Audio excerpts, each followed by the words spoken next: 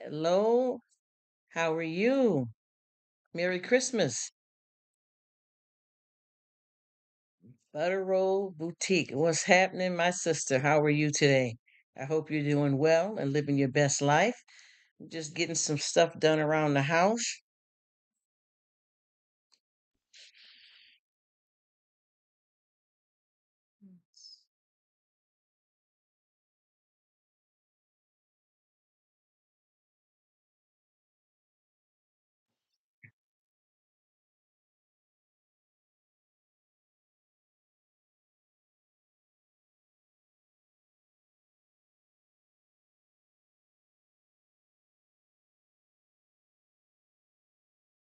What you got planned? How's it going? Mr. Butter Roll Boutique. I hope you have a great day too.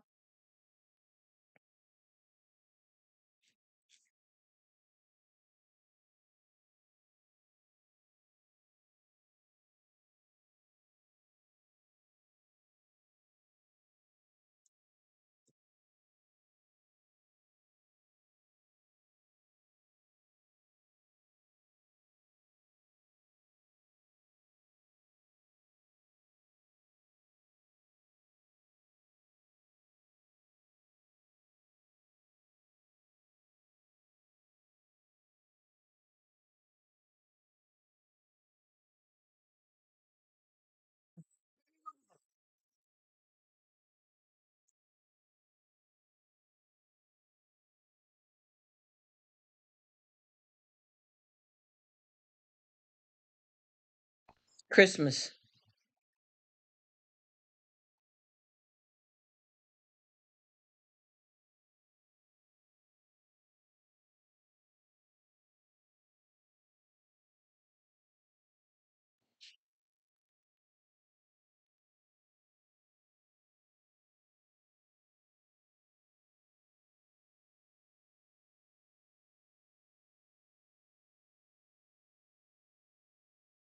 Merry Christmas.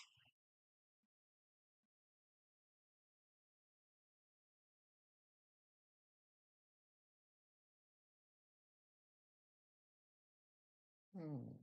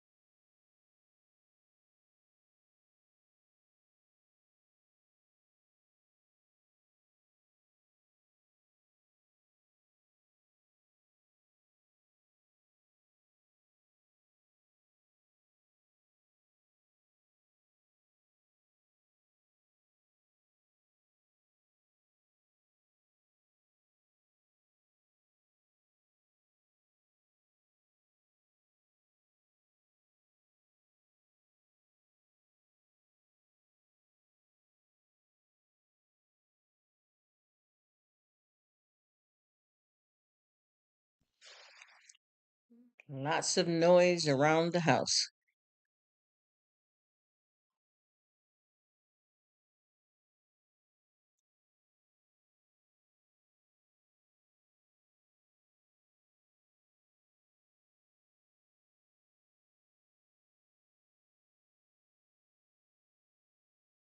Mhm. Did you leave that quick?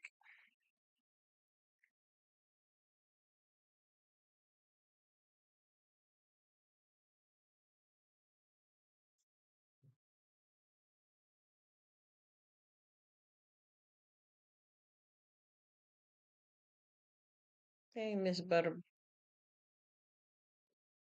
Guess she gone.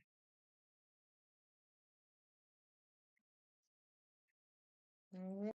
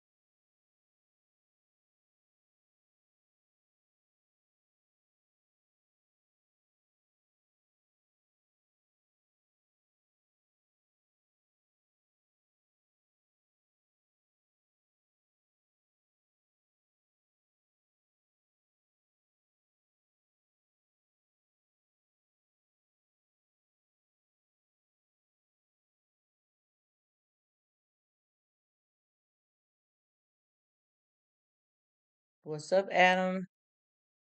Thank you so much for stopping by. Merry Christmas. I hope all is well. You over there with them cool cats. I enjoyed your live yesterday.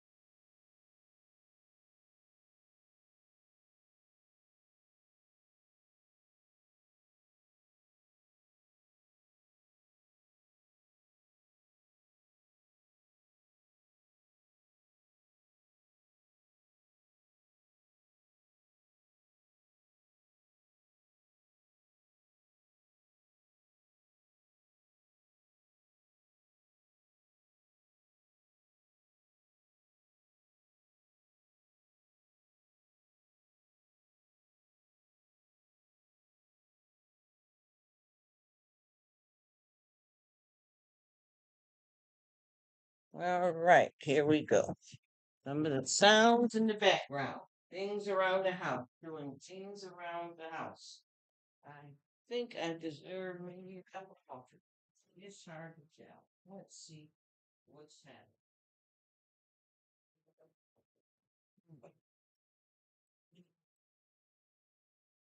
Nice cup of coffee.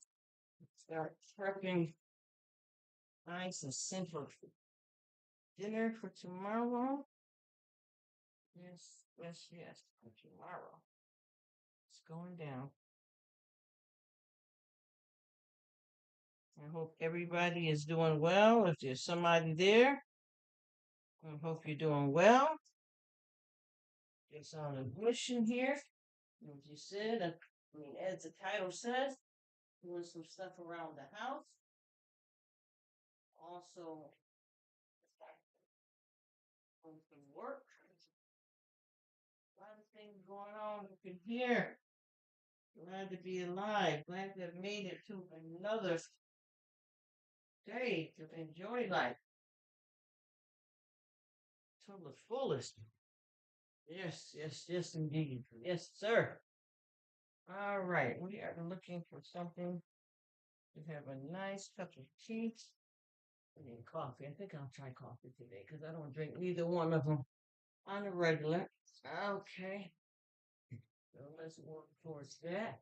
We can find the goodies that I want to put in there to give it some good flavor. My cinnamon sticks.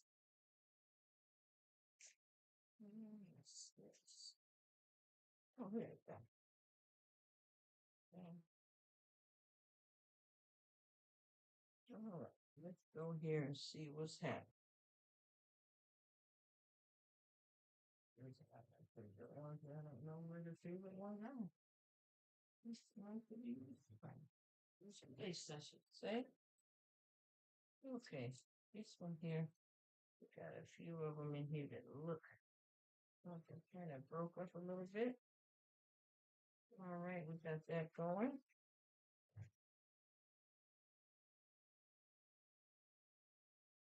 Yes, you hear the noise. That's the SMR portion, I guess. Kinda quiet out there. I don't know what's going on, but it's hard to tell. Oh, no, no, no, no. Gotta put a whole one in because these are so quick to fall apart. I don't like this. No, they fall apart. They fall apart. Very simple. You should be able to hold up, but it doesn't. It doesn't. Let's see. Come on. All right. We have made it. Thank you, Lord. Thank you, Lord, that you're willing and that you're able and that you're on the throne.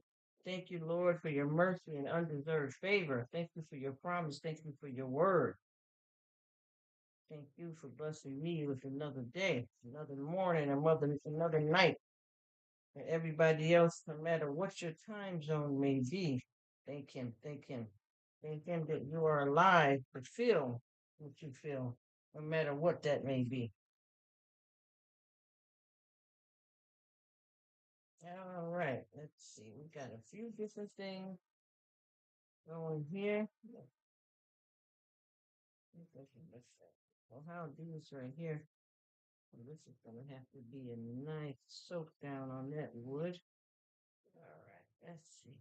All right, it's going down. It's going down. Yes, yes, yes, and more. Yes. I gotta find like other packages though. This is not bussing. It's not bussing. I said, thank the Lord. I said, I thank the Lord for a new chance to live this thing called life. He's working on salvation. Get it right. Hallelujah. Amen. Give thanks and praise. Give thanks and praise. Who are we? Who are we? Without his mercy and favor, who are we? Ooh, that smells so good, y'all. Some nice fresh nutmeg, especially when you take it And you sand it down yourself. Oh, nice and fresh. Just pop a little of that on top of some coffee, tea, or even hot chocolate. That's what they call it. Hot chocolate. I got a curry goat dinner that I got to post that I've already made. I also have, or a video I've already done. I also have a nice hot chocolate drink that I made that I have to post. I'm gonna pop it in a few places out here on social media and see how I like it. Yes, I am. All right, we got that going, right? Okay. We got that's good. Okay. Let me see what we got going on in here. Yeah, that's the good one. Okay. Ears open for the SMR. The SMR is already going on. Just me doing stuff around the house. I got a little bit of a break. Not gonna be too tough, but I will be prepping whatever we're gonna have to model. Well, to yeah, I say tomorrow. Prepping what we're gonna be having. That way, I don't have a lot of stuff piling up on me. But what's good is that I'm gonna make it once and eat it twice, like the situation up in here. That way, you don't get caught out there and lost in the sauce. Do a little bit now, and it's kind of like a bit of what you would call a meal prep, but you have something to go for a couple of days. That way, you don't have to do any cooking. You just heat it and eat it. All right.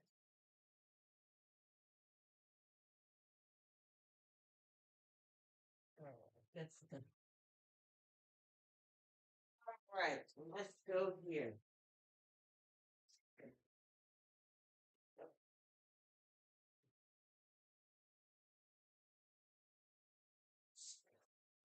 Here. Pop it. Have to have nice, clean, filtered water. Oh, yes. Wow, this is getting out pretty quick up in here, huh? That's good, nice and clean. All right, we'll go over here. SMR, SASMR.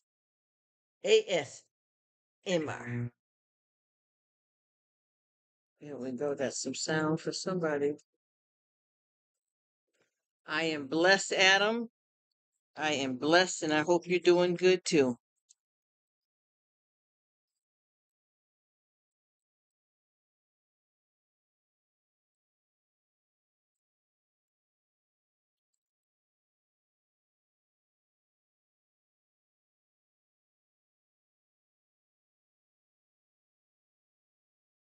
Thanks. How you doing, buddy? Doing. Careful. Sound.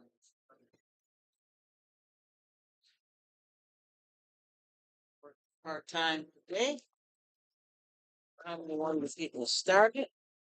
I'll leave this for anybody that wants to have something going here. I'll get it started, and we all promise that we're going to do it part time today. Yes, self-employment portion. All right, we're going to do our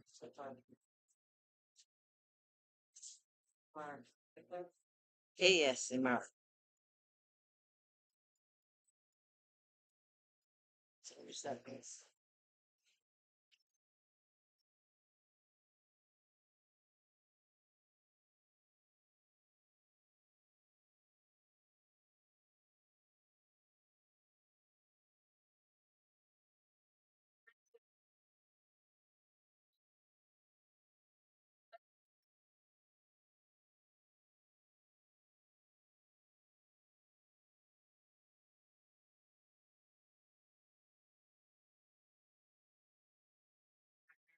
The microwave, something good is ready. Okay. Let's see it. What the heck is that? Yeah.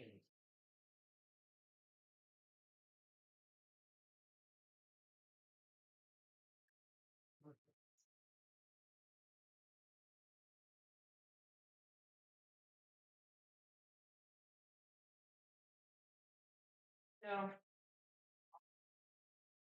I used to like to be at home when I was, well, not being at home, but when I was at home, I used to like to wake up, even not even used to, even now still.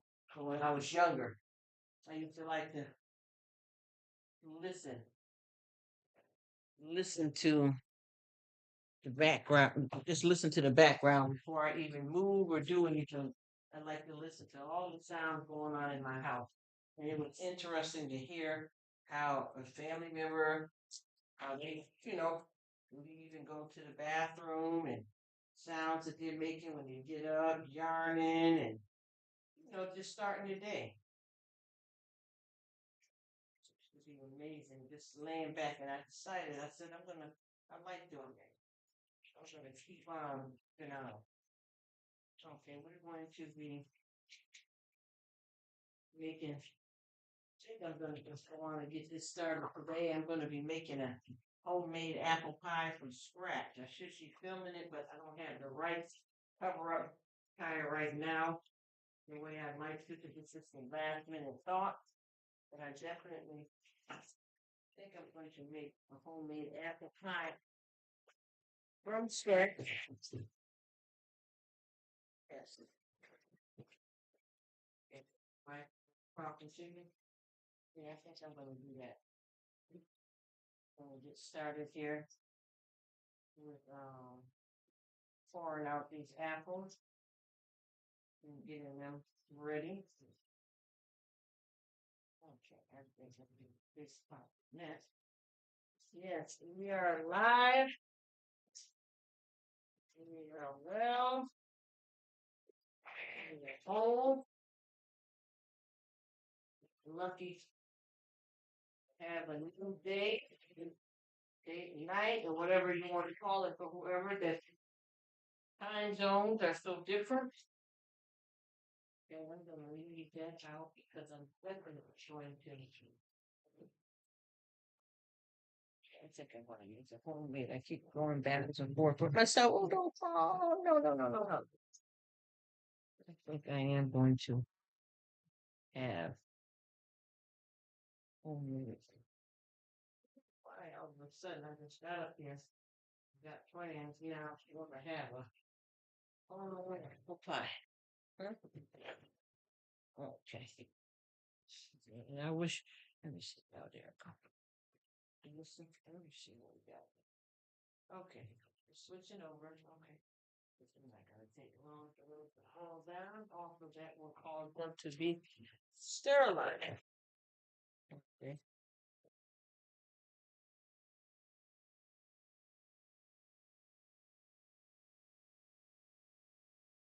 What's going on with you guys? There you go. There we go. Turn it down low. Here we go. We're gonna let those guys mesh together. I use your microwave. So I just let you set the time on. I need my chopping board. You'll put a lid on those nice fresh apples. Figure out what I'm gonna do. Make applesauce, apple pie. What the heck I want to do with it?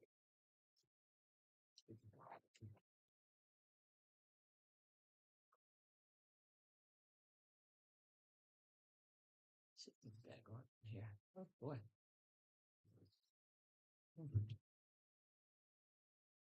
Interesting.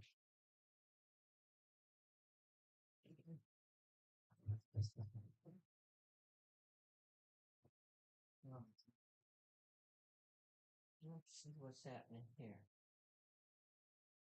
All right, we're gonna get another go around. All right, sounds ASMR. Okay. Yeah. If there's nothing in it, just for sound, huh? Stuff. All right.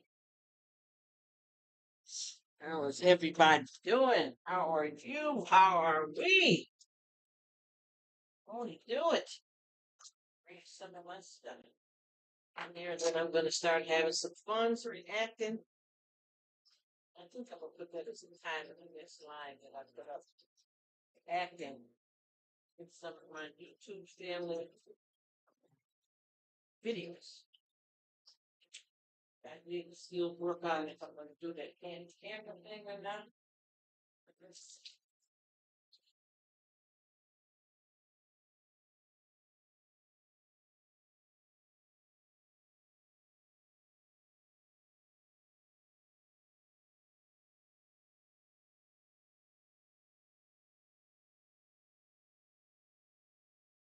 He's talking. All right, everybody is chilling on the eve. So good. Because I'm definitely gonna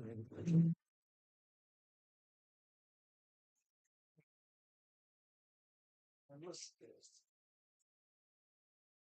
House is nice and clean. As always, thank you, Lord. Just a little bit of mess here and there, which is normal living, right? Yes, right. Okay. All right, let me see this real quick. I got that with the drink. This Christmas season is our prayer for you and your family. This Christmas season is our prayer for you and your family. All right, that's nice. That's very nice, huh? Okay, let's get it going back over here. All right. Let's see what got going here. I'm gonna take a peep and see. Then I don't know if I should keep it open. Nope, he must be gone already, so there's no need for me to keep it open. I think a lot of folks.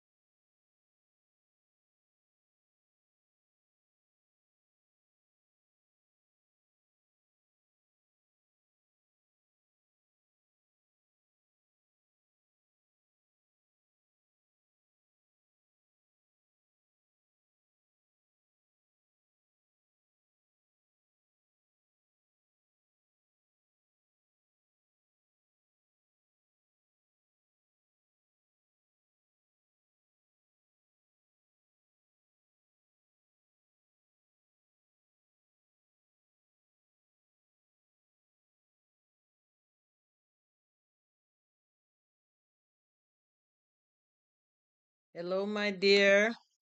Thank you so much for coming. Merry Christmas to you.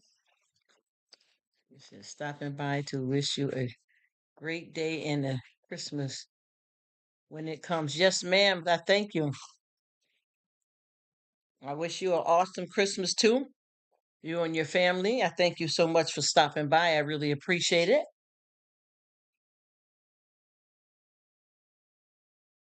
Sakuna, if I'm saying it right. Thank you, my darling. Peace and blessings.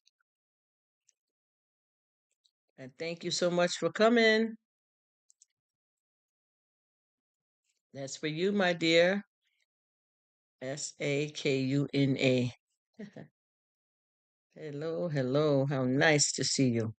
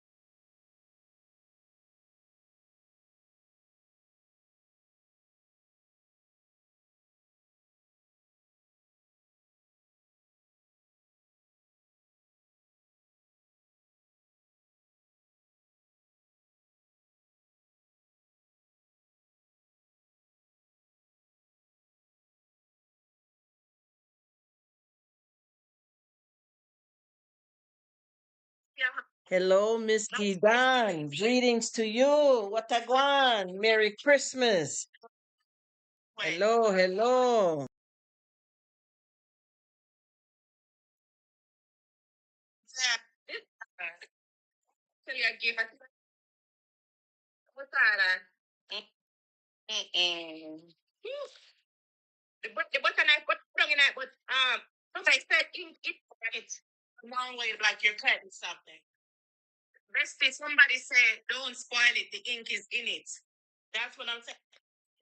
Hold tight with the family and get them quiet here. So, how are you today? D Don in the kitchen, in the house. Watagwan. Greetings. Greetings.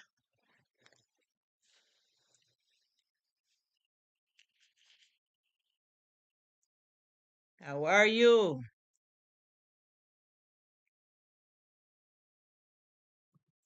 Cook up good in the kitchen. Yes, sir.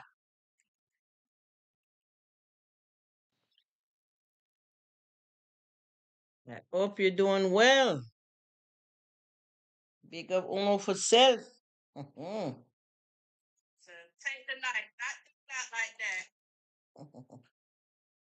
Mm. Everybody in here chatty chatty in the house. Loud house, huh?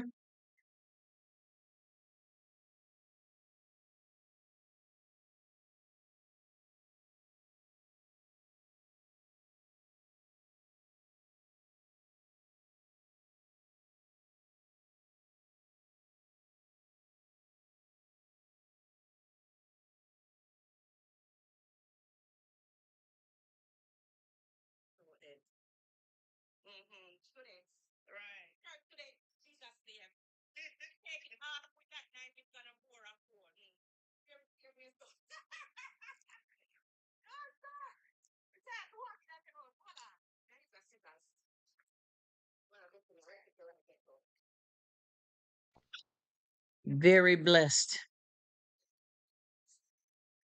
Thank you for asking.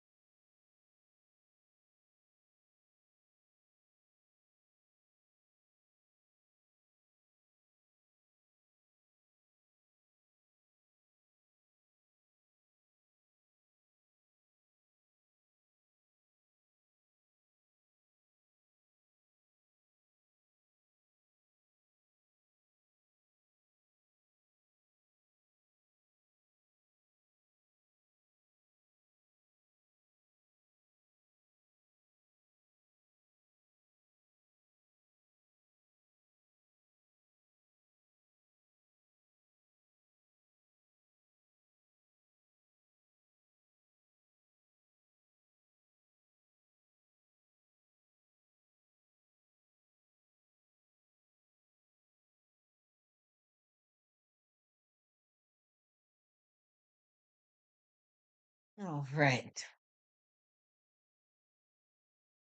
Everybody quiet on the chat, man. You want to hear some chatty chat? What I go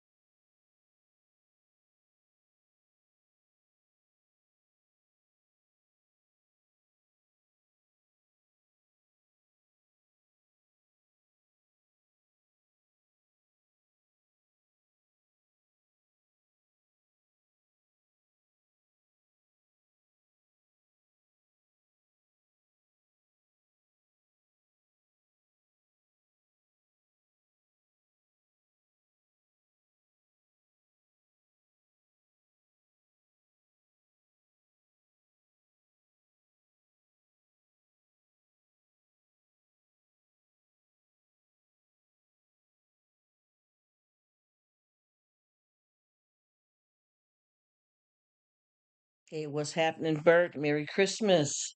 Hey, what's up, Danielle? How are you? Merry Christmas. Thank you guys for coming through here. Y'all know how I get down over here. I just let it rip. I let it rip, but today is a bit more of a relaxing day. I start prepping some stuff for. Actually, I'm gonna, as they say, make it once, eat it twice.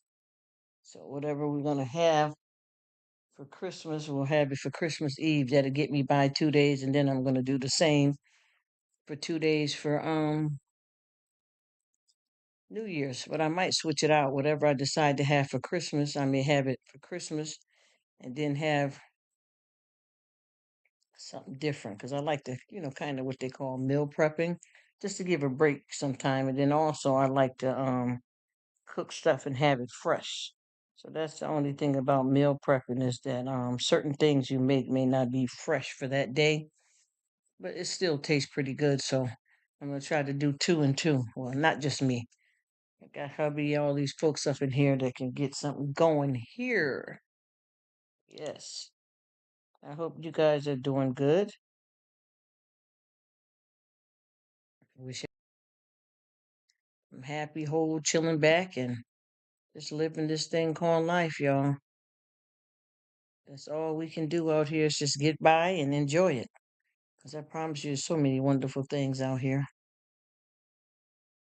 I know it. We all do.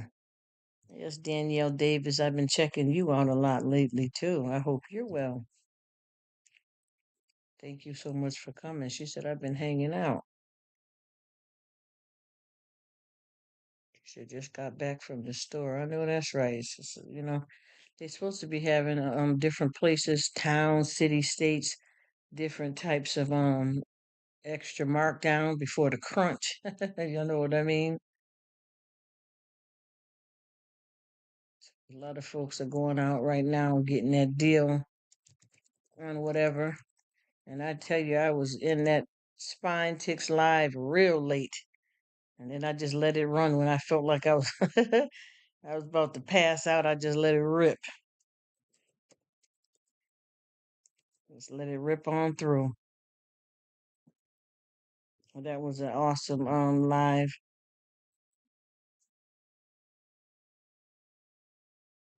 Okay. I'm just typing in hello to you guys, even though I'm saying it verbally. I'm still typing it in. I just like to do that. Danielle is so sweet. Thanks, love. Give her heart and a beautiful rose, my dear. Here's the season, huh? They said this is the season to be jolly. I'd like to be jolly all the time, though. I mean, I speak about everything, but I don't, live with that type of mindset on a regular basis just because I'm willing to talk about certain things. I'm pretty much of a clown. And it seems like a lot of times when I'm around, people, family and friends, every time I say something, everybody start laughing. Need to test out my comedian skills, huh? If it's that good. Hmm. Let me have a little bit of fun right quick. Let's go on this Danielle's channel. Okay. Danielle Davis up in the building. Yes, everybody got a lot of last minute running and going that they got to take care of. I know how that is. Uh-huh. Okay, she's wearing. Love her little picture. It's cute. There she go. Uh-oh, there's a raccoon there. Uh-oh, this is Danielle Davis, y'all. Got a squirrel. I mean, not a squirrel, raccoon. Uh-oh. Uh-oh.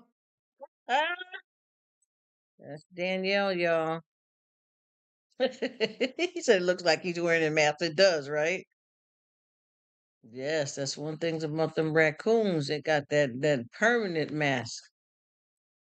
Yes, yes. Let's see what's happening there. Yeah, that was awesome, Danielle. I watched it before, but I was gonna play something of yours, and I just felt like clicking back on that.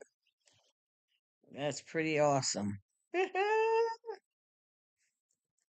I tell you, people here got so much beautiful talent to enjoy. It's amazing. I just look at what everybody puts out, and I just say, wow, we're all gifted and blessed.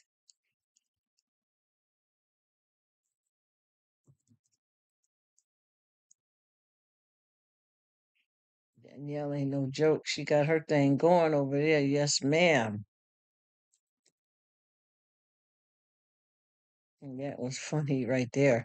Said got on the mask. Oh boy. And when the police officers come up on you, I'm throwing this out acting silly, Danielle. When the police officers come up on you, they're gonna say, take off your mask. And that raccoon ain't gonna be able to take that mask off. Uh-oh.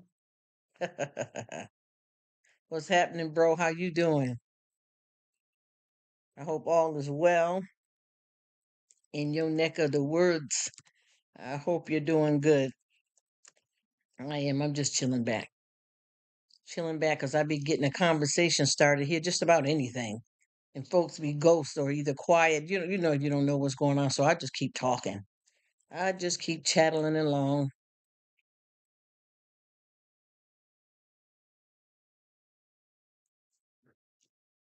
Let me see who else. That's what I like to do is when I'm on the live here, play a lot of you guys' video and react to them. Just a little something to have a little bit of fun. Let me see what else this lady got. Oh, look at the cats. They're so cute. Bath time. Look at that. I seen this one too. There you go, Danielle. The kitty cat's bath time. I watched this one before too. They are adorable, cuddling with each other. You'll see 2 weeks ago I watched this, Danielle, because I left a comment. I said, yep, it's cleanup time, LOL. Some nice piece of music right there too. I can rock to that beat. I can bust a move on that too. Then I can chill back in metal. Oh, hey, hey, you know it. I like it. I like it. They're so cute. I love to see when they tend to each other. Even like human siblings, when one is fixing the other hair. You know how loving they can be. Little kids. Yep, that's Miss Danielle up in the building. Let me see who else we want to find. I don't know if Brother Bert's still around there. The nice song that you played last night, Bert, or yesterday. I don't know, the time zone, so I'm trying to say it right. But honey, that was music my mom and them used to listen to when I was a kid. Jams, okay? Off the chain. You hear it? Yes, that's that good old. They used to call it baby making music and stuff. You know the folks back in the days. They used to get it in some of that good old music going back with like all them great greats. Barry White and Al Green. Yeah, I know what I'm talking about back in the day, because that's where I remember the music coming from. A lot of that good stuff. I think every generation has some awesome music. Be getting it in, honey. I'm waiting for that rap still. I'm still waiting on that rap. Just my imagination. It's just my imagination. Oh, my mother used to kill that. Running away from me. I remember that like the back of my hand because that's what they used to play, but they used to play the 8 tracks and all that. 44s. And we couldn't jump around because it'll jump it right off track. Back when we was kids, they used to dance, but they used to dance when they didn't move too much because you don't want it to scratch up the album. Ah,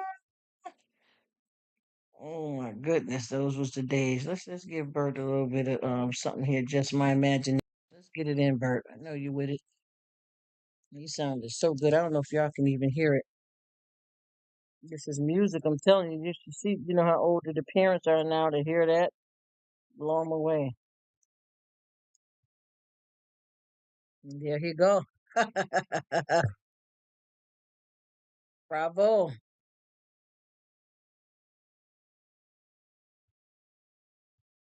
If you came and sung that to some of my family members, they'd love you forever, Bert. Amen.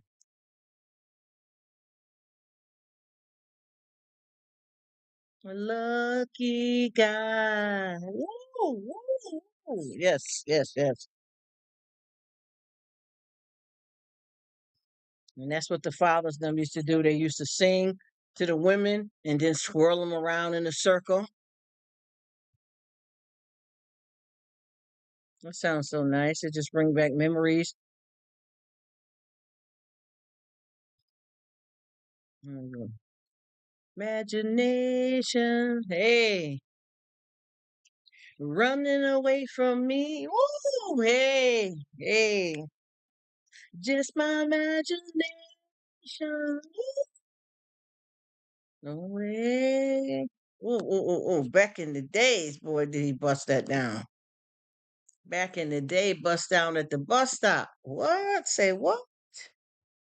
Man, you be getting them jams in, and you know which ones to pick, too. What's happening, Logan? How's it going? Merry Christmas. I enjoyed that live yesterday with Spine Ticks, part of the crew there, huh? And then I seen you guys getting it in. And I wanted to ask Tiger, because I had been clicking on those links you dropped, and a few of them don't have no content. And I want to check out Wifey because she didn't have any content, so I didn't know exactly what to do. But I want to get it in with her because she's mad cool. Let me know what's up. Are they gonna start putting up some content? What's happening over there? Merry Christmas to everybody. In the name of Jesus. Hallelujah. Let me know because there's a few of them that didn't have no content. That song. I do too. Bert. That was Bert. He about to get him a record deal. He got that.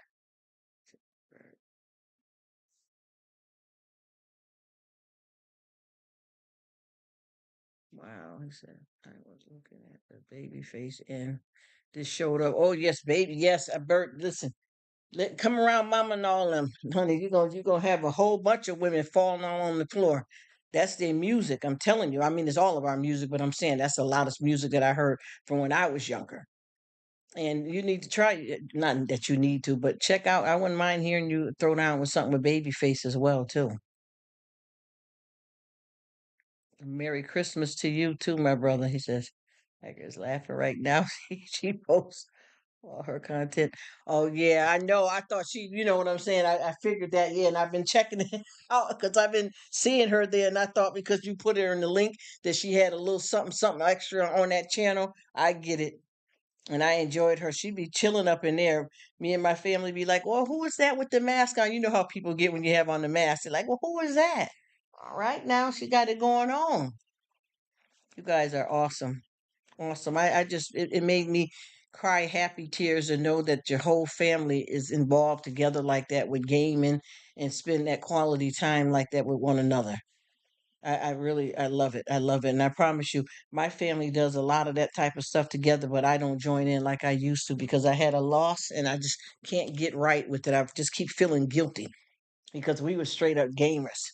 And we know how that is when you lose a sibling in certain kind of way. It affects you whether you want it to or not. And they don't want you to feel no way and suffer. But I used to be, I'm telling you, gaming down. We used to go back in the days with the Atari and Nintendo and them handheld Pac-Man games. And if you didn't have a handheld, you would have to go somewhere like a restaurant or something for the big game. And I miss that fun, but I just can't get myself back right to where I can stop feeling guilty. And it's been some years, but I just can't get on. So when I watch you guys like that, even with my family, when they do game time, I still be here cheering them on and stuff. I just need to get better at it than what I'm doing and get back involved physically. What's up, Miss Katie? How you doing? Where we traveling today? Where we going? 'Cause I know for a fact they got a lot of big sales going on everywhere. For Christmas Eve and markdowns. Yes, ma'am. Merry Christmas to you. You be hipping me to a lot of stuff because I know we're probably all in different time zones, states and cities, countries. But I tell you, when you be telling me about these cells, mine be having something going on. I just don't be, knowing. And then when I watch one of your videos, I'll be like, bam, there it is. Tiger, what's up? That's my girl right there. Oh, thank you, Miss Tiger. You are awesome. I've been checking you out for quite a while now. I like who that chilling over there. Even with my family, every time I see you, I'll be like, "Come check out homegirl. She wearing that mask. She rocking it, getting it in, gaming. You are sweet and awesome as well, and I thank you. I just love that you guys hang out like that because a lot of families have their little areas where they may do stuff and other family members, but for y'all to be gaming like that, and you got the sons. Oh my gosh, I'm like, wow, I didn't have no idea it was the whole family. I figured out the sons at some point with my slow self, and I thought that was cool. But to see moms getting down on the cut, yes, ma'am, hallelujah, I love it, I love it. Today, but I wanted to stop by and say hello to my new sister. Oh my God, thank you, and I appreciate it. I don't care if you got a second. I'm just glad to see you, and if I miss you too much, I'll come over there and replay one of your lives or one of your games. I love The Witcher. That's my thing right there. But I appreciate you guys, and I like the way you when you were dropping the links in the columns, saying like you saved the best for last. That was the wife. That was so sweet.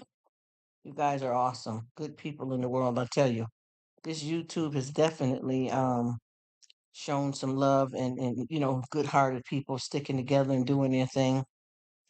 God bless you and your beautiful family. Here go Bert. Talking about brother. Yes, that is awesome. I don't even know how to explain that one there because I love to see family really having something like that they have in common. It's awesome. So see, with me, I like, I'm a girly girl, but I'm more tough and rugged. But I can get my nails done and do an oil change just right after I got my nails done. So I'm rough and rugged. Tom girl.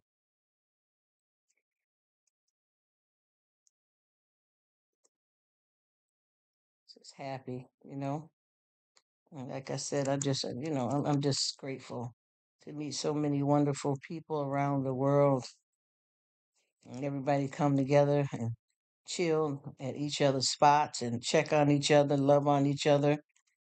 It's like a excitement to get up, just like how your kids feel when they got to go to bed. Even us adults too, but I like to say the kids because it makes it more fun. But when they got to go to bed and they got a new toy that they've been playing with all day, and you tell them they got to put it up and they can play with it tomorrow. Soon as they get up, they run to find that toy. You know what I'm talking about? That's how I feel when I get up every day to run and jump on YT to see my buddies, family, and friends on here.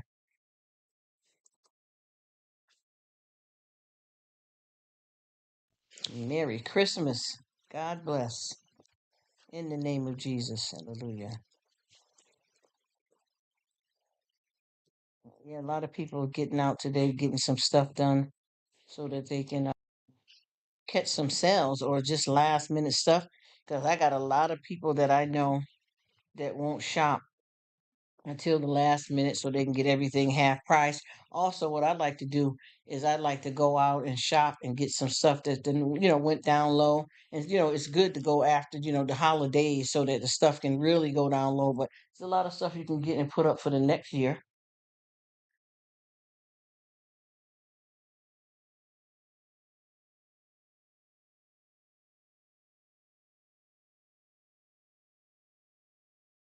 I'm trying not to talk. Y'all guys are deaf, and I know a lot of folks got to be in and out, but I am long-winded.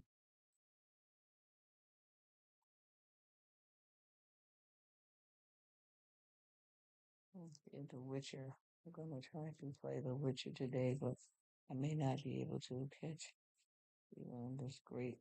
And that's all good. I definitely will pop on that. Because, see, I don't, you know what? I'm going to be honest with you guys, and I don't mean to sound weird or lame, but with us, with holidays, any day. We all always spend time together, even if we all just get in the living room or pile up in one person's room and watch a movie. We always have family quality time. I don't have any young ones here, so we all do our thing. And like for me with the holidays, we don't just, you know what I mean, like just stay up under each other for the whole day. People branch off and do what they want to do, so that allows me to be able to if I want to run a live or not. Then some people, family, like, you better stay off of that. You know how people will tell you in your family, husband, wives, whoever, all right, now you promised us that you wouldn't pick that computer up today. Put the cell phone down. You know what I'm saying? But we don't really have no limits. We just freelance because everybody spend quality time together. Then they go off and do their own thing. And sometimes two is doing something over here. Another two decide to leave out together. We run a little family business from the house, so we are connected in different rooms. And with me, because my shift has changed, I'm able to be on here more verbally than I was when I first started doing these lives. But I also go out and kill it for 12 hours as well too, and come back in. We all do something outside and inside the house. So yeah, and I got some stuff that I had to get done here today because things got a little wonky with it being Christmas right here in the air. You know how deliveries and stuff get kind of congested. So I had a lot of calls coming in, and extra labels needed to be printed and things like that. We just got a new computer to try to keep that going. We got like separate phone lines for business and computers for business, and then what we have our personal computers, and just doing our thing. But I understand, Mr. Logan. I appreciate you and Tiger coming through.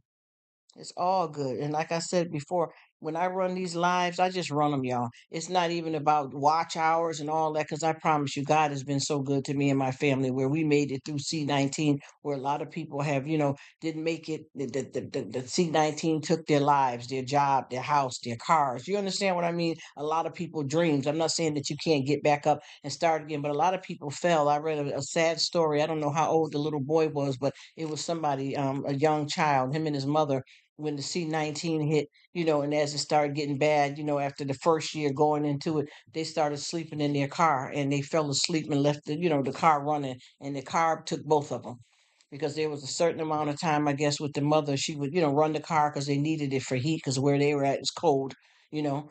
And she fell asleep and didn't get a chance to turn the car off to give it a break, crack the windows, or get out and stretch a little bit. And it took them. And that happened because of C-19.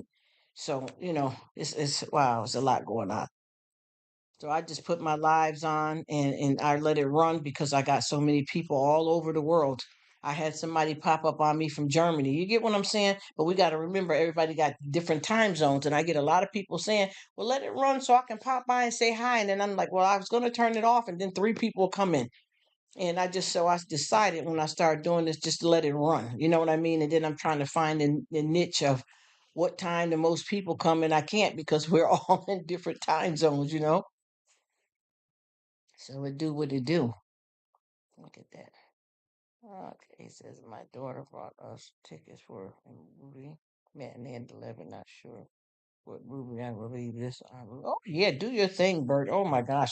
And see, that's what I want you guys to understand.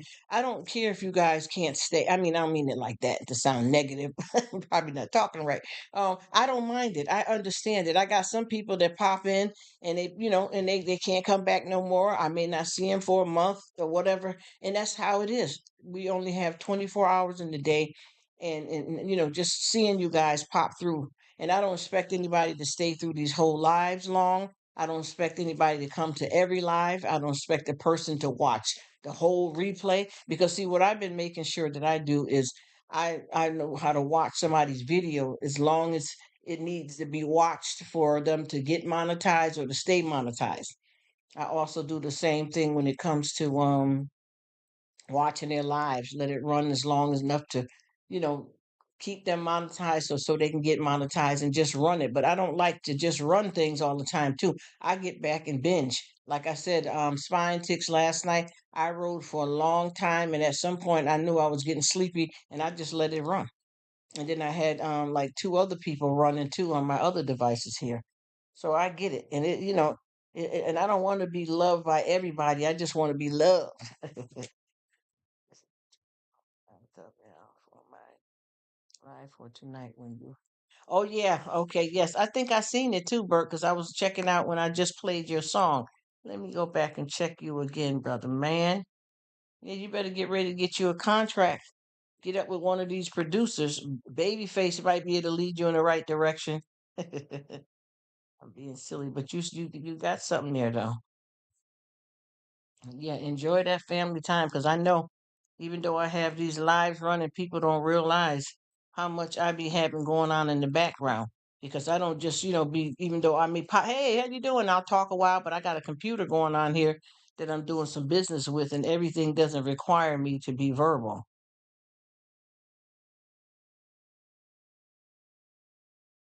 Oh, look at that. Sunday showcase episodes.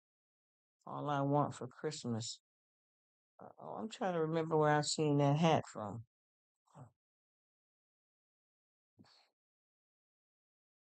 Awesome thumbnail. I like that hat.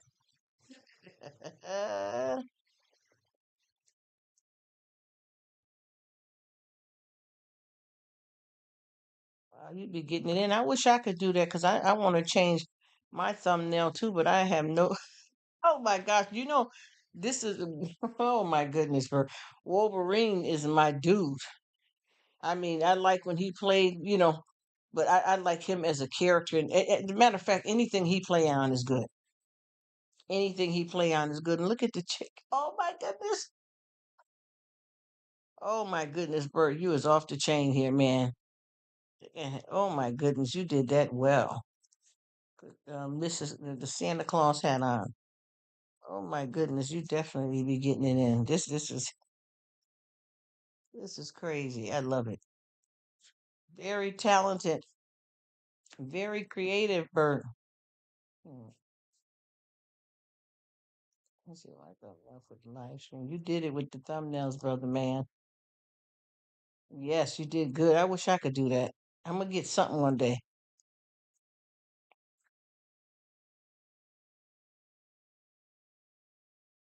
You are welcome, my sister. Bless. You know I got you. I love you. I hope you're doing well. Big up uno for self. What I go on there, social work. All right, we have something cooking in the kitchen. God bless you, darling. You are awesome.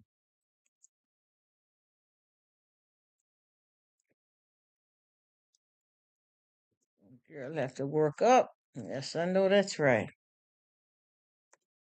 I hope everything is going good with you, my love. You are amazing.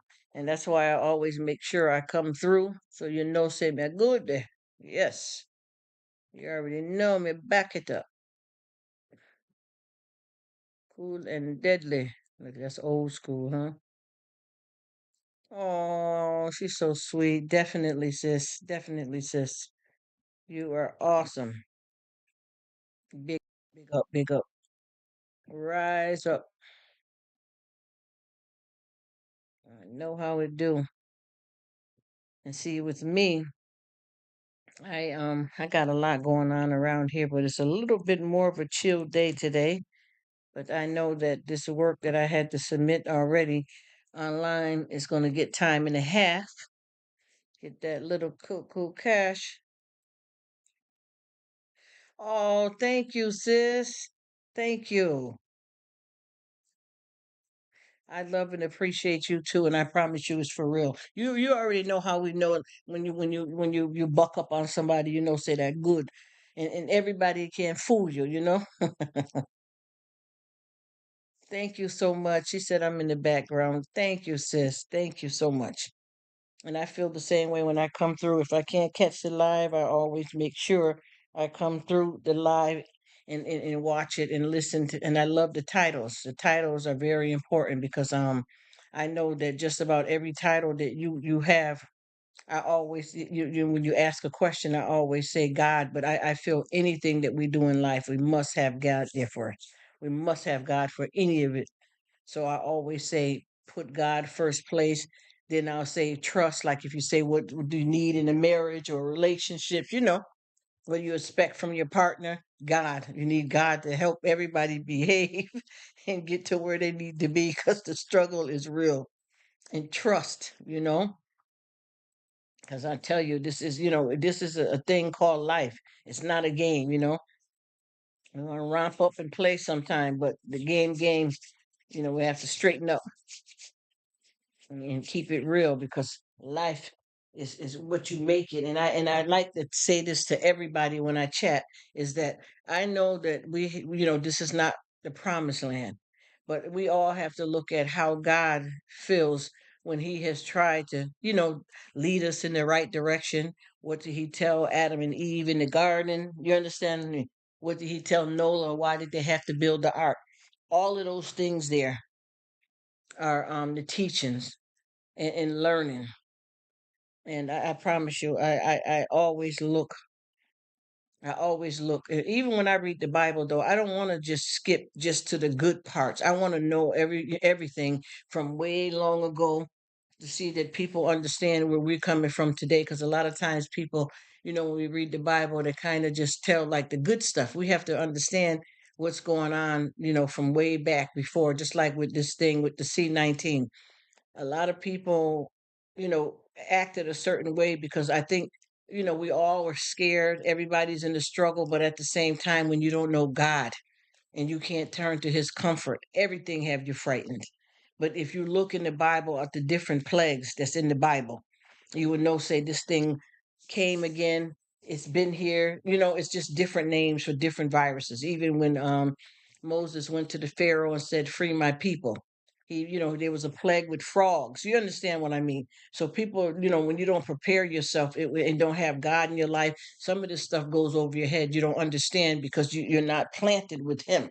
You're living of the flesh. You understand? So when you do that, you don't have you're not solid. And I realized too with me because I've been through a lot in my life before I learned my self-worth. And the only way I was able to learn my self-worth is because of me having God in my life. And see, I wasn't raised up in that kind of way. A lot of people, they talk about God and say things like God bless you and pray to God, but nobody really instilled it. I had to seek him for myself.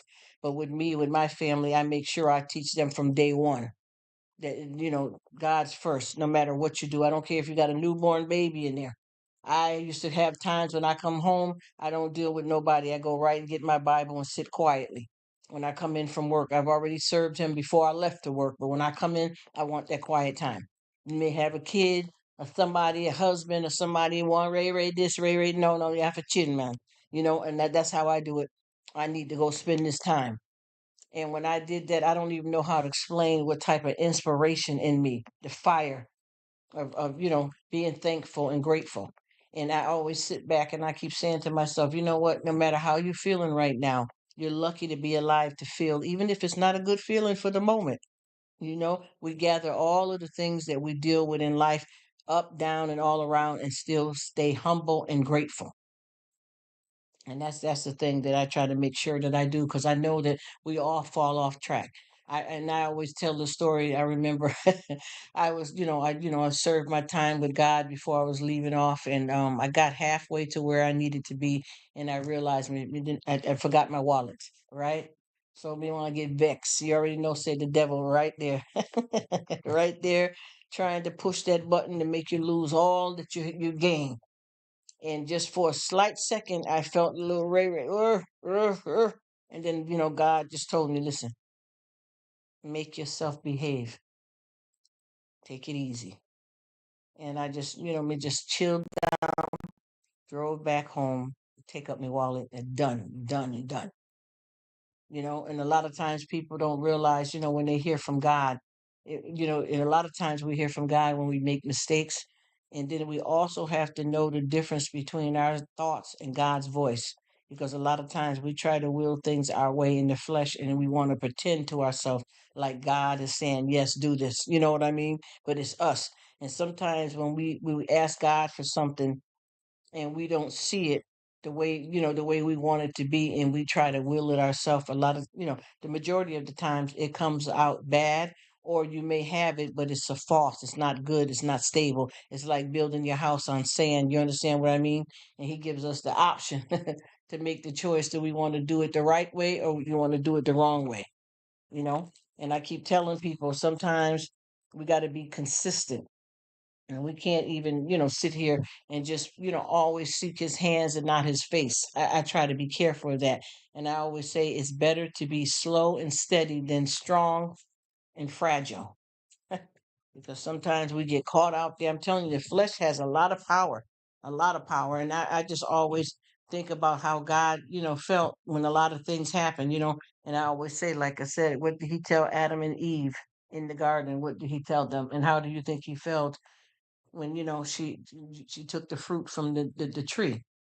How did he feel when their two sons, one brother killed the other? It's not just us feeling. God is trying to give us everything, in which one of the things is free will, and we take that free will and we run a rapid with it, as if we can do whatever we want.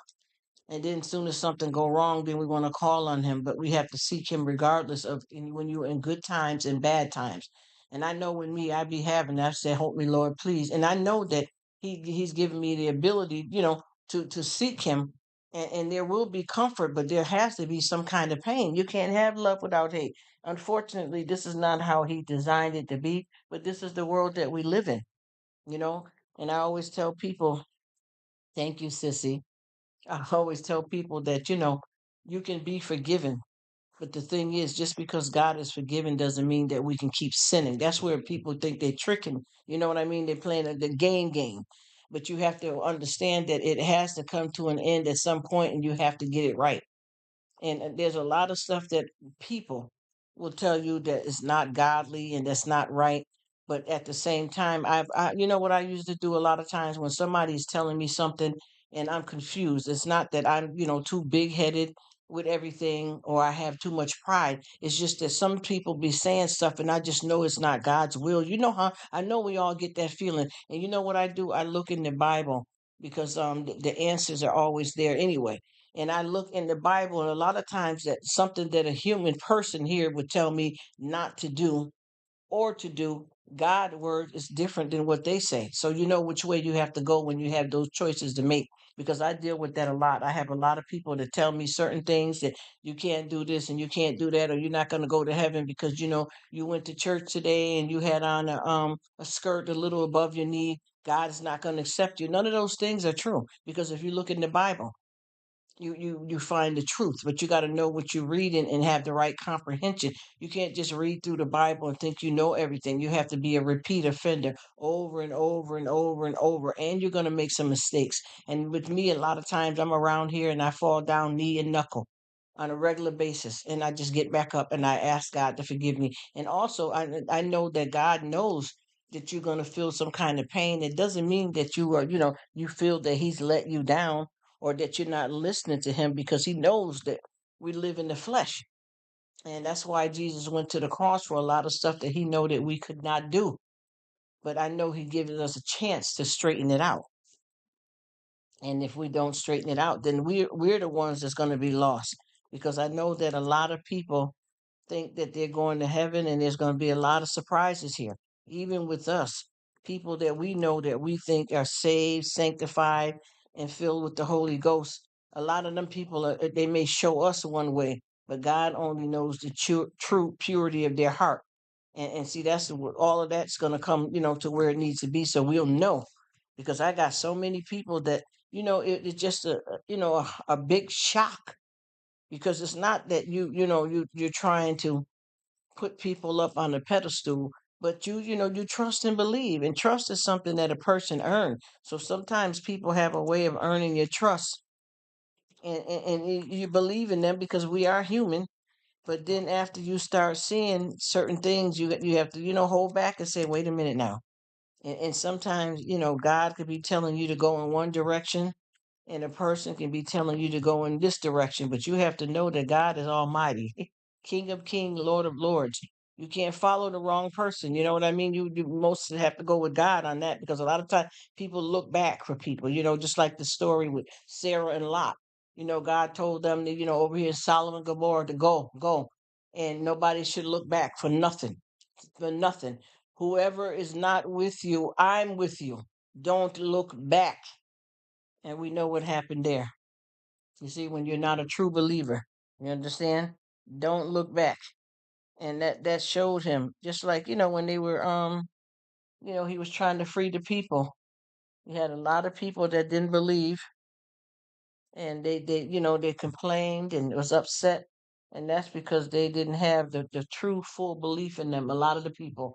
And it was supposed to be just a 2-week journey, you know and they drug it out longer than that because they weren't true believers. They kept on saying, if we have a God, how come we don't have no food? He sent out all kinds of stuff to provide, but for them, they're looking for a big steak, you know what I mean? And God knows what you need.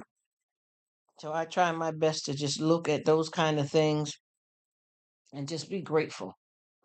Grateful. And a lot of time people don't understand, but less is more when it comes to a lot of things in life. Less is more, because I think people don't understand that a lot of people don't have certain things. I remember going to yard, and we used to all pile up in the front room, and we used to watch Oliver, and everybody pack up in one room to watch Oliver. And I remember sometimes the water shut off and there's no running water for days.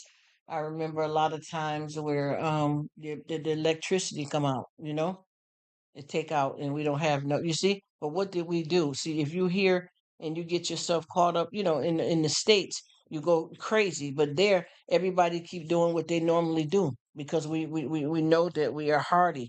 We know that we are fed. We know that we're going to be okay. And that's because of God. A lot of times, if you bring someone that's not used to that, they freak out. You know what I mean? But for people that's used to that, you already know. Say there's times that the water's going to be down, so you already prepare ahead of time when that happens, and you already know that if the light's going to shut off, that you have candles, lanterns, and it's like a regular day for everybody because they already know what these troubles are. Even with my aunt, she had her shower and bathing area was outside. The shower was not built inside the house. That the shower was outside. A lot of people don't understand that because they get so caught up with material things that they don't pay attention to, what you really have. Just like, getting up every day, we all have different types of stuff that we want to happen, but sometimes we just have to be grateful for waking up. You know what I mean? To have another day. And I guarantee you, whether if you watch something on the news, or there's somebody that didn't wake up for a new day. And it doesn't always mean that, oh, well, that person was sick. That person is old. That person, no. Some people didn't wake up because of natural causes. It was their time. You know what I mean? It was their time. And that's why I said we have to pay attention to the things. Even if you're getting up with aches and pains, you're awake. You're awake to feel, to know another day. So, with that being said, I always try my best to be grateful. Even with me on here, I know I talk about a lot of stuff that maybe people are not happy hearing, because especially if you say you working on your salvation and you walking with God, they feel that a lot of this stuff that you talking about that you wouldn't say. But if you look in the Bible says say. The Bible tell you for say, because these are things that need to be spoke on. And even in the Bible too, the Bible has a guide to everything in our entire existence, in our life, but it also does not paint a pretty picture of everything, because that's not how it is. So I feel like if the Bible can put out that, you know, Adam and Eve's first two kids, Cain and Abel, one brother killed the other brother. So why can't I talk about that when I discuss things? You get what I mean? A lot of people don't seem to understand that. They think that when you speak, of certain things, that you're negative or you're not being positive, and that's not what it is. Because even if I sat here right now and started reading the Bible, I'm going to read it. I'm not going to just skip past stuff for people to hear just only the good stuff. I want them to understand that there's people that's been through this before we have. Times that come to pass. God makes old things new again. So with that being said, I know for a fact that you have to have it all. Good, bad, in between, and anything that we go through, good or bad, is not wasted. I always look at that for what it's worth. And that has really helped me a lot because I've been in some horrible situations. You understand? And I'm gonna be honest, even though I've been through a lot in my life, not just childhood, but in my life, that doesn't dictate my personality. A lot of times people think just because you've been through something hard in your life that your whole life was hard. And it couldn't be because I'm still alive. That's one testimony right there. Is if it was that bad, I wouldn't have made it this far. You understand what I mean? Because those is a lot of situations that could have took us out. For people that have been through something. And then I don't idolize people that had a different life than me and not have some of the same troubles because I know with this life, no matter what it is, we all are going to experience some kind of hurt, pain, misunderstanding. It doesn't matter where you come from, what you're doing. Everybody has experienced, hurt and pain. And they always say love and hate can never be friends. So I just try my best to keep it real because I know that a lot of times, even when I was coming up as a youth, a lot of stuff was hidden that was not that shouldn't have been hidden. And then people weren't prepared for their journey for this life because right from the beginning of life, when you start having when you start having, just say when you have kids, even if it's not you the one to have kids but your niece, nephew, cousins, or whatever, when you start these children to potty train and they start talking, you teach them, please, thank you, God. You teach them that stuff. And then you also go into, you say those are good things to say, please and thank you. And if you do something wrong, you say sorry. Well, why do you have to say sorry? Because we live in the world. Hello, Miss Pierce Palms. Hallelujah. Welcome in, my sister. God bless you. It's so nice to see you. I'm just chatting along here and just feeling in my feelings, of what's going on here. We have to do these things. We have to discuss these things, and I like the way you do on your channel too, Pierce Palm, because you touch you say the people that are being brainwashed and see, and I like that about you. You're welcome, my dear.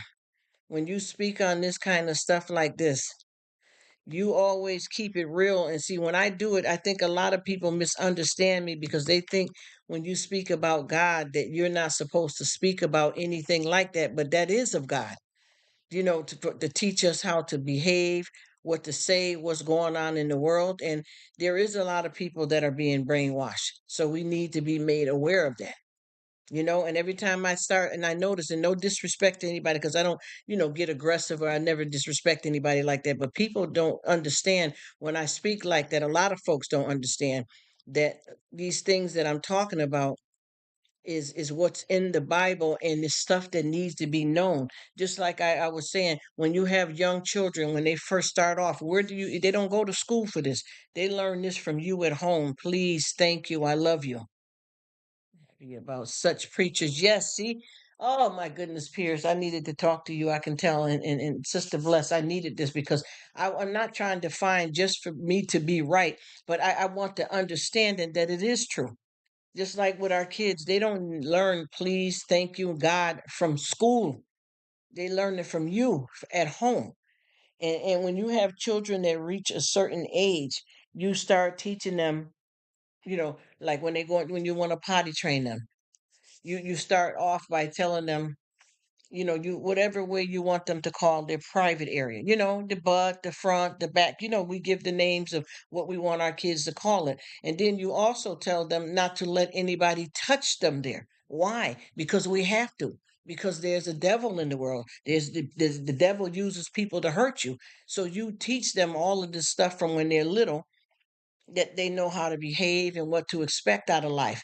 But you also have to let people know to be careful of false prophets out here, because I'm telling you, I was just talking to someone the other day in the live, or a few people, and I was telling them that I have this girl that got involved with the pastor of the church. And I didn't I was trying to understand because we try not to judge anybody because our learning and upbringing is different from other people. What we know they may not know. But I just thought that with this person that they knew once they started going to this church, this man is married. First of all, no disrespect, but in a lot of cases here, well, no, I ain't gonna say a lot of cases. I'm gonna keep it real. If this man saying that he's a pastor of a church, he's saying basically that he's not married or anything, but why would he sleep with you if he's not ready to make you his wife first? Is what I thought would be something that she should have understood. You know what I mean? Why would he be wanting to have a relationship with you and you guys are not married? You get what I mean? And she didn't want to hear you know where I'm going with this. She didn't want to hear any of that. Even if he's a pastor and he's a single man, why would he want to bed with you before getting married and doing things in that order? Especially a pastor from a church is supposed to uphold themselves in a certain way. I'm not saying that they can't be human and make mistakes, but something like that, that type of affair that went on for a long period of time, even if he fallen down and made a mistake, he had plenty of time to repent and turn himself around, and he did not. And that's the stuff that I kept trying to say. And then also, this man was already married. You see? So for you to go into this and bring all your family to this church and get baptized by this man, you guys are just doing this in the church, brainwashing, false prophets, deception, you seed of lust. Yes, very sad. It got bad. The girl got pregnant as well. And I always say to, with this here, this is a perfect example of the deception. And you understand what I mean? And I see, and when I say this, I kept saying, look at the story of David and Bathsheba. What was that story about? You know what I mean? It's lust, no consideration for God at all. And then a secret started, it caused somebody their life, which was Bathsheba's husband's life, to hide the secret, and it just kept becoming more of a problem. And just like with this person, they got involved. They brought their family to this church to get baptized and to live that. But and she learned further though, because once you enter the church, first of all, if you knew anything about God before you started going to this church, you would know that a pastor, if he's really serving God, he would not bed with you unless you was his wife. Okay. And even like I said, a lot of the stuff that he was doing, even if he made a mistake, he never decided to repent from that, what he was doing with you, not to mention he was already married. And then there was other women in the church that he was involved with as well, and all of them sit around and turn their nose up towards each other. Yes, yes, Miss Pierce. They all set up in the church, and then I kept saying, if you know about God, you know that this stuff with you and this man, especially if he's saying that he's working, he's serving God, but you still decide to bed with him. And then when you start going to the church that he ran, you learned that he had a wife, and you still stayed there with it. And then he had other women.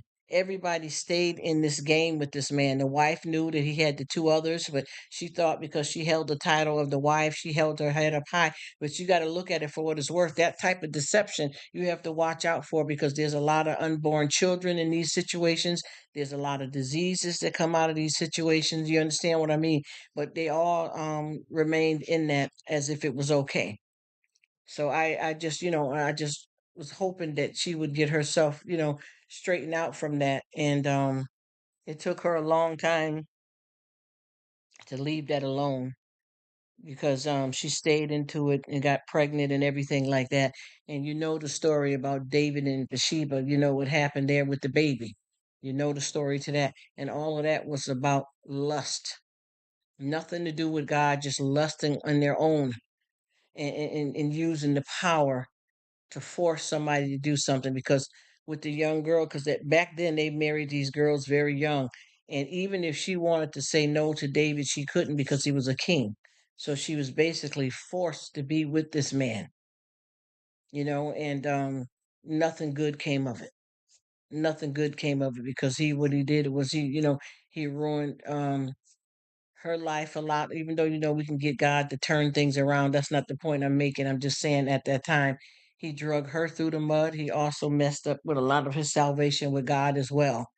and a lot of people around learn from you. So sometimes when we are out here and we're doing bad things, some people follow you, especially if you are a man of power when it comes to stuff like that back in those days being a king.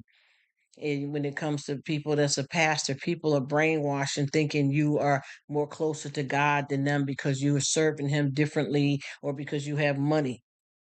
And a lot of people are in these churches. I remember quite a few people that was involved in this church, and I don't know how to explain it, but for some reason, I never went. I was supposed to go and check this church out, and I never would go.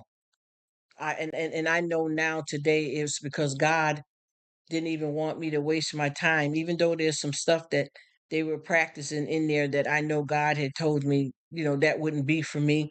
He kept me from even putting a foot in the door of a place like that. And I promise you, it got really bad, really bad. And how I learned of this church is I had a girl that was a friend of mine from years ago, and she had, a single parent, and she had a son that was a teenager that was getting into a lot of trouble, and she met these people, and they told her to start her son to come to the church. Now she didn't go check the church out or nothing herself as the parent. She just let her teenage son start going there. We're going to preach to him. We're going to have him involved in sports, and he's going to turn himself around and bop bop bop. But she never went to the church to see what the church was about. And the church ended up being a church that they got in a lot of trouble. They had like different states that they were in. They had the kids outside in the freezing cold. Yes, she said brainwashing caused over 400 deaths in our country. Yes, yeah. I tell you, that's what I, oh gosh, you're saying it. Yes, that's why I said people need to understand this. And a lot of times when you speak about God, people do not want to hear the other side of things. She said they were too fast to death to meet Jesus. Yes, yes. And that's, you know what? And they had a big thing here too, where they had this man that had like a mass suicide. And all these people, they drunk this poison because they thought that that's what God wanted them to do so they can hurry up and get to heaven.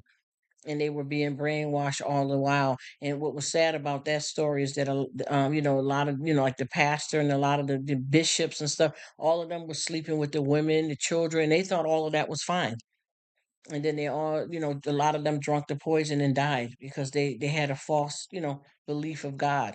And all of them, they had their kids drinking the poison, pregnant women, and all that. It was horrible. That's why I said you have to know God for yourself sometimes, because people don't know. If you don't know God, and when you get into a church, it's easy to be brainwashed. And even with this church that I was speaking about, that the girl got her son involved in, they had the kids outside in freezing cold weather for hours. I'm talking about the kids was anywhere from the ages 5 and up, selling candy for the church out in hot weather, passing out. And see, it's different. People don't understand when I say it. It's different if you were bred up in Alaska, or somewhere that you can stand and understand that cold. And even them, they know how long they can do it. Even if you were in Jamaica, Africa, it's a different type of sun. You know what I mean? You know how to dress, you know how to prepare yourself for it. These were children that were put out there, and this church has gotten, they got arrested a lot of times, the people that had the kids out there, because it was against the law what they were doing.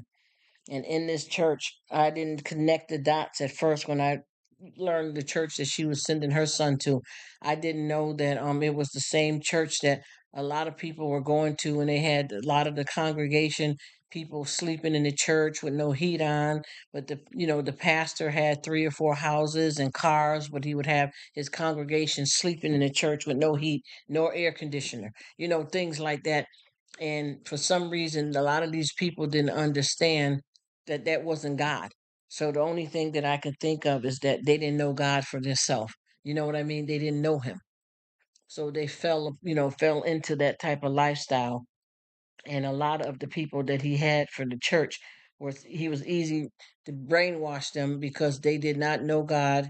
And the little that he gave them, they thought that was what God wants for them. And they didn't know. And it's just horrible because so many of these folks got their lives messed up worse than what they were already struggling with. And when you have stuff going like that, you got to get somewhere, because you're not in church. We have to be honest. That's not a real church. Any type of place that you go to like that that's bringing harm on you is not a house of God. You know, and a lot of people don't seem to understand that.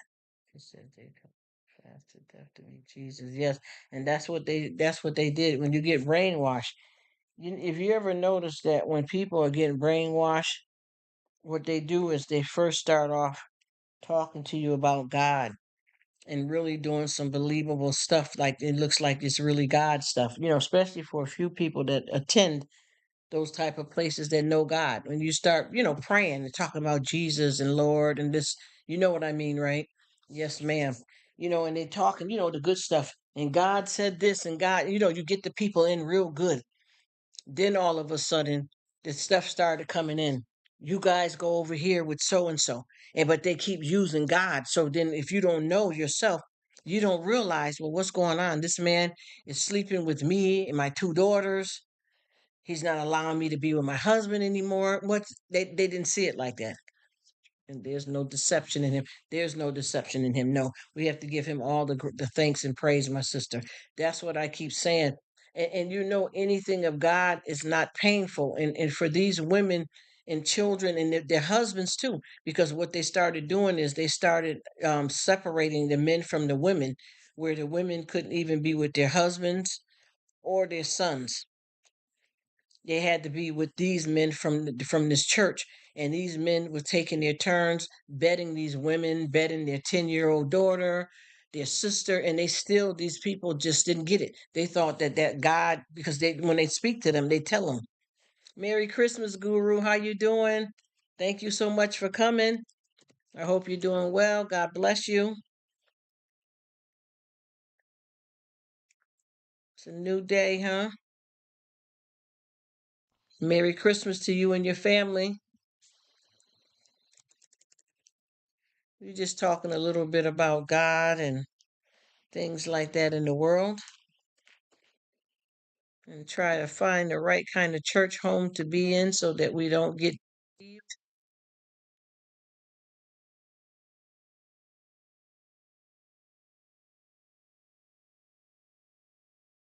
Yeah, as I was saying, you have so many people that don't know. And the brainwashing, I tell you, once you get people don't understand that if you get somewhere and even with a lot of people too that go to jail, they form into these different kind of brainwashing situations. I even know some families that brainwash their children, or husbands brainwash their wives, or vice versa. And the thing is, I keep telling people, I don't care what you got going on. If you can just get a hold of a Bible and honestly read what God has planned for you in the Bible, it would help you so much in your life to keep you from being brainwashed, because you already know your Father, and you would know when someone's coming onto you with deception. You will know right away, because he's going to instill that in you. Hey, look at Sissy. Thank you, Sissy. You will know. And I keep telling people, when you don't know, just like as I was saying too, when we have kids, the stuff that you teach them, they know. Even I just say, for example, and I don't want you know to make anybody feel any kind of way, or any type of disrespect here, but for a fact that how many of us that know of people or been around people, and then in some cases even us ourselves, you have went to a parent, or child's went to a parent, a mother or father, and said, someone has touched me down here. Now, the question is, how would a child know that that's not the proper place for anybody to touch them down there?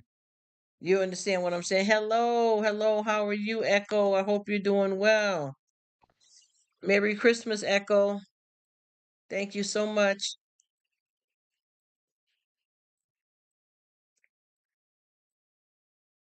How would a child know that if you didn't train them up, the right way, so they'll know those kind of things?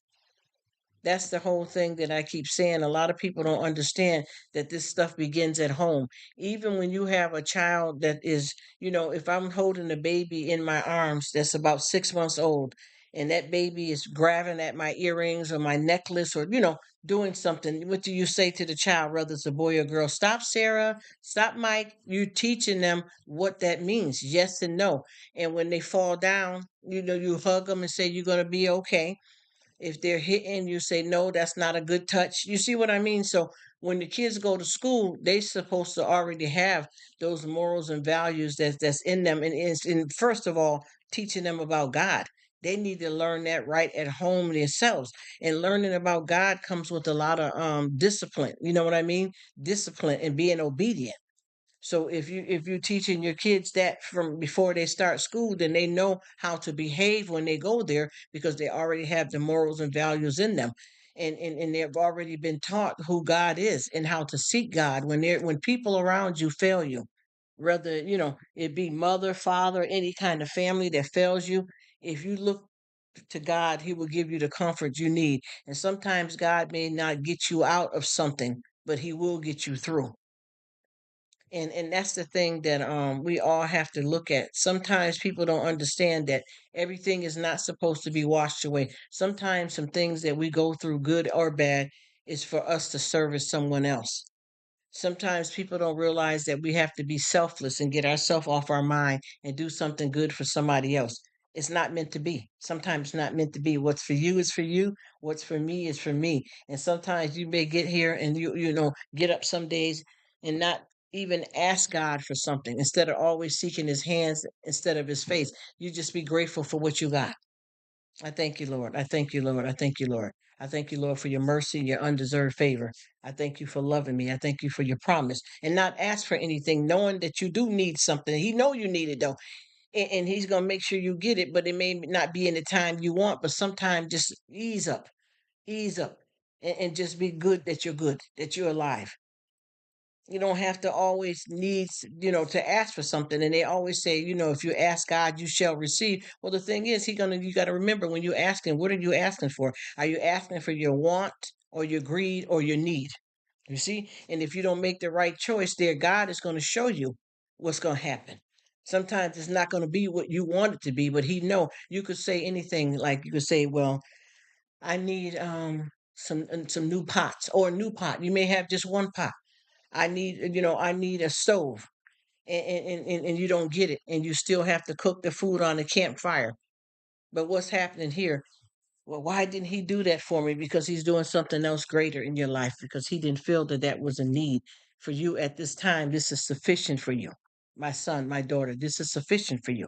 This is what you need to go through. You don't need the ease of a stove. You need to do this because this is preparing you for your journey. Every rose has a thorn. This is preparing you for your third journey. Oh, well, why I had to suffer? Why? It's not that. It's not why. Why? It's know Him. Know Him. Know Him. You're not getting what you want just to be getting stuff. This is stuff. And see, people don't understand that, like a lot of stuff that we go through in life, everything is not about the devil harming you. These are some things that God allows to happen because there's a reason for it. We get free will, and sometimes you're like, well, this person walked around and that person walked around. They got a story there in the Bible, and they said that this man was a crippled man, and he laid by this was a pool, and every year, if you're able to get in the pool, you'll get a blessing. And this man just lays there year after year, and wouldn't do it. So other people jumped in and got their blessing and went on, and he just kept laying there. And he said to God, I come here for my blessing, but nobody will help me. I don't have anybody to put me in the pool. And God told him, take up your bed and go home. He could have wiggled, he could have did anything. You understand? You get what I mean? He instills it in you, what's meant to be, meant to be. You weren't believing in him fully, so you did nothing. You did nothing. You just laid there and didn't do your part. And that's another thing too with us as people. We get around here and we expect God to do everything. This is a partnership too. This is a partnership, because what we have to remember, and I keep telling people, they don't understand. I could sit here right now and have a bunch of medical problems with me, with my health inside out, this broken, that broken, but the spirit is not. That people don't understand. The spirit is not. There's no, I don't care what you see of me, what I don't have. If it look like I'm starving, I'm not well, my spirit is in good health. People don't understand to be absent from the body is to be present with the Lord.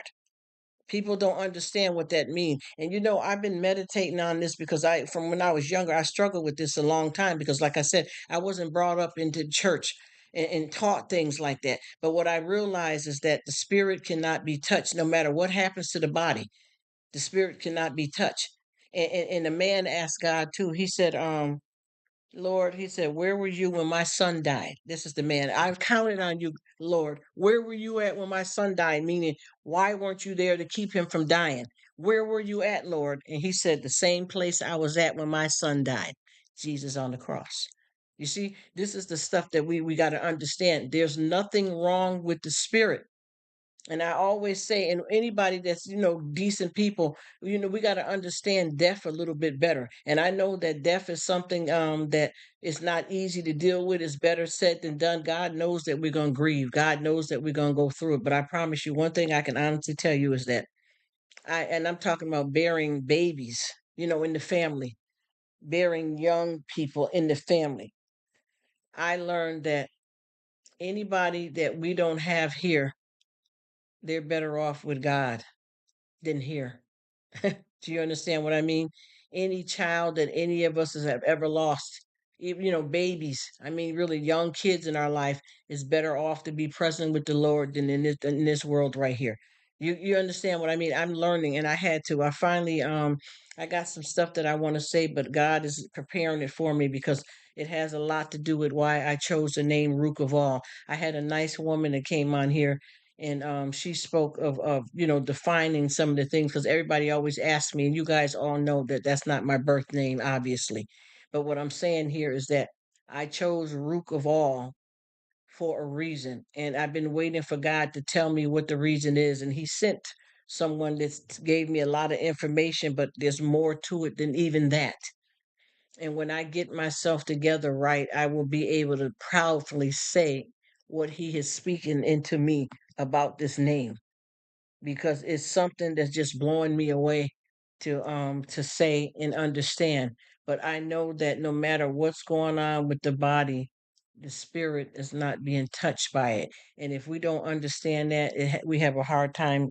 We're not going to understand death in a better way because it's normal to grieve.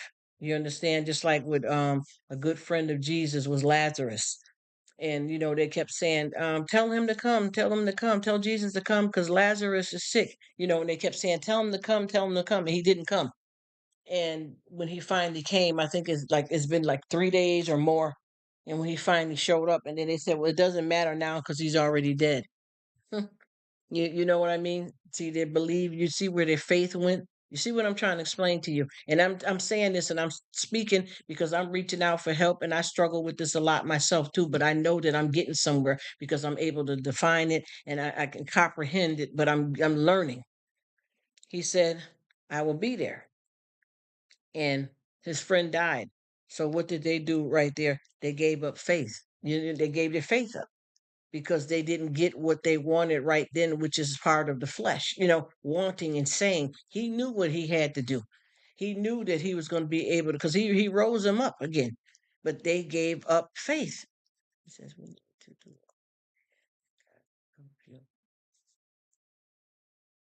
Yes, and that's the thing, Echo. I keep trying to explain to people this is not just God's part. We have to all do our part. And a lot of people will sit here and pray, but you're not doing your part. If you're not doing your part and then your prayers don't get answered, you can't blame that on nobody else. You can't blame that on God. You have to know that you're in a partnership with Him. It's not just to seek His hands, you have to seek His face to have that spiritual relationship with Him. Just like right now, all of us, we're strangers to a certain extent, but yet we're all brothers and sisters. And we're all connecting more on a spiritual level because we're not around each other, but we still all brothers and sisters. We all have been raised up in different countries, different races. You know what I mean? But we all still are connecting, and nobody can tell me that this is not God. There's no way that we can feel this much for one another and never knew of one another, and we can connect like this enough to keep supporting each other for their goals in life, YouTube, whatever we're doing here. There's no way that we could do that without God because we don't know each other physically. Now I know that on YouTube, yes, ma'am, Miss Pierce.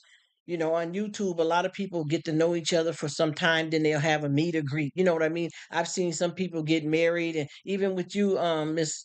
Let me see what she's in. They only pray for what they want. Yes, Miss Echo. And then when they get what they want, they forget about him. They are one in Christ. Yes, ma'am. That's why. What do we say? Just like you said, Miss Pierce. Just like you said there too. We are one with Christ. Father, the Son, the Holy Spirit, the Trinity. Yes, ma'am. And people do pray, Miss Echo, and then once they get what they want, they don't be bothered with God. As soon as they want something else again, and it's going to always be again and again. That's why you have to form fellowship with Him, so that you are understanding when you pray. If you don't get what you want, you're still good.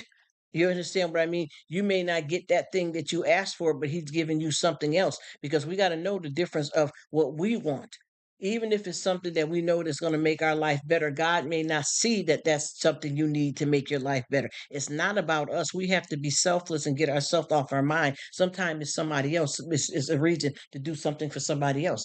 It may not be for you. It may be meant to give to somebody else. Your suffering may be for you to help someone else.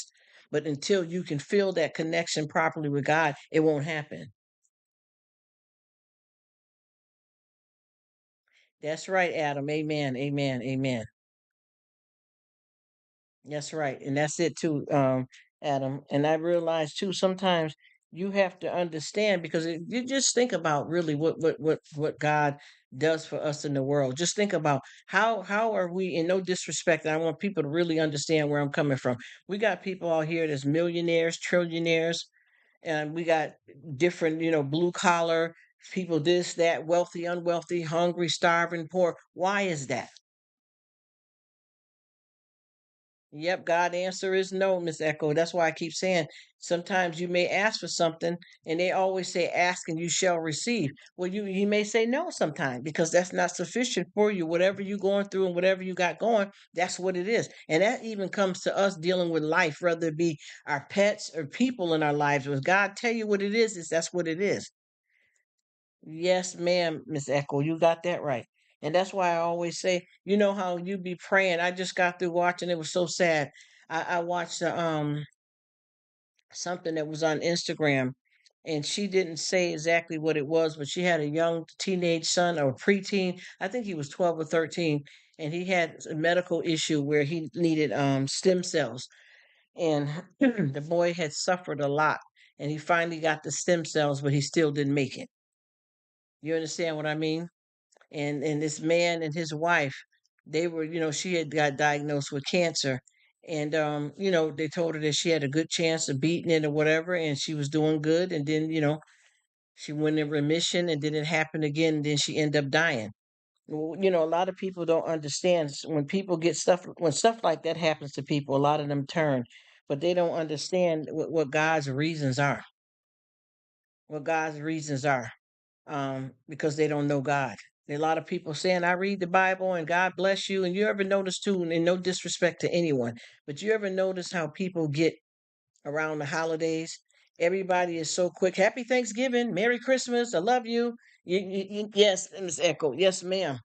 Everybody is so jolly. They always say that, the happy time of year. You should be happy every day that you get to breathe again.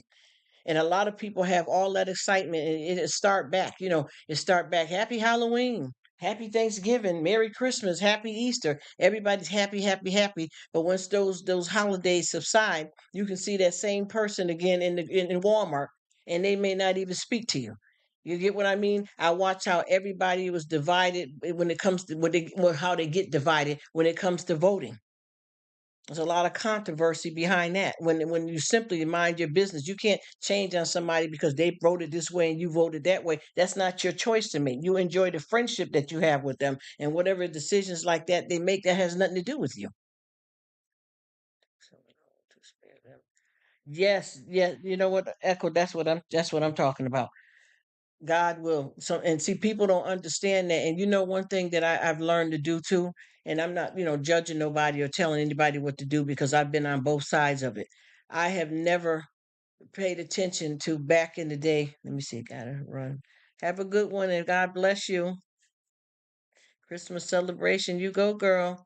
It's your little cute granddaughter. Merry Christmas to you and your family.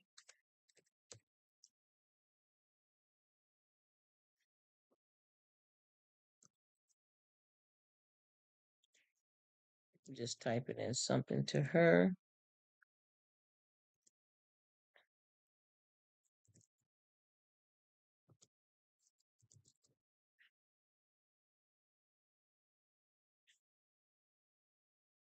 Uh-huh.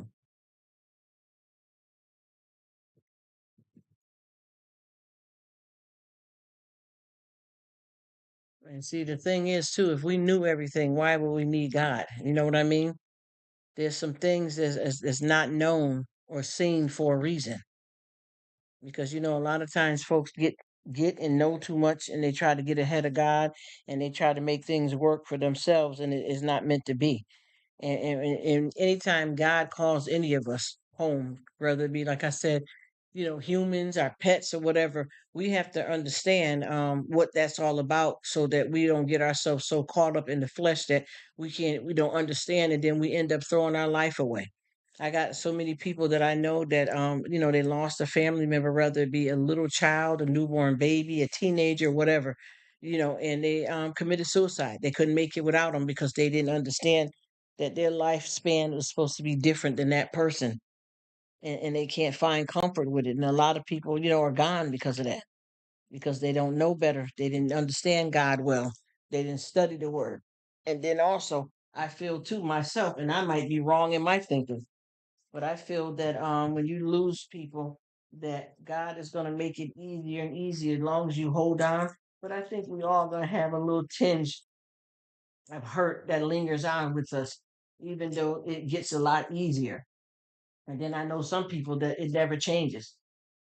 They stay hurt and they live their life like that person is passing away every day, to where they get themselves so wrapped up and knocked down that they can't even see straight.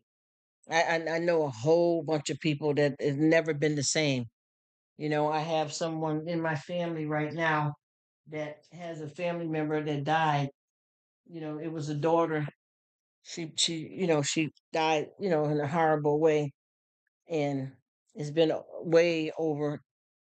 Let me get the age right. The person died in their 20s, and if they were alive now, they would be in their about 63. And that mother has never, her life has been torn since then. The mother has never recovered ever.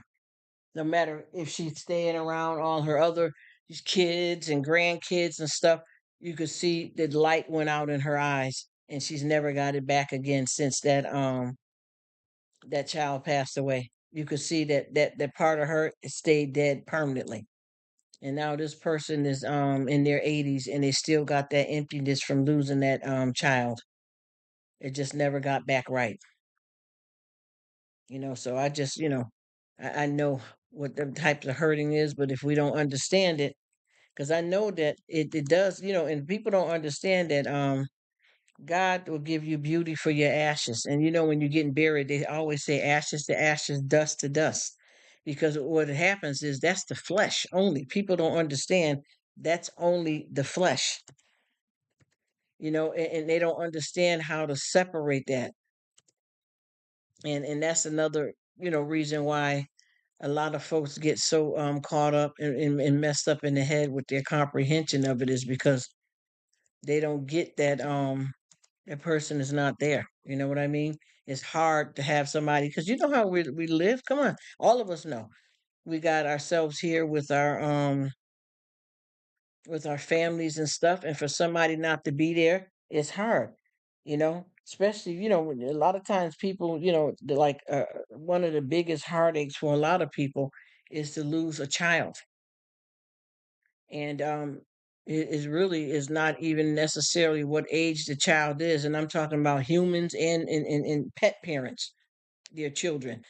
it's a hard situation because we all like to say that we don't want to outlive our kids. You know what I mean? Whoever that are parents, they don't want to outlive their kids. So it's hard to live on, especially when when you have your future staked out. And that they, they're your descendants. Hey, what's up, Miss Grace? How are you? Merry Christmas, darling. Thank you so much for coming. I hope you are doing well. We're just here chatting away, trying to figure out what's going on in life and helping each other along here with this struggle, but being grateful at the same time. Chilling back. She says she's doing good. She says, I'm okay. Merry Christmas to you too, darling. Merry Christmas, my dear. I appreciate you stopping by. I'm just trying to get it in. It's just all so hard. But at the same time, I'd like to tap in. Oh, she's so sweet. Merry Christmas, my dear. I always love when you come to visit. Merry Christmas to you, ma'am. As I tell you, thing that's so weird too about with this too. It's not weird, but the reality that we live in is that there's a million good things just as well as bad stuff happening to us. I have, like I have some people here that what the situation is that you got some people in the family that is that passed away, a couple of deaths in one family, but at the same time with those deaths in their families, and this is one family that's being hit real hard. You got a couple of deaths in this family, but at the same time, two new babies was born in this family. And you tell me, how do you deal with that? How do you deal with that? You're burying some people, and then you got some new people. Honestly, how do you deal with that?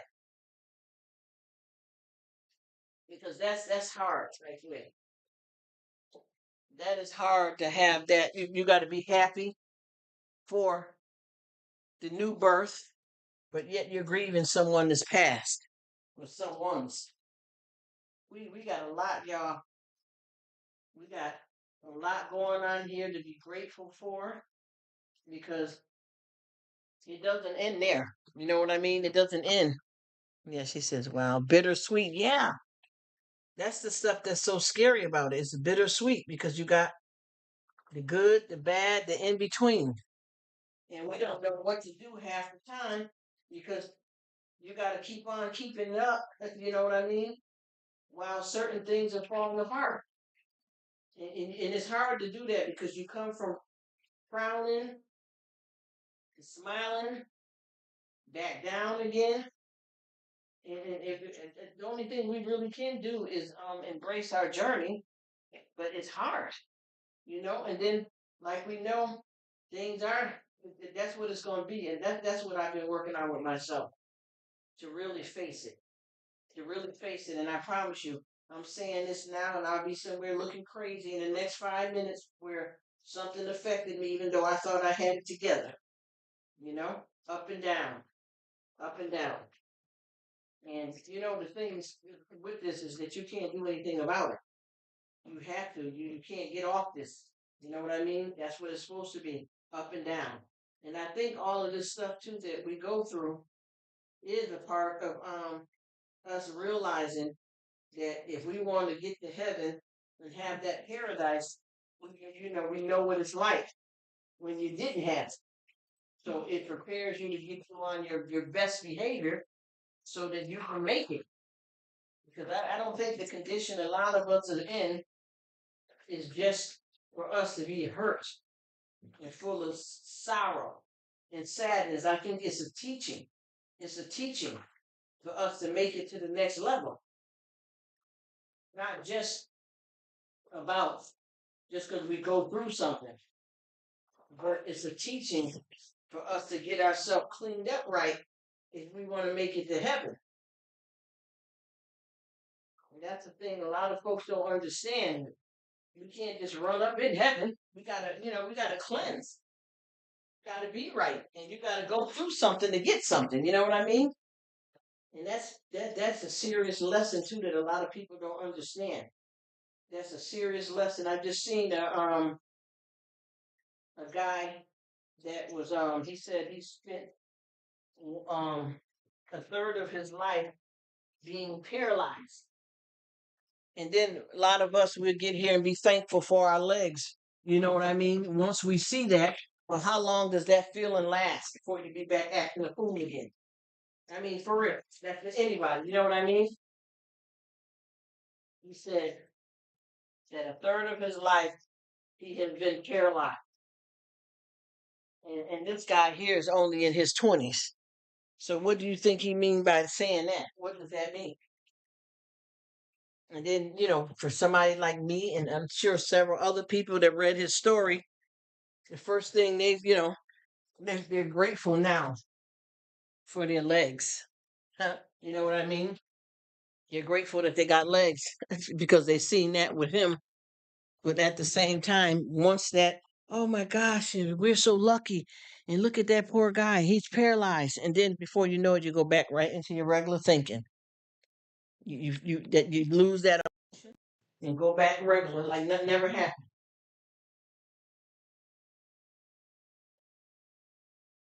When we need to keep that's feeling every day. And that's what I try to do here. Some days I forget, I ain't gonna lie, but I like to be thankful. Goodbye, love. You take care. God bless you.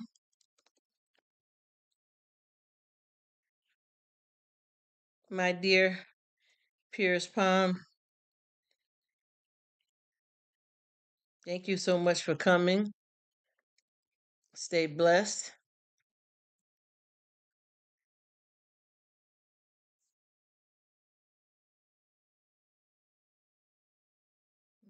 Hey, Miss Pierce, I hope your little one is doing well. Sister Pierce Palm. Yes. You get grateful. You know how it is when you hear something that happened bad to somebody, how you try to be grateful for what you have. And then before you know it, you kind of lose that momentum. And it shouldn't take a story for someone else's downfall for you to wake up. We should be feeling happy and hopeful all the time. But once again, it's hard to tame the flesh. So, once we have one thing straightened out, it's going to always be something else. And I mean, throughout our whole life. I don't care what it is, whether it be your job, cleaning, people in your life, your kids. It's going to always be something to make you go, oh man, what? It's a never ending. It's something that I think a lot of this stuff too, we need to hold on to it so that it can keep us, focused. Because I know how hard it is to stay up. It's man, I tell you, sometimes you got to think about what you're thinking. Because I know in a lot of cases I'd be shocked at how I'm feeling because I thought I had made it somewhere, and come to find out I am nowhere near where I want to be. You know what I mean?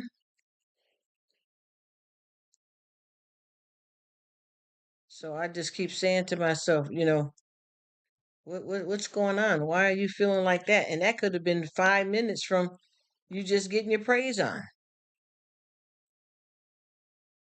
You may have yourself thinking that you straighten out and you're okay, and just walking in the other room may change your whole mood for whatever mindset that you might end up getting into,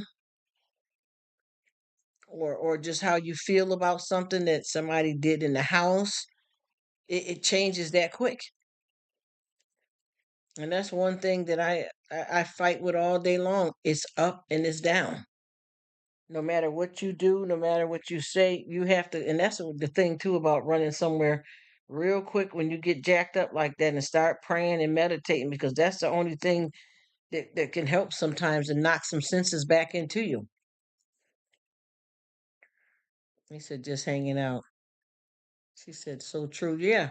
I think about that too because your mood changes throughout the day and it doesn't matter who it is. It could be your kids, your pets, husband, wife, co-worker. A lot of that stuff will get you turned up. And it could be the simplest thing. You know how you feel, just say, not to be rude, and I'm not saying everybody does this, but just say you got up and made you a cup of coffee, orange juice, whatever, and the juice spills. Honestly, how do you feel? Even if it's not nothing cruel and evil, how do you feel? You get mad or disappointed.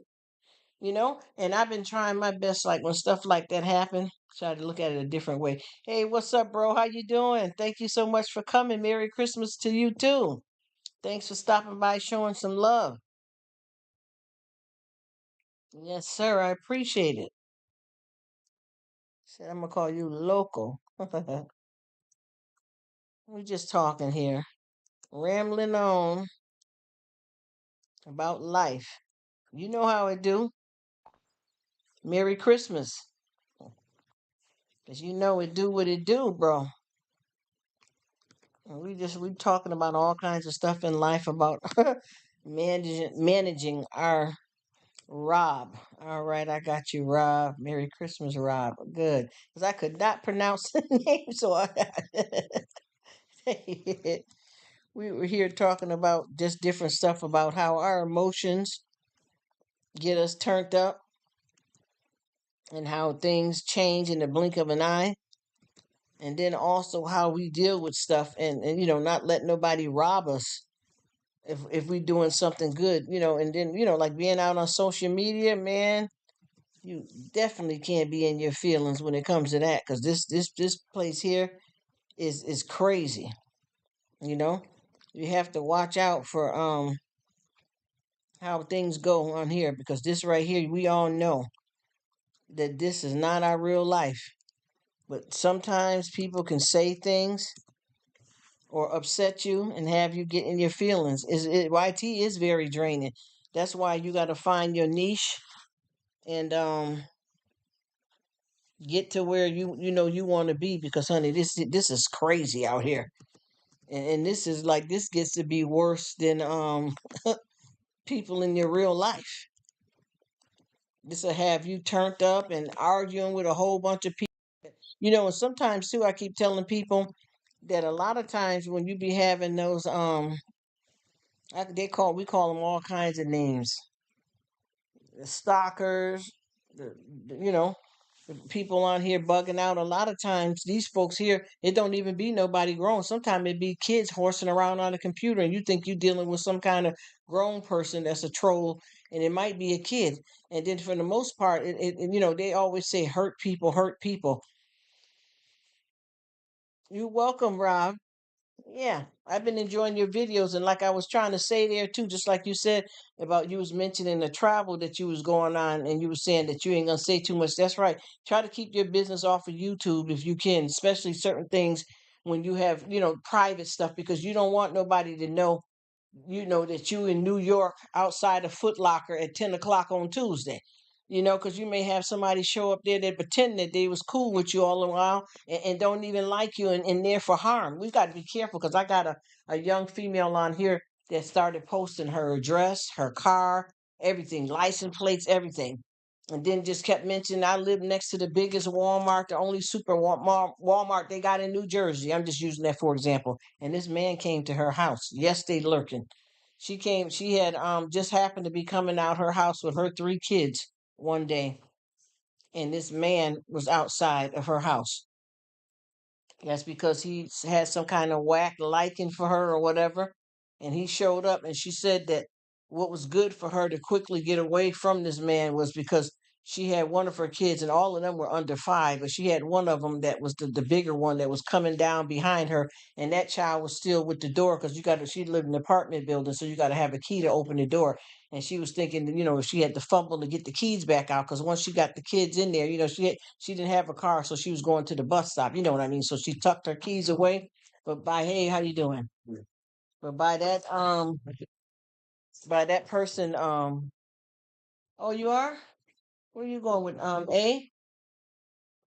Oh, okay, good, good. Huh? Where y'all heading at? Good. God bless you and enjoy yourself. Amen. Have some fun. You're welcome. But yeah, she said by the last child, I think it was her daughter, and she was about I think 3 years old or 4 years old. She's all she carried one baby and then she was holding the other one's hand and that one comes out by herself, but by her taking a long time. uh, One second. I don't know.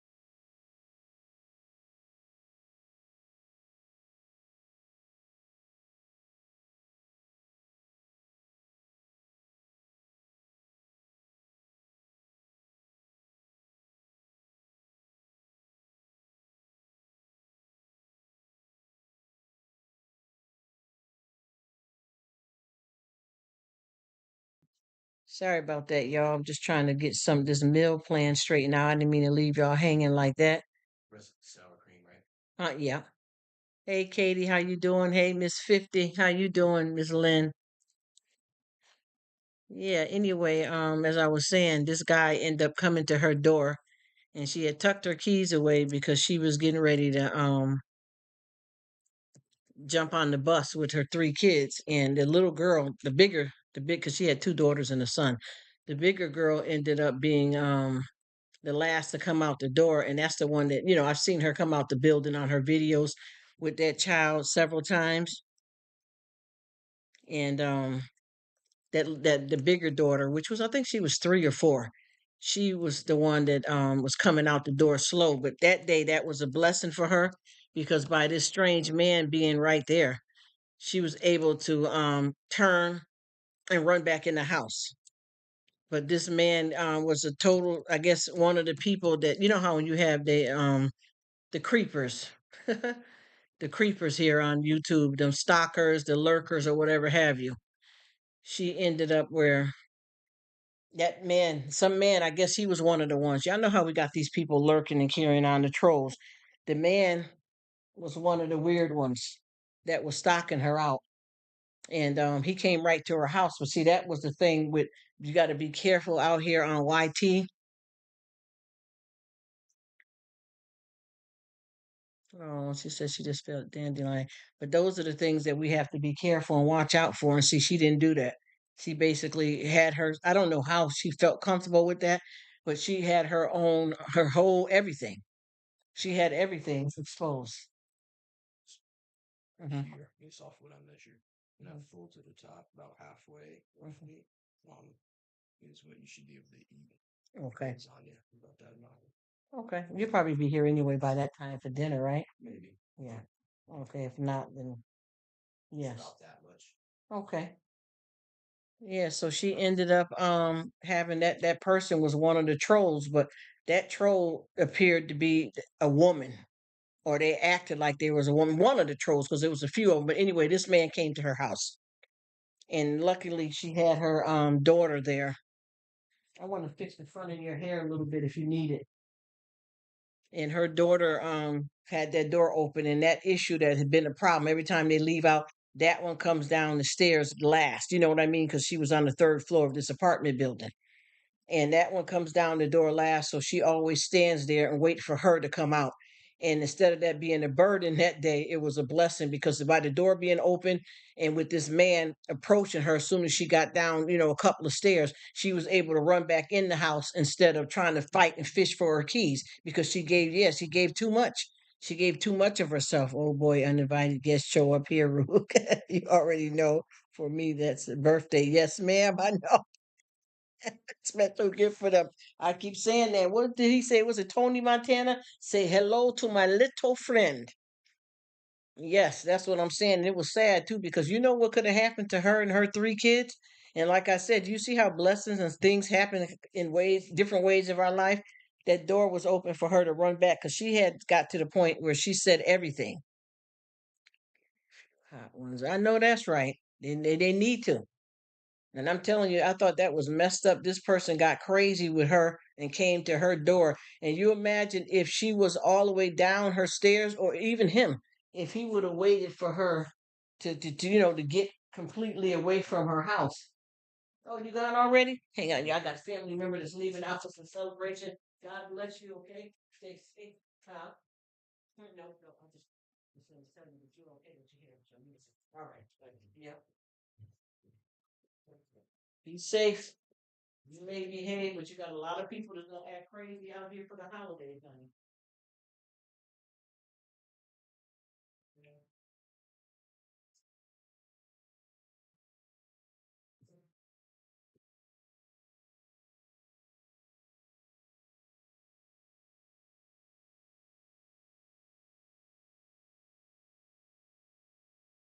Right, get your mask on. Yeah, I got a family member that's gonna chill.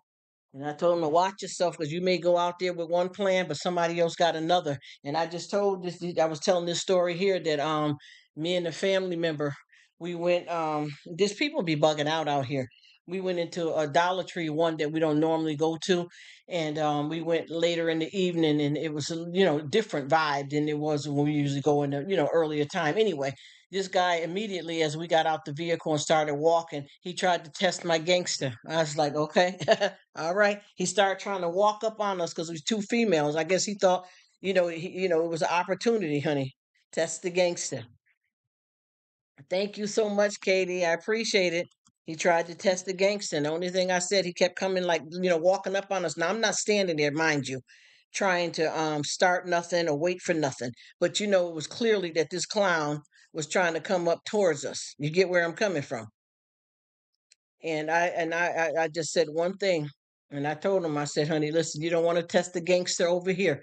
I said, because honey, you mess around with the wrong one, end up getting circumcised again. That's all I got to say.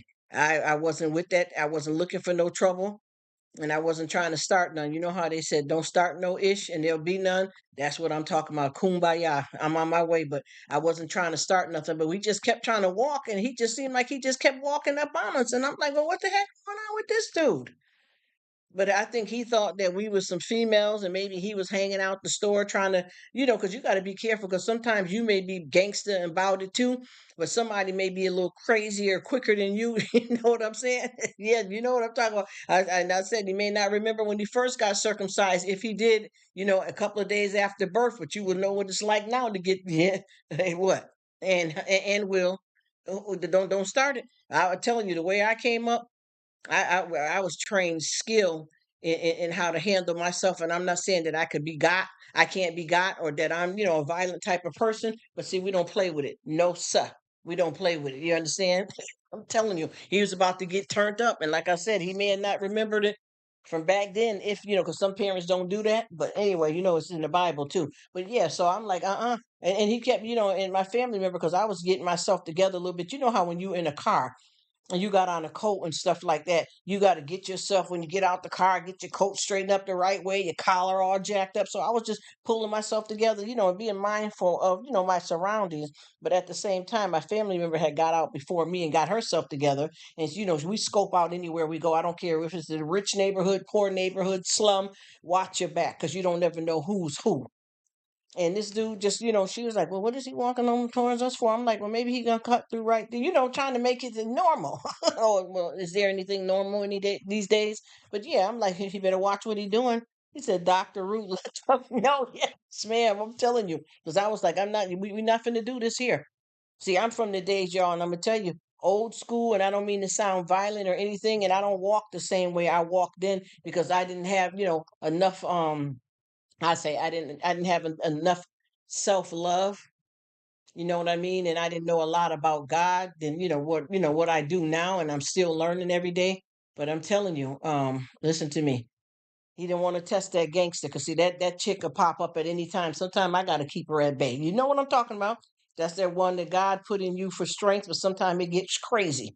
And that's one thing about with me. I grew up, we fought boys. You understand? I could be just got my nails done and go and do an oil change. It's what it is. I'm a heterosexual person, no judgment there towards nobody, but I'm just saying I don't play with it. You run up, you get done up. The average girl ain't had nothing on this. You understand what I'm saying? And I, I lived my life, but we didn't play. I remember me and my brothers and other family members. We used to have to stand back to back to fight, about to get jumped 3 or 4 kids. It depends on where you at. You know what I mean? But I was like, he want to test the gangster. All right, all right. Let's keep it up, honey. We got Scarface here. You get what I'm saying? We can do Wesley Snipes, New Jack City. Am I my brother's keeper? Yes, I am. What this brother want though? How this brother want to be serviced? Because the people don't understand what's going on out here, and sometimes people don't get. They assume you, like they try to one up on you. Look at Grace laughing. You know what I'm talking about? And they try to one up on you. See, they don't know. I don't went to karate school. I don't have to do a whole lot. I mean, I'm older now, but I'm telling you, I'm up on the game, and I keep telling these young ones, y'all be running around here clowning and acting the fool, and think because you younger and you got your strength, you feel over somebody that you think that's older than you, which I could be maybe damn 5 years older than you. You come up, and you get drop kicked. You get drop kicked. I'm gonna tell you, I still know how to do my karate. I still know the pressure points. Don't play with it. And that's the stuff that I changed up how I do because I'm trying to get right with God. I didn't know my self-worth, and I was, about survival mode a lot of those times. But some of those come in handy, in your life. You got people that want to act the fool, and I had a lot of people that done tried to push up on me, and they got pushed right back. Yes, they did. She said, "Sis, my mother fought men." Yes, yes, ma'am, Miss. Yes, Miss Lynn. Yes, Sister Lynn. She was crazy. Said. Yes, definitely. Yes, mother was somebody that don't mess with. That's what I'm trying to tell you. And I be telling these youngins out here, see, they don't know what time it is until they test your gangster, and then you let them know. And whether that's a physical gangster, a verbal gangster, whatever you may want to call it, but you got to be about it. I'm not finna get out here and get jacked and playing around with it, running up trying to snatch what? What are you grabbing? You grabbing the pocketbook for what? If you would have asked me for $2, I would have gave you $2. But you grabbed the whole pocketbook, ain't even nothing in there. This is for show, baby. So you don't understand who you're dealing with. I came prepared. I mean, I know how to hold a blade in my mouth. I've been there, y'all. And I'm not saying it to be rude or disrespectful. I've been there. We've been taught, honey. If I told you some stuff that I had to learn, and it's not just that you've been through something bad all the time. It's survival, how to be a female and know not to, let a guy take you down. People go to classes for self-defense. You know what I'm saying? For survival. So with that being said, you really got to know that you know. And I'm not out here trying to get played by nobody. And I notice a lot of these people get creepy on you out here in these stores. They even had a situation where one of these cities, folks are going one, and so that they don't have to drag around the mall with the bag, they'll go put the bags in the car. Now people are hanging outside, in the parking lot, breaking in people's cars or trying to jump you when you come out the store with bags. You know what I'm saying? Hey, Betty, how are you? Thank you for coming. Yeah, and I was looking at that for what it's worth. I remember one day I was in the car with some young kids. Man, and I'm gonna tell you, they had a game set up, y'all. And I'm not trying to talk bad about nobody. I don't know what was going on with the woman, but this woman had, I don't know how to explain it, y'all. But the man sent her to my passenger side, which I didn't know it was two of them. But the woman came to the driver's side of the window where I was at. And whatever she had, I promise you guys, I'm not even making fun of her, but I'm trying to tell the story. She looked like she had, I don't know if it was psoriasis, scalp eczema, but the whole top of her head looked like it was raw. I didn't know if she was a burn victim, just got out the hospital. I didn't know what her game was. She said, "Some of us ladies are the way we are because we are raising children alone. We have no choice but to do what we must do. We're not." Yes, and protecting our own self. I told you that because the way I came up, a lot of people would look at me like, "Oh, what kind of girl is that?" Straight, I'm good. You understand what I'm saying? But you test the gangster. See, that's all you seeing right now is the gangster. Like I told you before, I like to be pretty in pink. I play with dolls. I build go-karts. You understand? I like to nail things together, shovel snow. I always been that type of female. But they don't understand. You do have to carry a certain strength. And even just with us being young girls, before anybody became parents, we had to be able to survive because there was a lot of bad bullies and other people out there in the streets. So, you got to do what you do.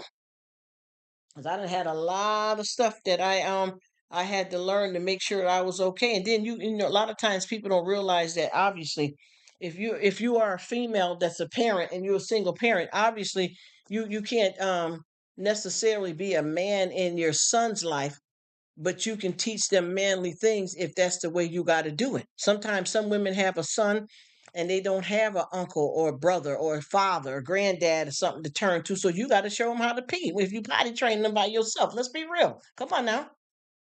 We can't be that soft with every little thing. We got to big up, But when you come from places, you're trained. Or like with me, I'm global because I done lived, in and out of the country. I done been to Georgia, Jamaica, Puerto Rico, Brownstown, Montego Bay, just to name a few. You understand what I'm saying? So I had to learn how to survive. I remember, one year when we was in Jamaica, and I remember they told us you have to watch out the clippers them people. We've been in the States and stuff mixed up so much from, because I'm from a mixed race anyway. But I had to learn, and sometimes if you miss a year from going, things change since then. If you're going to visit your family in yard or wherever you're going, and you had to watch out. And the clippers, we know clippers, what we call clippers. If you in the state, you call the clippers.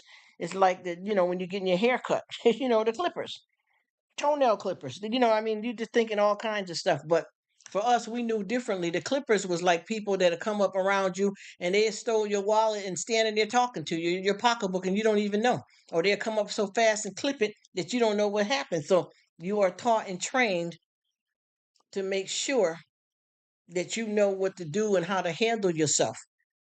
And at the same time, be a lady too. You know what I mean? It depends on what you're dealing with. I remember we used to have to fight, and I remember boys, and I started getting what we call mosquito bites. That hurt when they was punching me in my chest. It was different. It was different before. It was different before when I was flat. You know what I mean? Merry Christmas. See, I was flat chested, but once the girls start blooming and you fight them boys out there, and it wasn't like going nowhere looking for trouble, it was people that were problematic, the different places you walked. I didn't always live in necessarily bad and crazy neighborhood. Look at Grace, she laughing. I didn't necessarily, I'm not saying that. I'm just saying different walks and eras of your life. You could be somewhere, and I'm not bragging about material things 'cause I don't roll like that at all myself. But I'm just saying you could be somewhere one minute. I'll just give you an example. You could be living in your area that's cool and calm, but once you pass three streets, here it go. Y'all know what I'm talking about. Y'all know what I'm talking about. You could have came from this area and then popped up over here, and it's totally different. Just 3 blocks over. Just there's certain blocks nowhere not to go with they mess. You get what I'm saying? And with that being said, I had situations, even what I keep trying to tell people, we're gonna do this story here that I talked about a couple of days ago. Got this female, okay? Got a good job. She's a nurse, RN, okay? Husband is a contractor. He running his own business. This family got 2 kids. They own a couple of houses. They feel that they're good financially. She's making over 150,000 a year. They're where they want to be. I'm not bragging about wealth. I'm just giving you an example. They have accomplished their life. They married who they want to be with. Even though we know stuff like that changes day by day. But anyway, they had a couple of kids. A woman gets into a car accident, right? Okay, so now she goes to the hospital and she end up having to have emergency surgery on her back. I'm just telling this story. I say it so many different ways just to get a point across. So now she's had the surgery. She's going to physical therapies. Obviously, she came home with a pain pump, and then that went from pain pump to prescription medication. So she's taking some perk, some Tylenol 3. Okay, now we seeing that you should be healed. The doctor's telling you should be fine. This pain shifts aside, blah blah blah. But she started having a different kind of pain. You hear me? She started having a different kind of pain, and he kept telling her, "This is the last script I'm going to give you, and you should be fine." So at that point, she's good, got that medicine, and then she still was having a different type of pain. So she goes to the emergency room. That emergency room gave her a couple of pills and bop, bop, bop, follow up with your primary care. And she wasn't able to get a hold of the Percocet no more. So then she goes to another emergency room in another town. She played that game. You already know where I'm going with this. She played that game, several emergency rooms traveling out. Okay. Then you get a situation where you got patients and stuff that you deal with at the hospital. And a lot of people are wondering why. Well, Mr. Sam's and Sally Sue is still having their arthritis bothering them, and we gave them a pill, and you wondering where their medication's at. Y'all following me, right? So she started sneaking a little bit of the, patient's medication here and there, stealing a little bit of something here and there. Finally, it get to the point where she got to get in touch with somebody from a different road than her. Y'all know what I'm saying? Like I said, you can walk and be fine here, and 2 streets over, it changes completely, like day and night. Depends on what neighborhood, how closely connected. So she wants to call, on a little friend. They got another little friend from the little seedy side. You know anybody that got so and so? You know what I'm talking about? Now, this is somebody from a different travel. It's what it is. So she called this friend. This friend hooks her up with that friend. So somebody, is supplying her. Now she's getting this Percocet from the street. Y'all feel me? You don't know the cut on it. It's different than what you had from the hospital. Bop, bop, bop. Okay, so now she's getting this, and now she's having a little glass of wine with this little perk. You get what I'm saying? She calling this person and asking them to make the connect for her. Bop, bop, bop. She's getting her perks. She's drinking her wine. After a while, well, what's happening here? She's doing this, and the kids are saying, "Your eyes look funny, mommy. Why is your hand shaking?" Little things like that. Oh no, I just been feeling under the weather. You're starting to say that to the kids, okay? You're still doing it. All of a sudden, you're not feeling the way you want to feel anymore. So you decide to down a little bit of scotch with the perk and some wine, and that's doing a little something for you. But after a while, that ain't giving you the tingling or buzz. Now, mind you, the back ain't hurt no more. We already know where we at. We were there, right? So then all of a sudden here, you ask a friend, do you know anybody, that got something a little bit stronger, a little bit stronger? All right. Now we heading to the crack house. Okay. Well, what's happening there? Well, I got a friend and blah, blah, blah, and they do this and do that. Well, I don't know how to do that. I can't do that. Well, is there anything else similar? Okay, well, you can take this and sniff it. Okay, so she's doing a little bit of coke. She still got going, a little bit of scotch, a little bit of wine. She's still doing it. The kids is looking at you a little crazy. Hubby ain't noticed nothing right quick, so everything seemed fine. You're still going to work. You're still doing this. Kids are pointing out a lot of things. You got a booger in your nose, mom. Right in front of anybody. You know what I mean? They could be at the doctor's offices or school, mom. But you helped me with the belt last night. You know what I'm trying to tell you. So the kids are noticing little things. We're still going. All of a sudden, she's intimate in here with her husband. And the husband is saying, "Babe, what's going on? Look like you slimming down a little bit. You on a diet you ain't telling me about?" "Yeah, I've been cutting back and eating more salads than steak." She telling him this. Everything seemed to be fine. All of a sudden, yes, yes, ma'am. Yes, ma'am. And addict is, yes, chasing that first high. And that's exactly what was happening to her. Everything kept going smooth with her. Then the husband, he started noticing some changes with her. She gave him different stories about she cutting back and da da da. Okay, that went down. Then, she's not high anymore. It's not working anymore. You know what I mean? She's getting that cocaine, sniffing it now. She done jumped from the Percocet and Tylenol 3, and none of that's working. So she's saying, "Well, you got anybody? Come on now. It's got to be somebody out here. I need something a little bit stronger." And here she go. "Have you ever tried meth?" "Well, what is that?" She said, "Well, it's higher than them highs." Now, the crack got her jumping around, a little hyped up and stuff. So she said, "But you have to use it intravenously." "Well, I don't like giving myself needles." She said, "Well, I can tap you off. You give it a try one time, I'll stay here with you. You let me know if you like it or not. Okay?" So she tapped her off. Now she's feeling real good or whatever, but she was able to continue on with her husband and everybody like everything was fine. Finally, it gets to the point where she started having to tap herself off because she got the syringe and the drug, but her friend is not available to come over like she usually do. So she did it herself. So what happens here? Well, your mother's knocking at the door. And was she knocking at the door? And you're like, "Well, what are you coming by here, Mom? It's nice you come by." She said, "Do you know what time it is?" She said, "I got the kids. I'm the emergency call phone number. You never picked the kids up." She says, "Oh gosh, I was up last night cleaning and trying to get everything together. So when I got off work, I fell asleep." You know the game. We already know where we're going with this. So it got to the point where that started. Then her husband decides to pop by work, you know, and asked, to surprise her to bring her out to lunch. And he said that, when he got home, he said, "Hun," he said, "I went by the job and surprised you to bring you out for lunch. And they said you haven't been to work for 3 days." And she said, "Yeah, I might be pregnant again, baby. I just didn't want to tell you until I was sure. And I was feeling nauseated. So I took a couple of days off and, still dropped the kids off at school. You know the game." And he's, "Okay, okay." He said, "Well, it's our child. I welcome, the new baby into the family at any time." He said, "Well, when you gonna go and, get a test?" She said, "I'm gonna see. I'm just trying to give myself a certain time because I wasn't ovulating, blah, blah, blah." You know the story. And after a while, her husband, they're used to having an intimate relationship. And he's like, "Well, why are you wearing that to bed?" She got on long sleeves. Yeah, you already know where I'm going with this. Started doing that. Before you know it, the husband started realizing there's something going on because when he was coming home, he's starting to find her tools.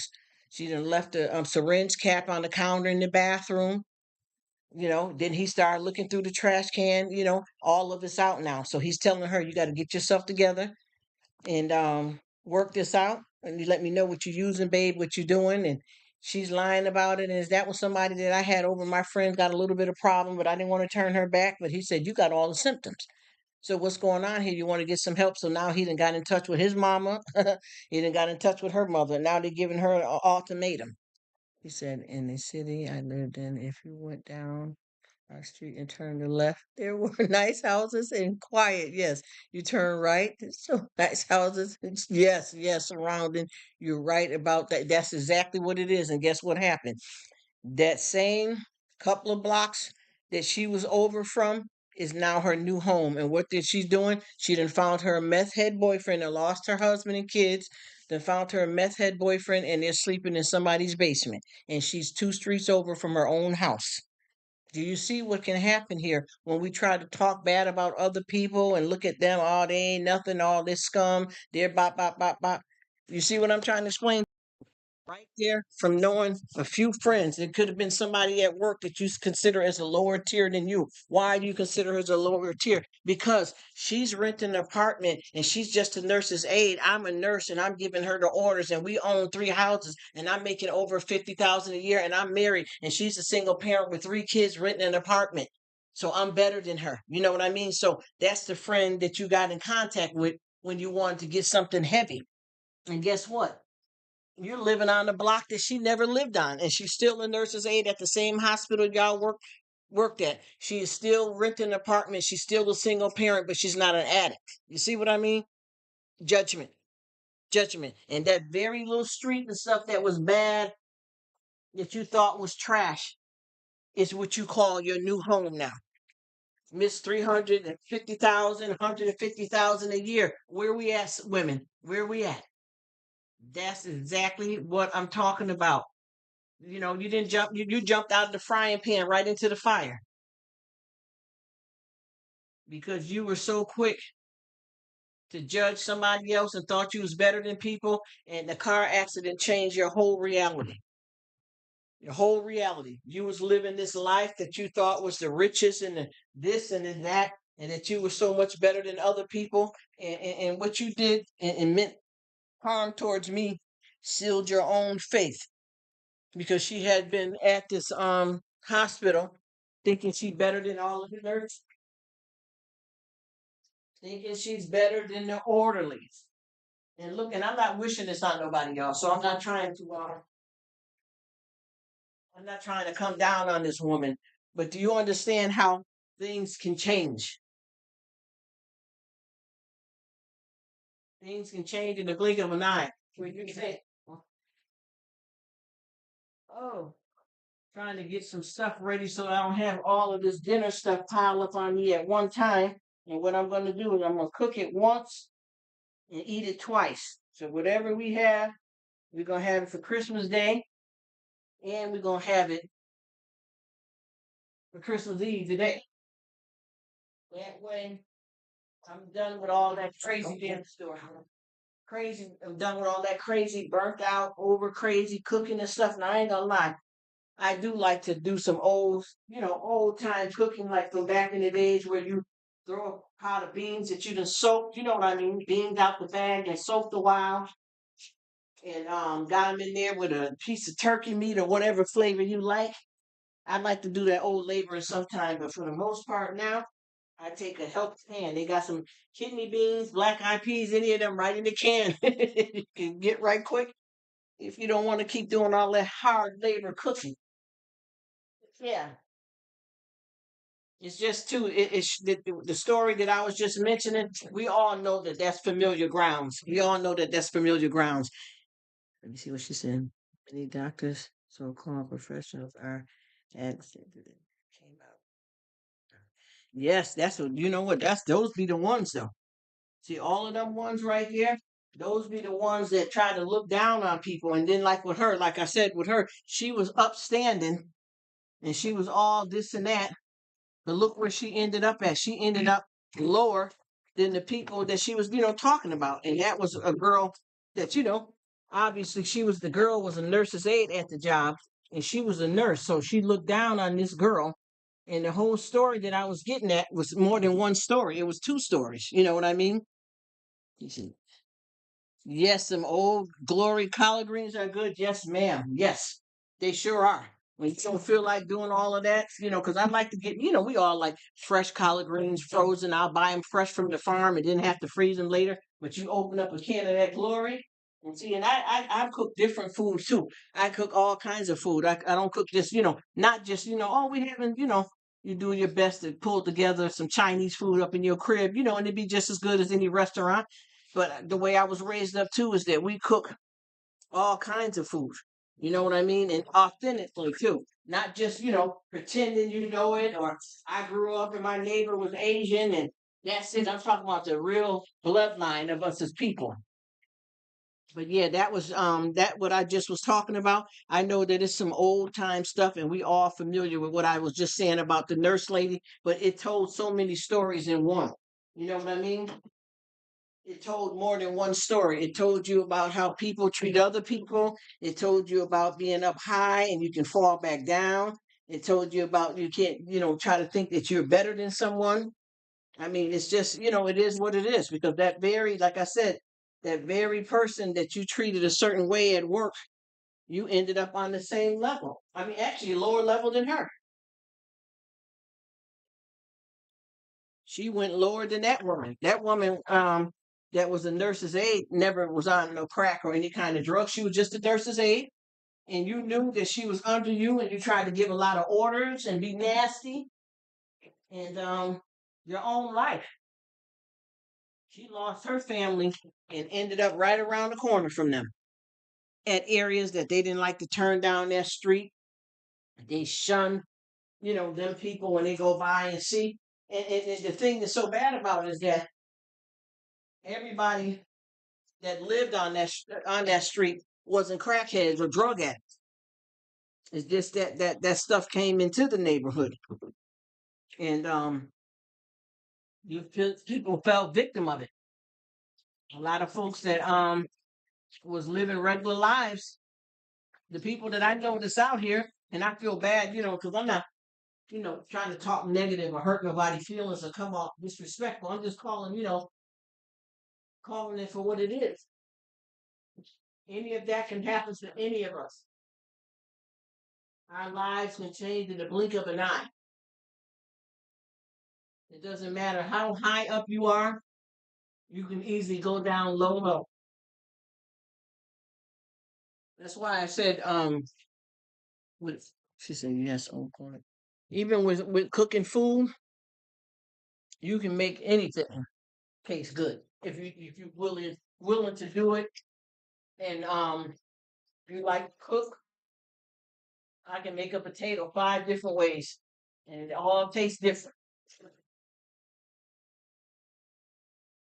As a matter of fact, I got a curry. I made some curry chicken, and I'm definitely gonna just throw up a little quick video. But see, I don't do my long labor cooking like I used to. Well, I cut down a lot, and I still do some, but I don't do a lot of long cooking videos because I notice with folks they got short attention spans. But I also know like a lot of us women out here that be throwing down like Miss Betty right there, pre retirement, and Miss 50, y'all be throwing down and cooking long labor. Not long, but y'all take y'all time, and people still watch. So I know that it can be done, but I kind of cut in now when I do my food. It's a lot to do with too with me with dexterity issues. So when I get a video up, I kind of already have the food pretty much, doing what it do. But if I've got some old videos of me where I used to go on and cook it through. You heard? I go on and like I got some that I made chili, and I started, all my ingredients out on the counter and show what I use and how much of it I use and do it moving. I think I want to get back into that, just taking my time and just being in the kitchen cooking. But I know too with YouTube, and I don't even consider myself having no channel. It's just a hangout spot. But I know that it's hard to keep people's attention. But I know once you get the right audience, it should flow fine and naturally. So I'm thinking about trying that too, just to go on and test it out and see. I kind of been like all over the place, kind of with YouTube because I don't know my niche. You know what I mean? I don't know exactly what direction I want to go in. So I've been kind of changing it up of what I want to do. So I just go on and basically most of the time I'm just living my life. Whatever I'm doing in my life, I just pop it up on YouTube. My haul, majority of my haul that I do, I just came back in from the store or I had a delivery. They got delivered to my house and just do it like that and just be just plain James or a authentic as possible and just do it moving. And this YouTube here is a serious situation to get into. So people, I had a young guy in here earlier, and I had something that happened in the background, and I had to step away for a minute because sometimes you got family that come up on you saying stuff, and you don't have their business out there.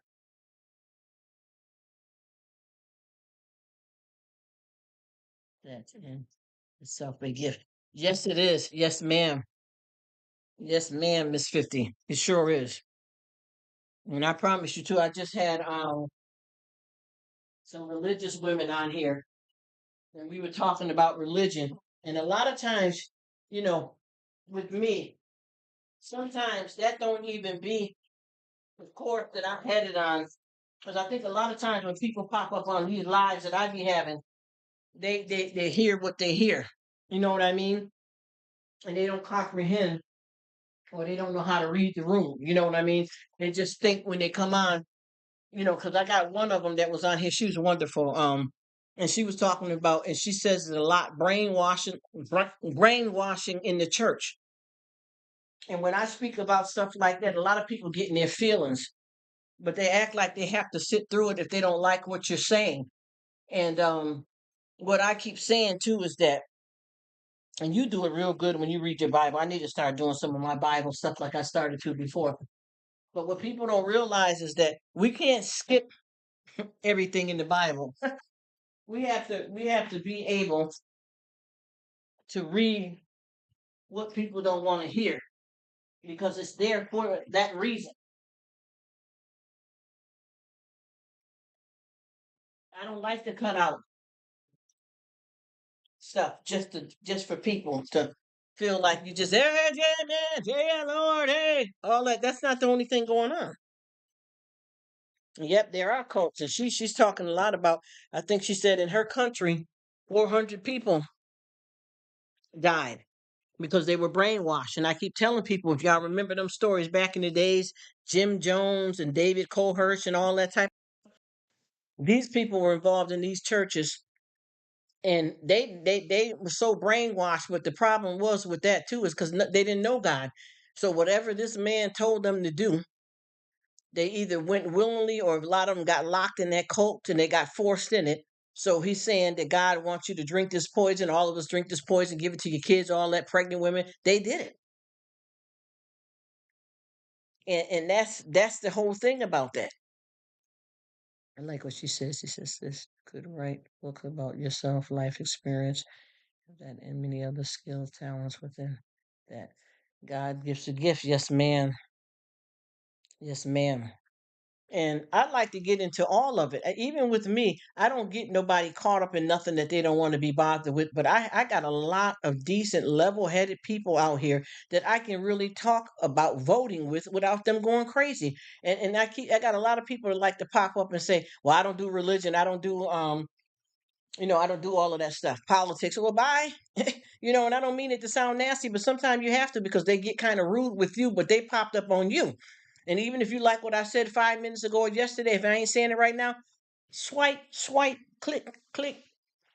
Because you're going to find out of this big old busy, crazy YouTube world, you're going to find many of people that are going to be talking exactly, the way you want them to talk.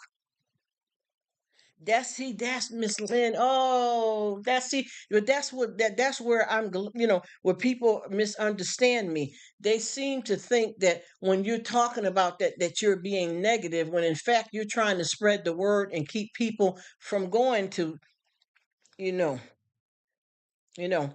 And people are not paying attention. Just like, and I'm not finna. I'm gonna just say allegedly, because you know how we got to talk. Because I told you I was doing this Sunday. I was getting up there with the talking, but it was my language that God got on my back about, so I had to let that old channel go.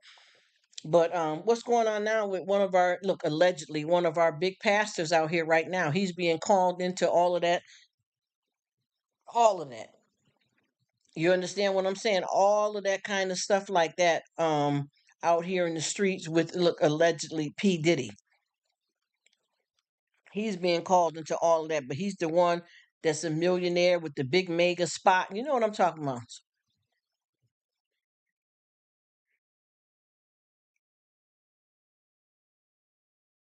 That's what I keep saying, and this is what I keep telling people. Yeah, Miss Lady, this is why me and you be clicking because you keep it raw. Yes, ma'am, Miss Lynn. And that's what I keep trying to explain to people. These places and situations that you're running into does not mean you're going to heaven. Everybody that like keep running to these mega churches because this stuff that they got going on, look, allegedly they didn't call that bishop in it, and everybody want to try to act like it ain't so because of who he is. That has nothing to do with his sexual preference and how he get down in his personal life. I don't care what anybody says. I don't care about no riches and no wealth. If you're a freak, you're a freak. You know, if you're doing the thing, you're doing the thing. It ain't got nothing to do with you being wealthy or what kind of title that you are trying to stand behind. That has nothing to do with it. People are not paying attention to that kind of stuff. They're only hearing what they want to hear.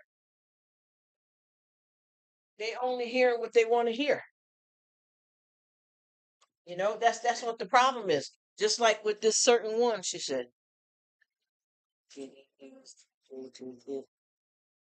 Looks off of him and onto TV. You know what? See, that's the whole thing. I'm gonna be honest with you. I'm gonna be 100% honest with you. I feel they had something that wasn't right from the get go, but that could be he could make it look like it's that too. But I feel that because I know, and I'm not trying to be disrespectful because you know you don't blame the sins of the of the father on the son or vice versa. But what I can honestly tell you is that I don't know if you remember, and this wasn't like no alleged stuff, but I'm going to say allegedly because I'm just a person here.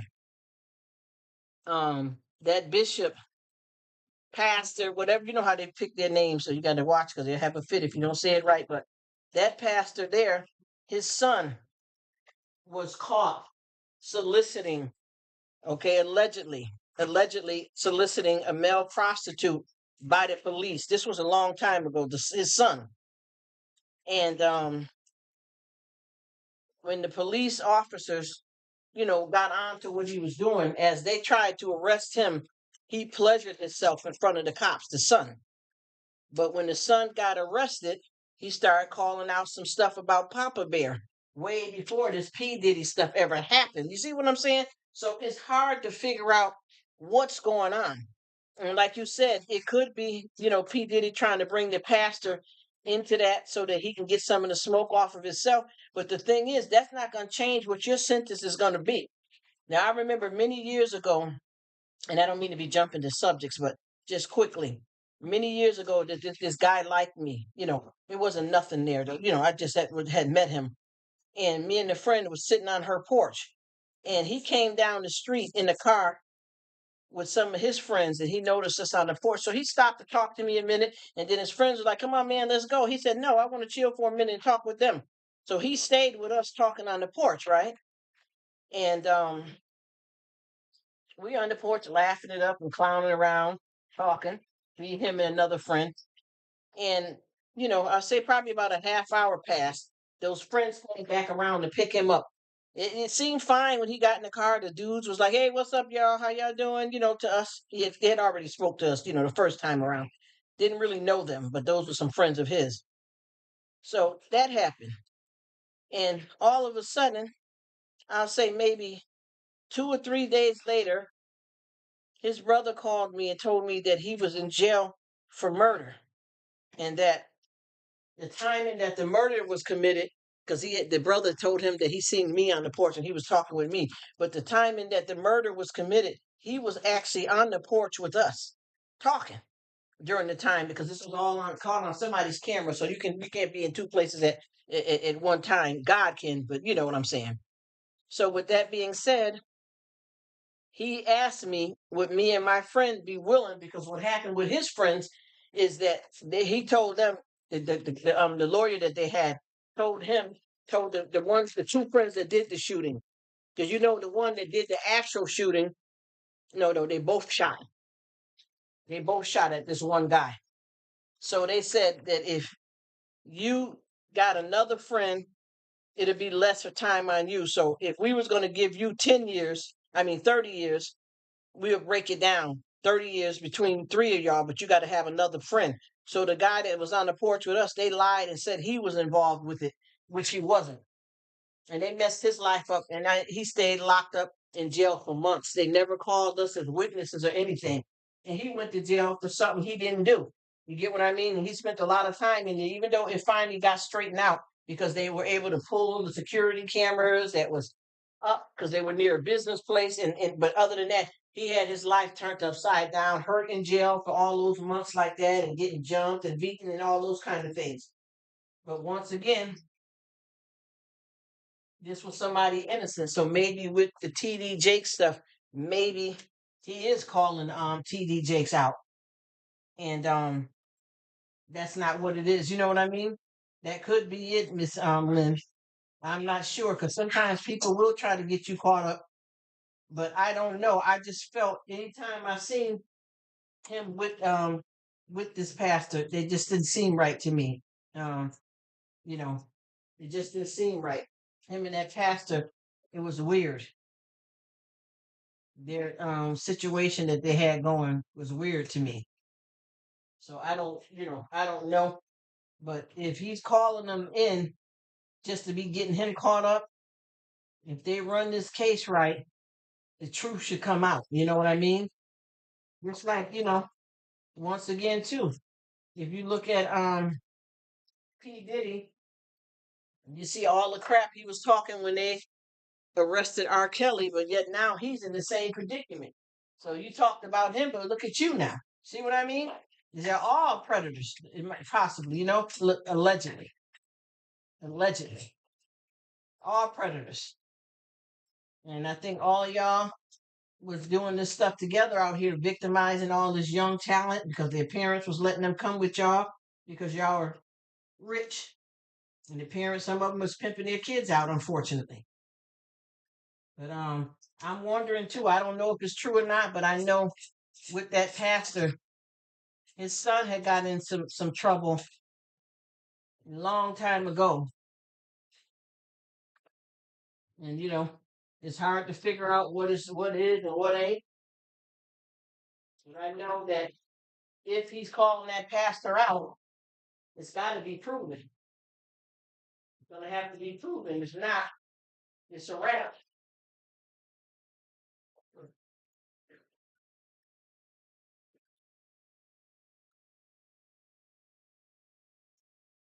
You would hope that that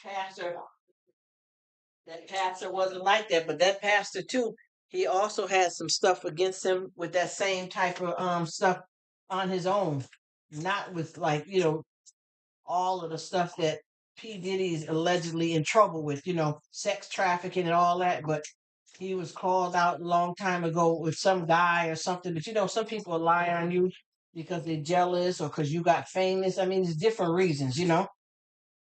But I do know that they were rather close. And I don't know how to explain how I feel about it because my opinion don't matter. This is people's lives on the line and their career and everything. But I don't know. When I seen him and P Diddy around each other, the vibe wasn't right.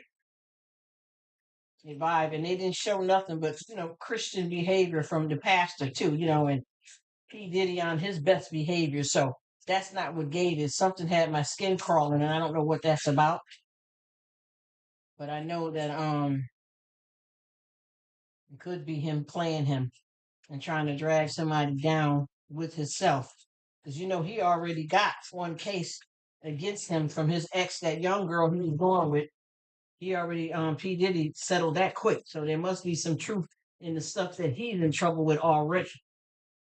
But I noticed that with all of this stuff happening, even, and I'm not talking negative because I don't follow all these people. I'm just now getting wind because of this situation that's out here.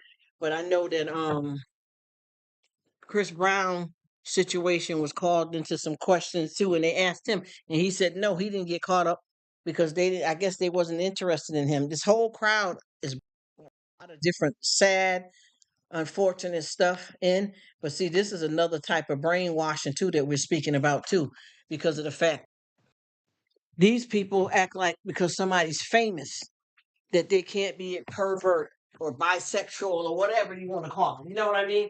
They act like it can't happen. But see, what they do is they sit back and let so many people get hurt when they could have said or done something or get out of that predicament. But I know they called Chris Brown in with some questioning. They got something with Soldier Boy. And it's like everybody, either a lot of people are jumping on board because there's some money to be had, or people are jumping on board because they've been holding that secret of what happened to them for a long time, and they feel empowered to say something because of so many other people are coming out telling their story. It's a hard predicament. Yeah, you know what I mean, Grace. Yeah. It's hard to figure it out because you don't know. Because I know a lot of people, they want to, be boss hog. Now, see, this is another thing I said too. Everybody's bragging about P. Diddy and his riches and everything he got. You know what I mean? But now that he's going through this, do you want to be you want to be him now? You see what I mean? You want to be him now? And I'm gonna be honest with you, pertaining to him, I never cared for him. And even though he may have not, maybe, well, I don't think he was a lie because he got in trouble already for the stuff with the girl. But I'm just saying, even before he got caught up in this thing, I never liked him as a person out here in the world. Always so arrogant and disrespectful, thinking he's God himself. And I never cared for him. I just didn't like the type of personality that he had. And he always has been overpowering and disrespectful. Even they said, back he was dating what's her name? Jenny from the block, Jennifer Lopez. And now she's coming up with some information against him too. Because I know she was going with him for a while. And once she was with him at that shootout, they claimed that she was like, I'm not about that life. So she stopped dealing with him, allegedly because of that. But I feel that a lot of stuff that's been going on already with this man. I just wasn't nobody saying anything. Because I can tell that anybody that he's around and whoever he deals with, he controls, he's manipulative, even with his kids. And it's sad too, because I think it takes somebody else to be in a predicament to get people to want to come out because he got the son. Well, it's not his biological son, but it's his son he adopted, Albie Shore's biological son. And he's coming out talking.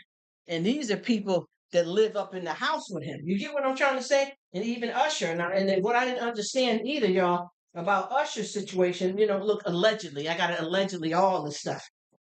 But the stuff that's going on now, they brought back some situations from back in the day with P. Diddy allegedly with Usher. Now, this was a true thing that I know that went down, but we have to say allegedly because we're not them. You know what I mean? But the stuff that went down with him and Usher, they said, now this is what happened. This is what I don't understand because a lot of this falls on Usher's mama. Usher was, I don't know, was he 13 or 14? But he started going around P. Diddy for mentorship. And he had told, now this is allegedly, but they showed his mother saying this stuff. I don't know if they still got them clips around or whatever it is, but they said that he went back and told his mother, Usher, back when he was 13 or 14. I didn't know that he was younger than P. Diddy. But anyway, he went and told his mother that, he was there, trying to record and get a contract, obviously, and that P. Diddy tried to get freaky with him. Now, I don't remember exactly what they said he did sexually towards him, but when he told his mother, she said that when she was told that by her son, she handled it and got it straightened out. But then Usher, now this was known for real too. He went to live with P. Diddy for a year. I'm just gonna still say allegedly. How can you if your child, and I'm not judging nobody because I don't know what kind of upbringing she got, mindset, belief, but she said she spoke to P. Diddy about that. And everything got straightened out. How can you, as a woman, a man, a person in this world, how can your child? I'm just making it. I don't care if you're not a biological parent or not to the kids, but how can a child come to you and tell you that somebody did something sexual to them? I don't give a hoot if it's their big brother, sister, first cousin, third cousin down the line. If you have a child that came to you and said that somebody did something to them, not a little something, not a misunderstanding, something. How can you say you talk to them and they straighten it out? You're supposed to get, and I'm not telling you them these women, because see, I don't know, people got different ways, y'all. Different ways of what's serious and what's not, and bop, bop, bop. But how can you say that you talked to him and got it straightened out? Any person that puts your child in any kind of sexual danger, I don't care if they're 2 years old, 14, even some grown folks that get manipulated. How do you just say, I talked to them and I got it straightened out? And I'm saying, I'm talking just my opinion because of how I am and how I get down. But I'm just saying, what's really going on? What is really going on? How are you going to tell me that you talk to somebody? It's just like right now, if I had a child that came to me and said, Auntie, cousin, mama, whoever you are to this child, they say so and so touched me. And what you mean they touch you? Every time I go around them, they keep being fresh with me. So with this, it could be more than one time. You get what I'm trying to tell you? How are you going to say you talked to the person and straightened it out? And your child gets to go and live with that person after that for a whole year. Come on, people, somebody tell me something. Am I running my mouth too much? I want to understand because everybody got all kinds of upbringings and teachings. I don't know how to do the math on this. You know, I don't know how to make it make sense. But I really and truly would like to know, how is that okay? How can you say you took care of the problem if the child is still around that person that did something to them? That's all you do is talk to somebody and it's magic and it's gone away. What do you do about that? To see me, even if it's your own two children living in the house, somebody got to get some help. Oh, thank you, Grace. You know what I mean? Somebody got to get some help. I don't care if the kids are siblings, they're both your kids. You love them both the same way. Even if that one that did the assault or whatever, you still love them. You don't stop loving them in the moment because they got some kind of problem, but you don't just let them keep on having a child in the house alone. They're both your kids. Same mother, same father. Let's just try to do what everybody feels that, how things should go. What do you do about that? You said that you talk to somebody. Talk to who?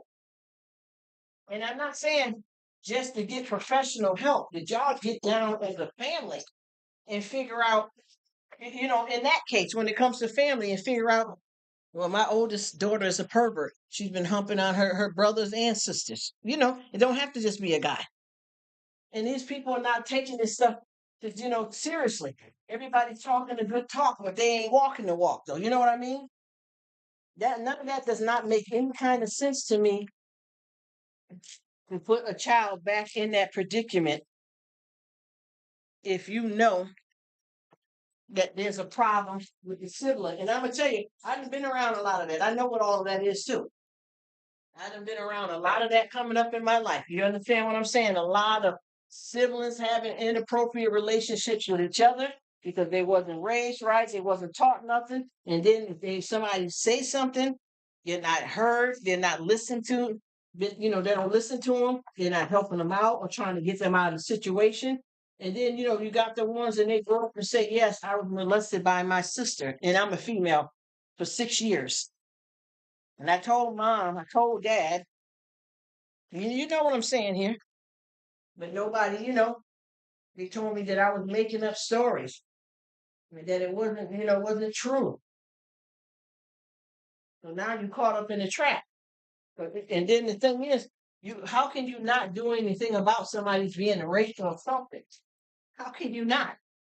I don't care who kids they are. This is what I keep saying. I don't care who kids they are. Your own two kids in the house. Your own one kid in the house. And you know how many different children has been raped and bothered by other females. It's not just men. And it's sad and it's scary, but that's when you know you're not being heard. You're not being heard. Nobody's tending to you because you can't let that go. And it's going to be a hard decision, obviously, if you're the mother of these children and one of them is doing something to the other and all that. You got to figure out. You might have to get the one with the problem out the house for a while and get them over to some help. They can't live in the house if they're doing that. Especially, see, I'm the type, real talk for any situation like that. I'm going to investigate. I don't care. I even had, and I tell this story all the time.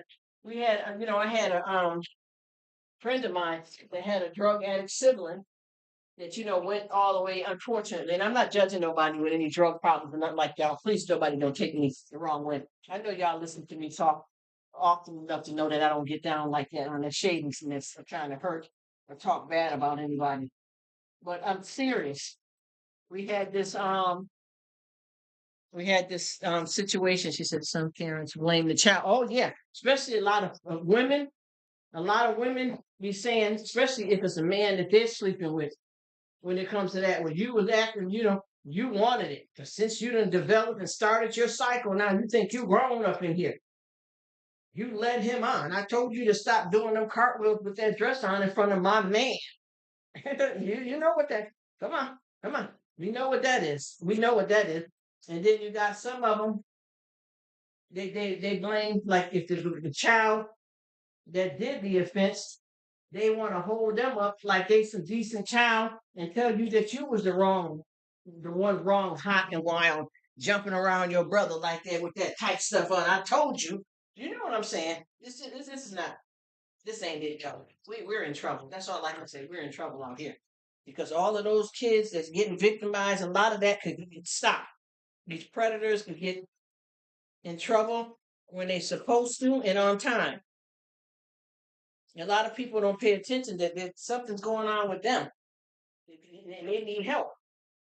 But if you don't do nothing about it, and you let your own home be a nesting place for that, this ain't gonna work. That's why I said it's so hard to tell what's going on with all this stuff. But I ain't gonna put nothing past somebody just because of their fame and their money, or because I like them, or because we cool. And a lot of times you got people that's able to live monsters that's able to live amongst and around you, but they wear masks and they're quick and easy to deceive you, and it doesn't matter, who they are. And like I said before, a lot of boys that I remember over the years, and then people that I don't know that have been molested by women and thought it was cool. They thought that it was okay that you 4 years old and the babysitter, when you start getting older, the babysitter was touching you, and you get 11, 12. You think that was cool, you know? You thought you was getting something. But for me, I feel that if your parents taught you something, anybody touching you at that age is wrong. Because some boys, they're ashamed to say something happened to them, especially when it's a man. When it's a woman, they kind of sugarcoat it a little bit, and bop, bop, bop, and this and that. But a lot of times they get scared to let it out. And then some boys think that was nothing wrong with it because it was a female and she was pretty. You know, she was my babysitter or my best friend's sister.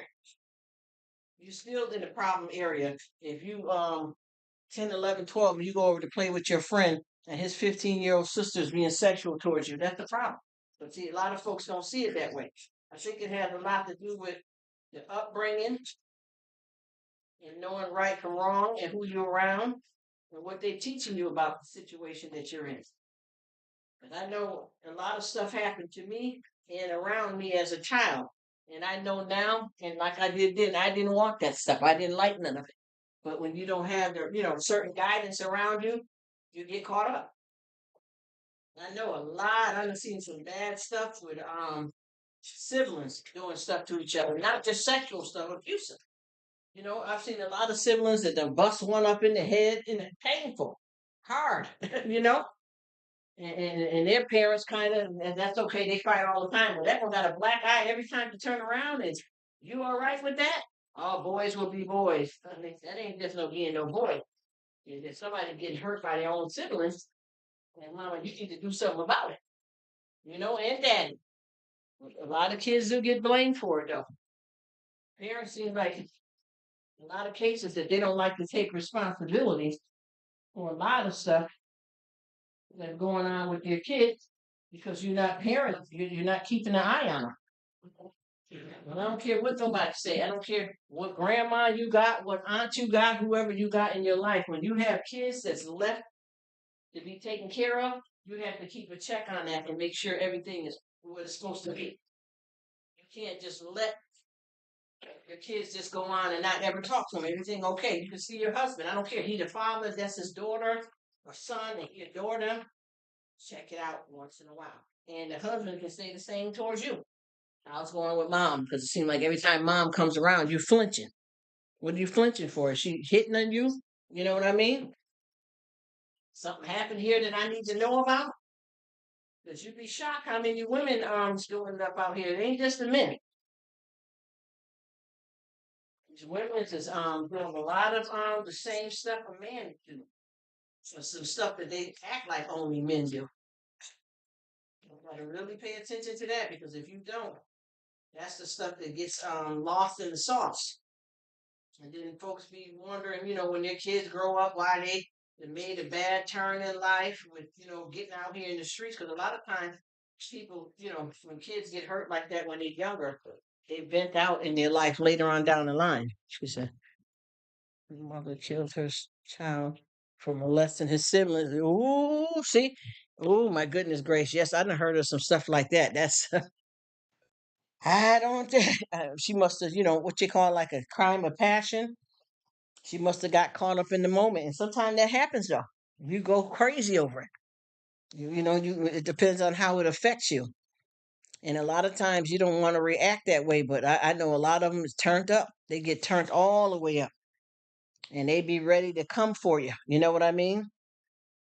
Out of the hurt, angry, emotional. And even with me as a person to see something like that happening to a child, I don't know how I would react. You try to do right and do what God wants you to do, and sometimes you get caught out there and you make the wrong mistake. Yeah, there's a few women too, Grace, that killed their child for molesting and doing stuff around the house to the other kids.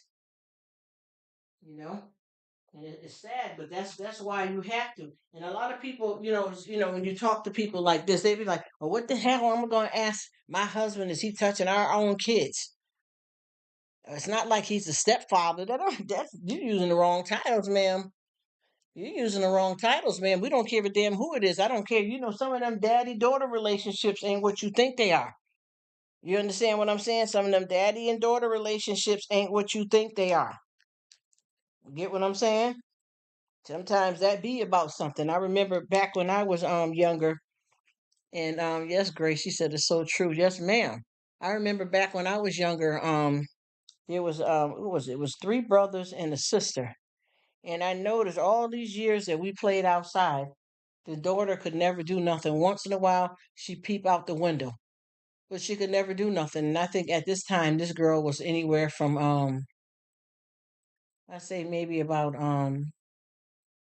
7 to 10 years old, and she had, like her and her siblings were like a year apart or so. The older one maybe had 2 years on the rest of them three.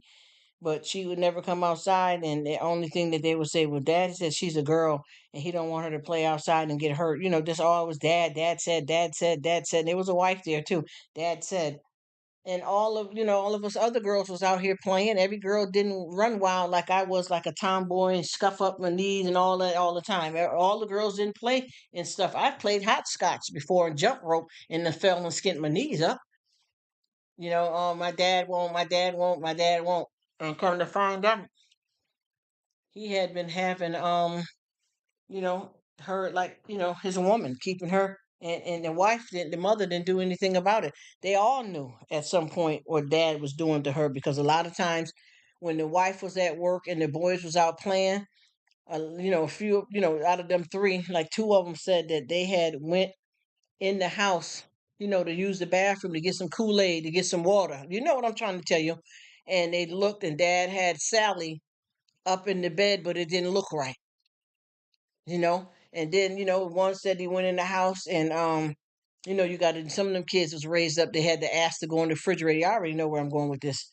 And obviously the one that went in another time that said dad was laid up, to got some water and stuff, he was able to go in the refrigerator, but I guess this, you wanted a popsicle or soda or something, so you got to ask. You get what I'm saying? And he went in there. He couldn't find dad and sister nowhere. And when he went up to, because he was calling for them, and then he got quiet going up towards the attic, and dad was doing something that didn't look right. They jumped and all that. You know what I'm trying to tell you? Jumped because he popped up on them, but he could tell.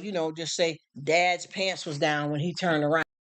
Sister was laying there, and it looked like she was crying, and he had a sheet over her. Let's come on, let's just stop this. You know what I'm talking about? You know, it's crazy, but that's the exact stuff that be going down, and nobody wants to do, say, or do anything about it. And then wife can start telling how stuff was going on, and then I'm trying to look at it, because I know with me, I've always, I know at a certain age, I've always known, like, a lot of people don't, like when you have a baby that's still potty training, and, 3, 4 years old, you still paying attention to their private down there, and you still have to clean them up because they don't know how to bathe themselves quite right in the bathroom, in the tub and shower and stuff. So you still have to keep behind them. So a lot of times, they lay on the bed and they got a diaper rash, and you got to put some ointment there. You get a chance to see the conditions of their genital area, and know and see if something don't look right. You get what I mean? But once you start getting the daughter or son, even with the boys, the back door, you know what I'm saying? But once you start getting your kids, a lot of times some folks don't, but I checked for a long time, different ones around me, but a lot of folks don't. Once the child start getting 8, 9, 10 and stuff, you know what I'm saying? You don't, you don't bathe them no more. They got it down pack, or sometimes they may not wash this so good, and you'll tell them to go back in the tub, or go in there, put some deodorant on, bop, bop, bop. Y'all know the game here. Y'all know how this goes. But you don't get a chance to see, this girl's whole hymen is gone. You get what I'm saying? This boy, when he bent over, he's opening up more than it should down there when he bent over. But see, you don't see them nude and stuff as often as you did when they were little. So you kind of don't know. And then a lot of times there's no signs, but the kids is afraid, and the person is bothering them, got them hiding it well. And then a lot of times, I've known women, whether it was they knew what was going on or not, just to keep that man. They know that, like that movie. I don't know if anybody on here has seen the movie Precious.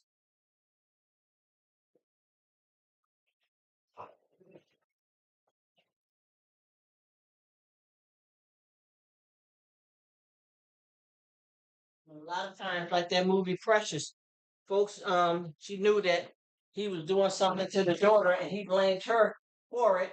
But yet, this is when Precious was an infant, and she knew to be able to keep him. Mind you, this man. Excuse me. He been probably molesting and doing stuff to other kids outside the house. But for her to keep the man, is I solely believe that that's she said that movie was raw, yes.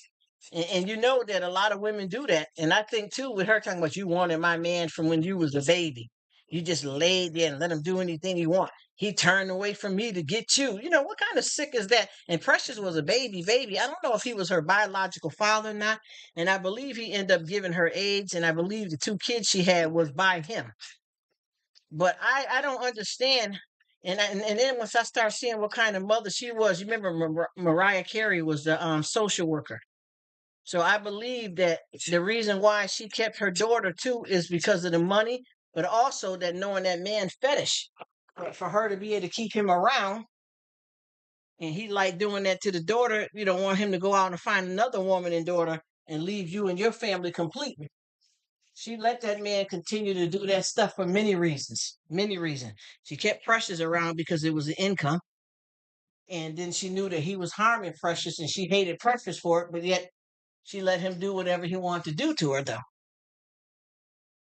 You know what I'm saying? So that was a nasty, nasty mess right there. That was one of the most horrible stories that I've ever known of out here in the world, with that story right there. But those stories are like based on a lot of true stuff that people experience, and they know how to depict it in a video. They're making the video. A lot of the stuff these videos are made off of is stuff that's happening in real life. But I know that was nasty for her, to blame that girl for it. And then, when she got older, you'd have let her be raped by that man this many years. And then she got older, and you continue to let this man touch this girl and rape her. And a lot of it, I don't care what nobody say, a lot of that was to keep him around because she knew he wanted that. You know what I'm saying?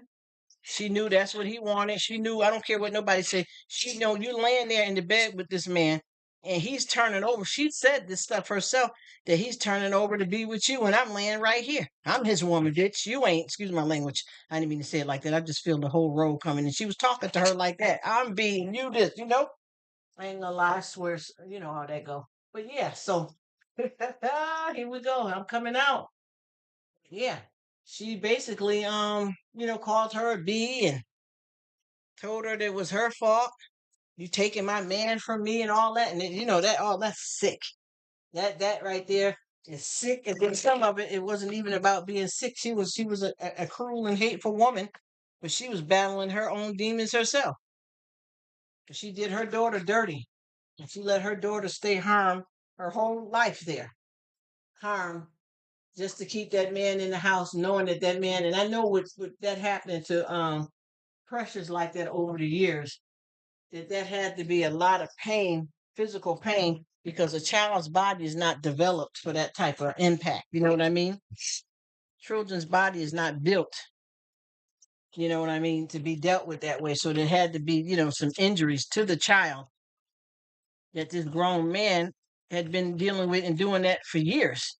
And she just let it keep going and going. And then the girl had 2 kids from this man. And then it looked like when the movie was dwindling down as Precious was getting older and trying to make it in school and all that type of stuff like that, it looked like the man wasn't there no more anyway, and she still never got herself right with her own daughter. Well, I think he was long gone, or they just didn't say nothing about it in certain portions of you know the movie. She just let it go and let it go, and that was sad too because back in the day, and maybe even some cases now, women will keep a child just for the income and not even want the child. Or they'll try to have a baby by the man to keep him, but don't want the baby really, but want the man. Some women have killed their kid to try to hurt the man if he was a real caring father. That's a lot of we got it bad out here. And I don't see it getting no better. I see it just keep, dwindling from one problem to the next out here with folks doing what they want to do. I'm just doing some of my Christmas cooking now because whatever we have in, um, I want to make it left for 2 days. So you make it once and eat it twice, and then I'm gonna do the same thing. I do that during the week too when I'm cooking anything. I make enough for 2 days, but it's not quite meal prepping, like breaking it down to the containers and stuff. Even though that's a good thing too, and I've done that before, but just enough to have something good to eat. So what I'm doing is I'm cooking 2 different types of meals, and one here is going to be lasagna. But yeah, this is a mess that we got going on here, and I don't know how that kind of thinking there. And then I know some people that are pretty good parents, but they don't seem to know how to break down the line between being a parent and a friend in the wrong way with your kids. Because I honestly think when you have kids, You can have a certain type of friendship with them, but it depends on what kind of friendship that you have. You know what I mean? You can't, go across the lines. You got to know when to hold them and when to fold them. Because I know so many women out here these days, the way stuff is going, they have sons and daughters, and they hanging with them like they're friends that's their age from the street. So it's hard to, to look at that because I noticed that people too, what bothers me a lot is that people try to direct their parenting over to saying because your kids got, nice clothes, a roof over their head, and you keep them, looking good and they go to the doctors that that's all it is to parenting. But what they don't seem to understand is that a lot of them kids that you do like that, I've heard them say, but you never hugged me. You never hardly told me that you loved me. And that parent, but didn't y'all go to the best schools? And it could be both parents. Didn't y'all go to the best schools? Didn't you get your hair done when you wanted to? Didn't you have an allowance? Hey, bless. We're talking some serious deep stuff here. Deep stuff. And a lot of times that kind of parenting is that's not enough. You can't be half of something. You know what I mean? You gotta put the whole thing in. It's not just about the clothes, it's about spending quality time. Even with a lot of times I notice that some of the parents equate giving their kids nice clothes and stuff to take the place of love. And I got a lot of nice YouTuber females on here that I check out that got some nice channels. The way they doing, how the kids are too grown. They don't be saying nothing about God either. I've been watching a lot of these folks out here, and I mean, I know it's everybody's business, and maybe we have a few people that don't believe in God, but I watch these people have their kids wealthy in physical stuff, but they don't touch space with them with the spirit and have no connection with God at all. They just all kind of do what they want to do. You know what I mean? And it's not enough not to be. Oh, bless. There she goes. She's still there. Yeah, they don't. They don't seem to be concerned about anything else. I got so many folks that everybody equates. I think money and all that type of stuff with love. You get what I mean? A lot of people got that whole thing twisted upside down, and they think that if as long as you getting those things right there, you winning, and that's not even it. And I noticed too, a lot of people don't speak about God too much unless they need something. You know what I mean? And a lot of folks don't raise their kids up with God in their life and all those things like that. Because I could tell you a million things about my life and other people's lives that you needed more than that. You needed more than that. And a lot of times the reason why they're not bringing the kids up with God because they don't believe or they don't know God themselves. And that's why they leave the door open for, anything negative to come into their house and their lives.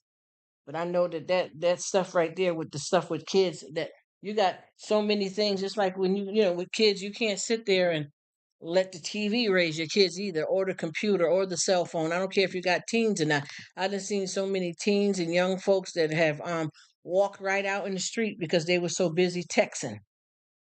They weren't paying attention to what was going on because they're 10 years old with the latest iPhone, right? And you ain't even got a lot of food in the cupboards, but y'all got an iPhone. Your lights is about to be turned off, but your mom done went to the nail shop and got her hair done. It's priorities, and when you humble yourself down a certain way with God, He shows you how to make sure you do all of these things right in your life so that you'll be okay. But a lot of folks is not into that. And like I said, there's a lot of hidden abuse around here. Parents sit back, a lot of women who say that, they put up with the man. He could be touching a boy or a girl in the house. And I'm not talking about just sexually, but abuse. Your kids is getting beat like a dog. And what kills me about a lot of people, they always say, like, especially with people grown, 30, I say anywhere from 30 and over. Yeah, we used to get whoopings, but honey, we needed it. No, I didn't. I wasn't that bad of a child that I needed to be beat like that. There's a difference between being disciplined and getting your arm broke. You understand what I'm telling you? People are not, uh-uh. I don't know how they do that. You know what I'm talking about, Grace? I don't know how they can honestly say it. I just got through talking here, just probably about a year ago. I was talking to a mailman, and he was telling me, yeah, he said, because we was talking about, some kids that was walking by cutting the food. They walking all out, cussing and stuff, walk past. And he said, yes, Grace, you know what I'm talking about. And I said, ooh, these kids these days, they don't know how it is. Because when we was coming up, honey, you used to get it. But when I was saying that, I wasn't saying that like I was getting all good now. And then the mailman said, yeah, because when I was coming up, we used to get whooped with extension cords. I'm like, oh, and he continued to say, and honey, we deserved it. Yes, they do on social media. Yes, they do. And it be wrong. It be the wrong kind of spanking. You don't have to. See, that's the whole thing. I know that a lot of parents want to discipline their kids in a way that when they do it, it'll stick and they don't have to do it so often. But if you do it abusively, that's not going to stick in a positive way either. And it's not just that you got the kid where now they're going to do right all the time and stuff because you whooped them so good that they know that not upside their head. Yeah, they may not do it again, but you're teaching them violence and then they're scared of you.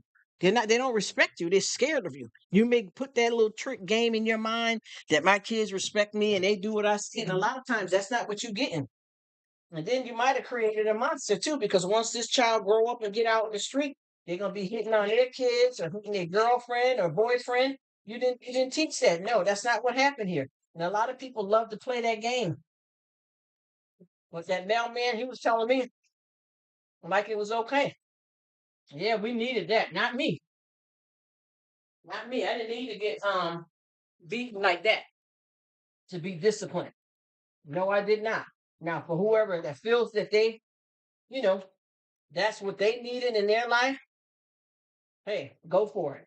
But for me, I know a lot of that stuff, like me being an adult, and even when I was a child, a lot of them whoopings that I have gotten and people gotten, that was abuse. And that's why they started with the social service because of that. I never believed in the that stuff was right. And I don't, disrespect anybody that feels that it's okay to do that because everybody has a right to raise their kids the way they want to. But I tell you what, don't get caught. That's all I say about that. Don't get caught out here doing it because if it was okay, you wouldn't go to jail. You wouldn't get your kids taken. And I feel that people don't realize being a parent does not mean your child is property and that you own them. But you see fit. You and your husband or partner or family. You raise your kids the way you see fit. But at the same time, we know the difference of being abused because I got so many females that I know that are in relationships with the kid's father, husband, and he beating her up and the kids. And you can't say that that's discipline. That's not discipline. He's choking the mother out. Your kids slam down to the floor when they done bust up their head. That's not discipline. God does say in the Bible, spare the rod, spoil the child, but he didn't mean for you to hit the kid with the rod. The rod meant for guidance. And when you discipline your kids, it's for guidance and protection. But you know when you gotta, get into somebody's butt. You know what I mean? You know what you gotta do, but it's how you do it. Because that kind of stuff like that changes your kids' whole direction in life. When you start putting hands on them the wrong way. And then a lot of them think that it's okay. Just like I don't know who's on here or whoever is familiar with what's going on with Kiki Palmer. What's she saying here? My mother. Oh, I'm sorry to hear that, Grace.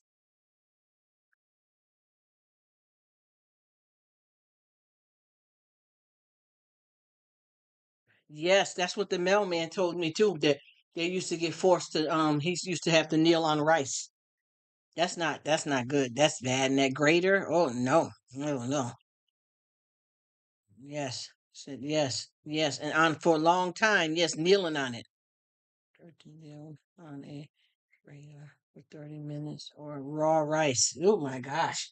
Yeah, and all of those people. that we speak about this stuff happen to, it's not a good thing. It's not. I don't care what nobody say, and it's not judging people because you can't tell people how to raise up their kids. You can't tell people what to do in their house in that kind of way like that. But some of that's not right though, and it doesn't. You may have the kid around there scared and jumping, and you think, oh, now my kids know better. I got them in check. They respect this. They know this, and it's not even that. A lot of it is fear, abuse, broken spirit, angry, hurt, hate. A lot of times we don't realize that a lot of that stuff that's not it. That ain't all of that stuff like that. Because I know so many people that have been vegan. I remember folks telling me that they was made to get into they would get whooped with a stinger cord, and then they were made to get in the salt bath. You know what I mean? In salt water. You get what I mean? Or bleach, rub to clean their wounds. Like the parent would spank them, and then come on, baby, to hug them up and start, treating their wound with bleach on the rags, or really literally rubbing salt in the wound. You know what I'm saying? So or that all that stuff is and everybody wants to say it because that's all they know, or they think because of what they did as a child that they deserved it because that's all they know.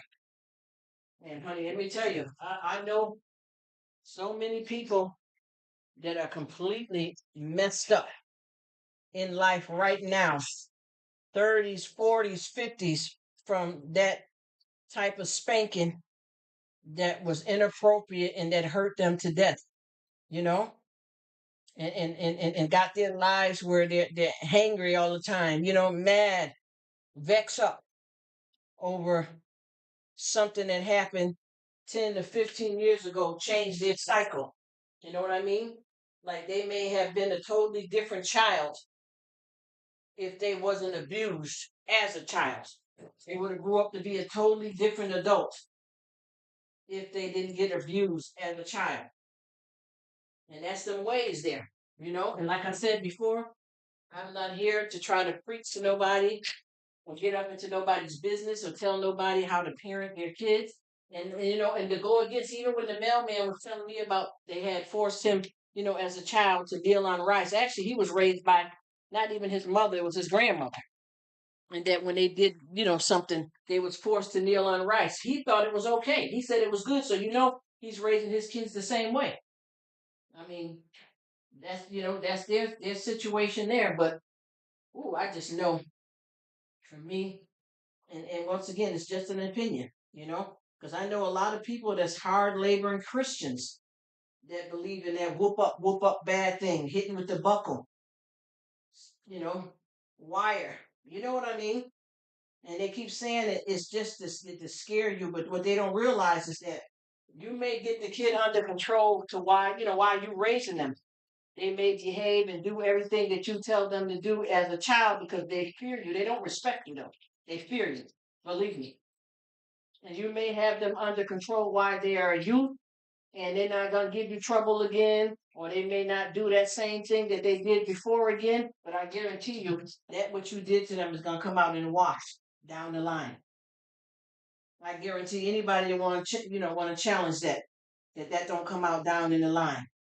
And when I say that comes out down in the line, I mean to where the kid is affected when they grow up by it, or they raise another generation of kids their own and bust up on them the same way. And then a lot of men were raised where they were taught to believe that it's okay to put your hand on a woman because my father did it, and a woman is my property, my kids is my property. And then I noticed that there's a lot of nice men out here that get with terrible women. They marry a woman that's not a good woman, and she, dogs him out, and he's a good man, putting her hands on him, cheating on him all the time. The women can be just as bad as men. It's just you don't know them. Everybody don't run across.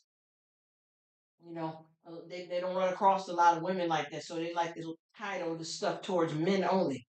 But I know for a fact that there's been plenty of women that have played the same role that I've seen a man do, if not worse. And people don't realize that a lot of women have criminal minds too. And I know with me coming up, I know that I've seen a lot of women that were bad, and the man was good. They had a good husband, and they didn't, they didn't take good to being a parent. They didn't like being a parent, so they were very abusive. And this is not just the person next door. This is people that we all know out here in the world that do this stuff. But everybody is always so quick to turn the other cheek and point fingers when they know that this happening in their life. Thank you, Adam. Sounds good, Grace. Thank you so much. Thank you, my dear.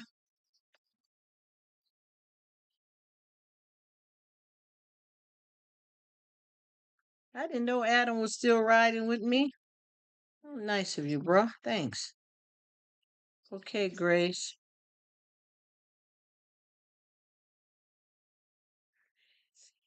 All right, I'm cooking around here, y'all, so don't pay me no mind.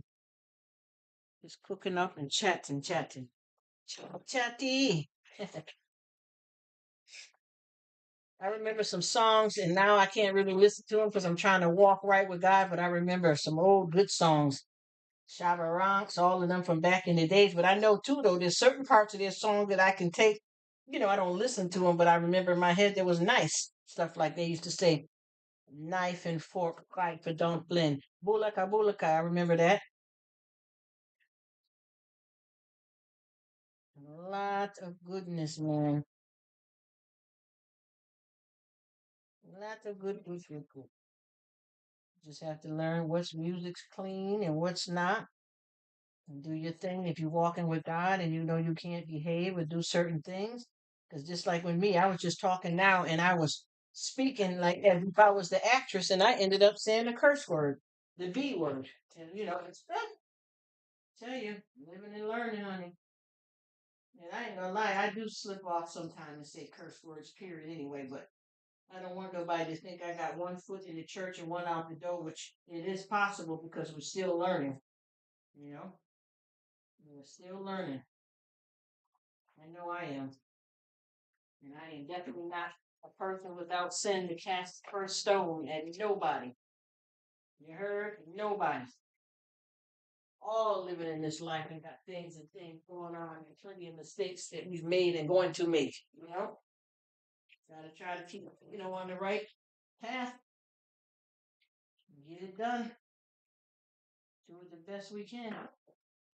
I tell you what, tomorrow ain't promised. And if you could have done one thing today that keep you from going to hell, and you didn't do it, if you're not gonna make it to tomorrow, and you don't know that, you're in trouble.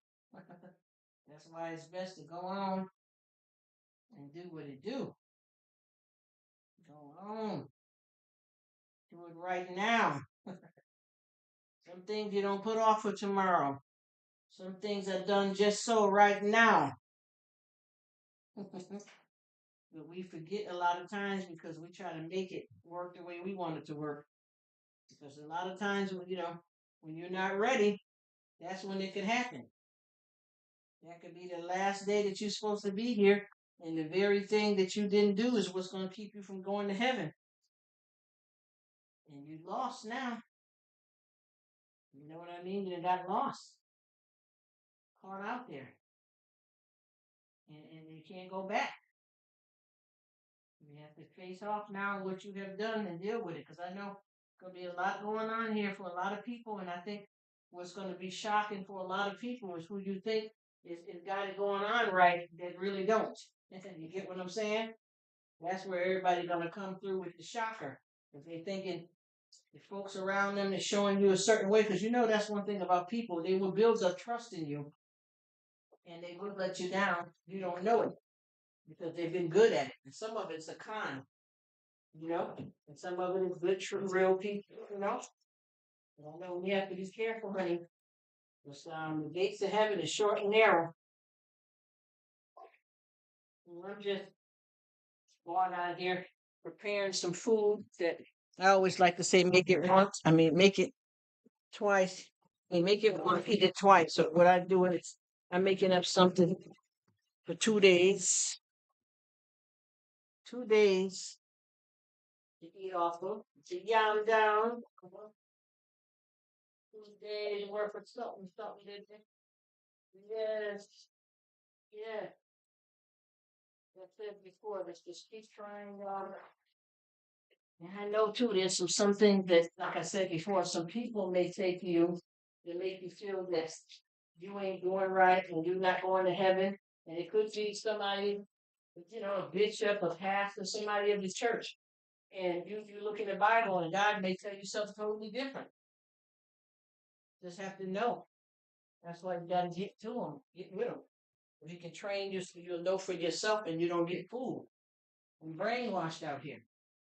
Because I got one of my YouTubers that talk really good. Not even my YouTubers, I call her my sister. Um, Blessed and Piers Pound.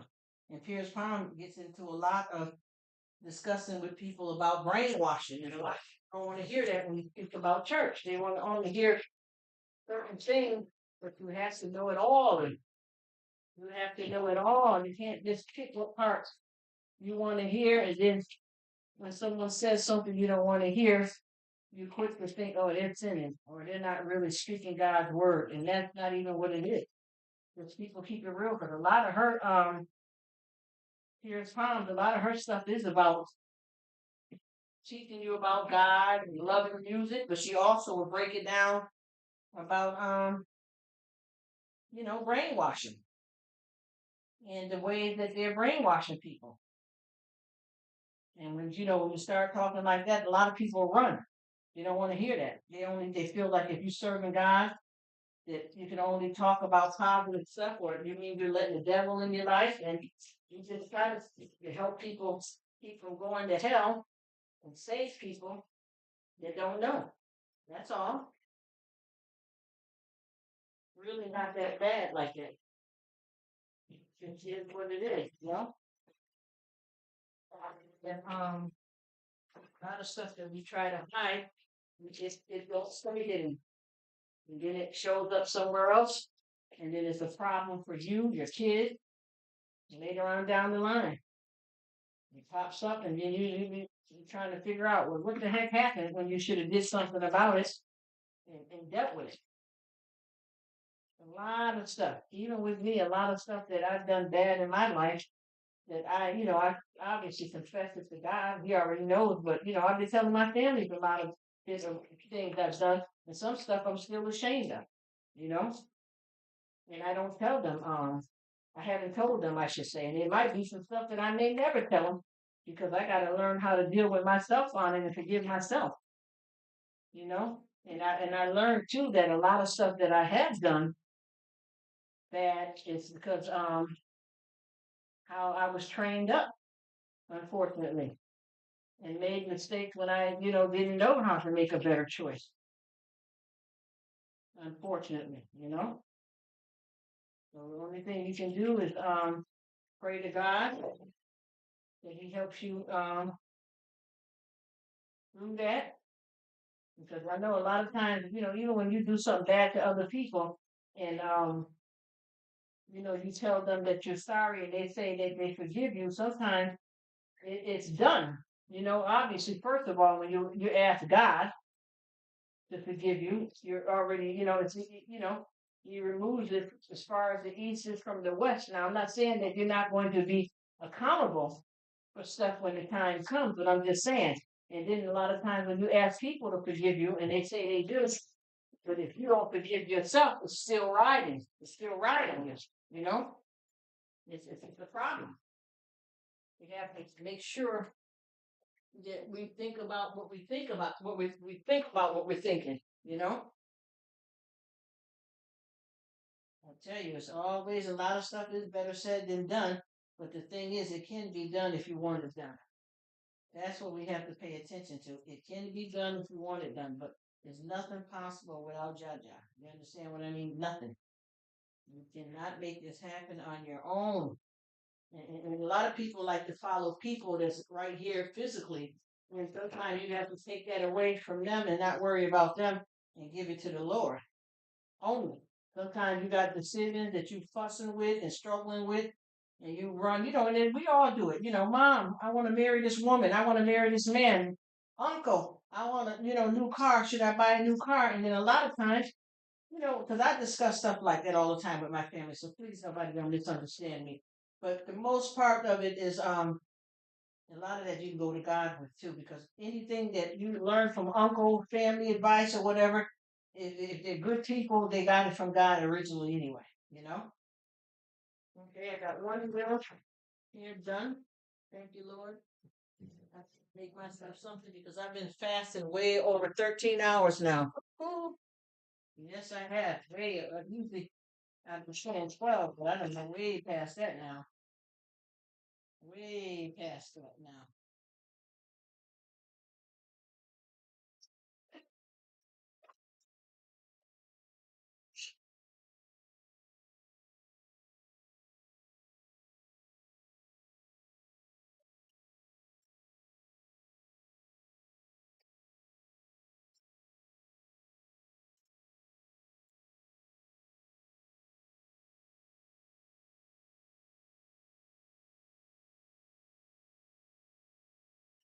That's the satisfaction.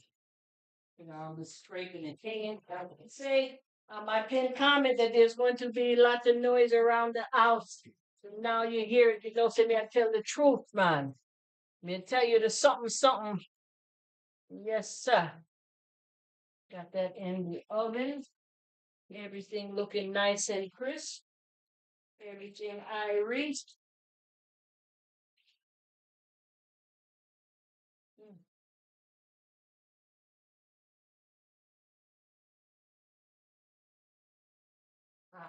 That's done. What? Always feel like it's red. I'm never going back. I think somebody got it off track. Let me take it out and straighten it up. Because it looks like it's supposed to done past the back. This one. Come now. Look at this thing. Hey. Got it switching now. That's why I don't touch. Oh, what's happening here? Mhm.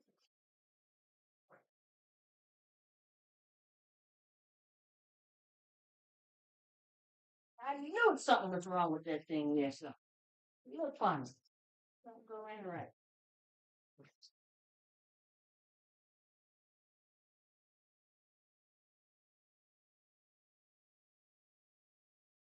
All right.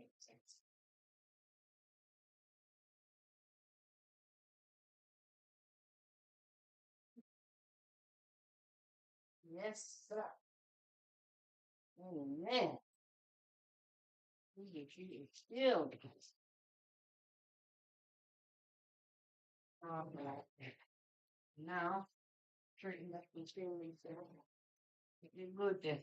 Wipe down the straw. Yes. All right. Good. It's looking good.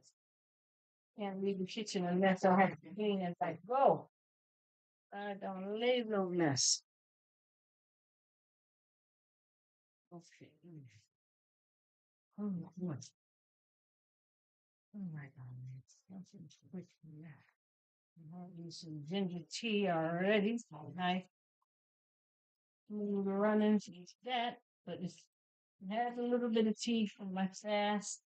Now I need more. You see, tea. That's a little something, something. Nothing too heavy. Nice and easy. Yeah. Okay. All right. Yeah, you're good. Yeah, you're good. Yeah, you're good. Yeah, you're good. Go. That old song. Can't sing the whole thing no more, huh? Can't sing it out no more. All of them. I used to listen to all that music. Beanie Man, Cabaret. Some of the songs are not bad. If you're trying to walk with God, certain songs you can still listen to. Everything, all of your songs getting cut off and I'm done with it. But you just have to watch. This is how we want to live. To watch one thing, put it up, above it down. Because to be a Christian, you do have to try to carry. And I'm not saying that I'm all the way there yet. I'm working on my salvation, but you have to work yourself up.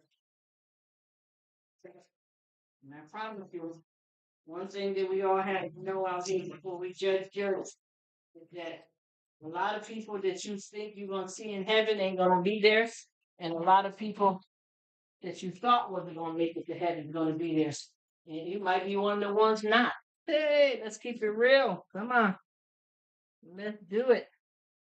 Let's keep it real, y'all. That's one thing we chat about is the truth. You may not be there yourself, and you looking around saying, you get there and you looking around and you're saying, well, how come he's there? I was a better person than him. How come he's there or she's there? I was a better person than them and realize y'all both in hell. But you said you were saved. See what I mean? Come on, let's keep it real, y'all. Come on. Come on. Think about it.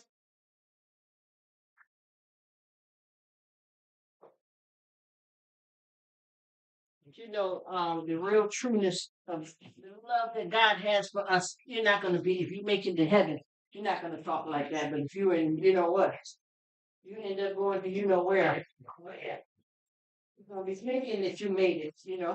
And then you're gonna realize, yeah, yeah, you didn't make it. You thought you were off that game and bragging up, that you the one and the chosen one and Abba, Jaja, yeah. You weren't real.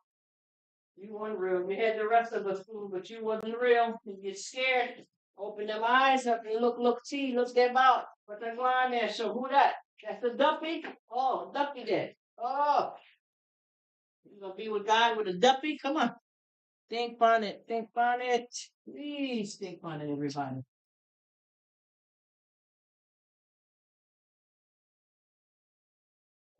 One part of this thing is gonna be shocking. It's gonna shock your spirit. Because sometimes all of us we try to ray this and ray that. We're thinking that we have all of the answers, but we may not be right ourselves. One thing I can say though, when you know, you know. And say, you yeah, you're good, you're good, dog. You already know. I'm not gonna finish off this song, listen. We know. You know what's up. You know. Because every little thing that go on in your life, anything that you do in your life is not hidden from God. And if you care more about what people think than God, then you're going to end up going where you're supposed to be. That's what's going to be. That's the only way.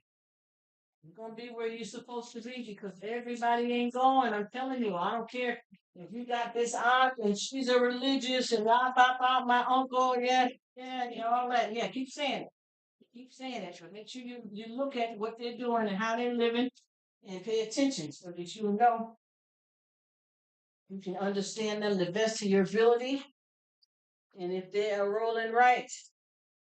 Because sometimes we get led to slaughter by someone that we think is God because we don't know God and we running behind this pastor, or sometimes we let God down for this man or this woman we want to be with because that's more important to try to have this relationship. And with being with that person blocks your blessings. When you still go behind them.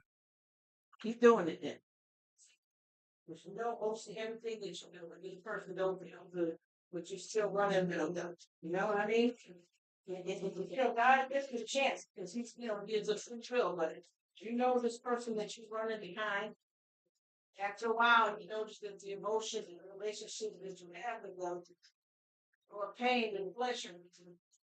And a lot of times people think when we say, especially when it comes to couples, husband and wife, A lot of people think it's, in the bedroom. Sometimes the bedroom don't be popping. Sometimes in the bedroom, there's abuse in the bedroom. You get somebody a little crazy when they come in there. You know what I mean? You're being abused in that way from your own husband or your girlfriend. People want to bring demon passion into the bedroom instead of normal passion that we're supposed to all have. You know what I'm saying? Get crazy with it. You know? They had a story in the Bible. Sure y'all know the names of these people, but God had promised them a child, and they both felt that they was getting too old, you know. In some ways, one last longer, or they came to really this last longer than women in some cases. And besides, she said, I'm gonna give you my handmaiden to her husband.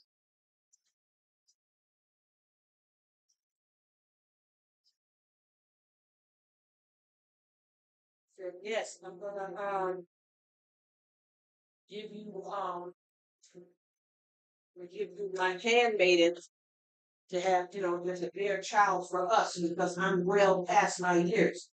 But you have to remember with this couple, y'all know, I'm trying to put it out. I want you to know. Right? So she said, I'm going to give you my handmaiden to breathe. Make sure the two of you breathe and not more. You just breathe up with her. Once you breathe, you left it, right? You come back to this bed, to the marital bed, See what she's saying? I'm too old now to give birth. Too old, right? So you take up her, you make a baby with her. And then we take the child as our own, you know, and it didn't turn out good. It ended up being a lot of strife. And they never said if he was still fooling around with this woman, but they said that she started teasing the wife, like, I got a son, we're gonna stand have kids, type of, that way again. And they ended up where she sent the handmaiden away with the child because she didn't wait and listen to what God told her was going to happen. And that caused a disruption in not just her marriage, caused a disruption not just in her marriage, but in her salvation with God, her and her husband, because they were good people. They served God, but they decided to make their choice because they wanted a child so bad, and the God kept telling them that He's going to give them a child, but you have to wait when I say so. And they didn't want to wait. So once they did that, and the lady had the baby, then that's subject to God. And He did bless them, like He said, but when He said, see what I mean? We got to listen to them parts here. When He said, He still blessed them. Forgave them because they didn't do what He said. And then, look at it now, it's adultery. It's time to get another woman. I don't care if your wife wants you to get in here and get freaky, bring somebody else into it. That's not them. See what I'm saying? And they tried to do the works of the flesh for them instead of waiting on what God said, and then they end up bringing, a division. I mean, they got straightened out because God will forgive you if you're true and pure. But just because God is forgiven, it doesn't mean that we can keep sinning. But yeah, they did that, and they broke a lot of what was built with God in their life. And He gave them the son when He said, when he said He was going to give them a son, and He did. But they couldn't wait. She still was able to have a baby, even though this other woman had a baby first. And then now she started getting mad with the handmaiden. And the handmaiden started, acting some kind of way because she had the son by him. And they let that interrupt what God had for them. You know what I mean? By trying to work in the flesh or think you can do what you want to do and not listen. I'm telling you, people don't realize when the anointing ain't on it, it don't work. You understand what I mean? When the anointing is not on it, it don't work. You be doing stuff like that, you ain't doing nothing but hanging out with the devil. I'm telling you, it don't work.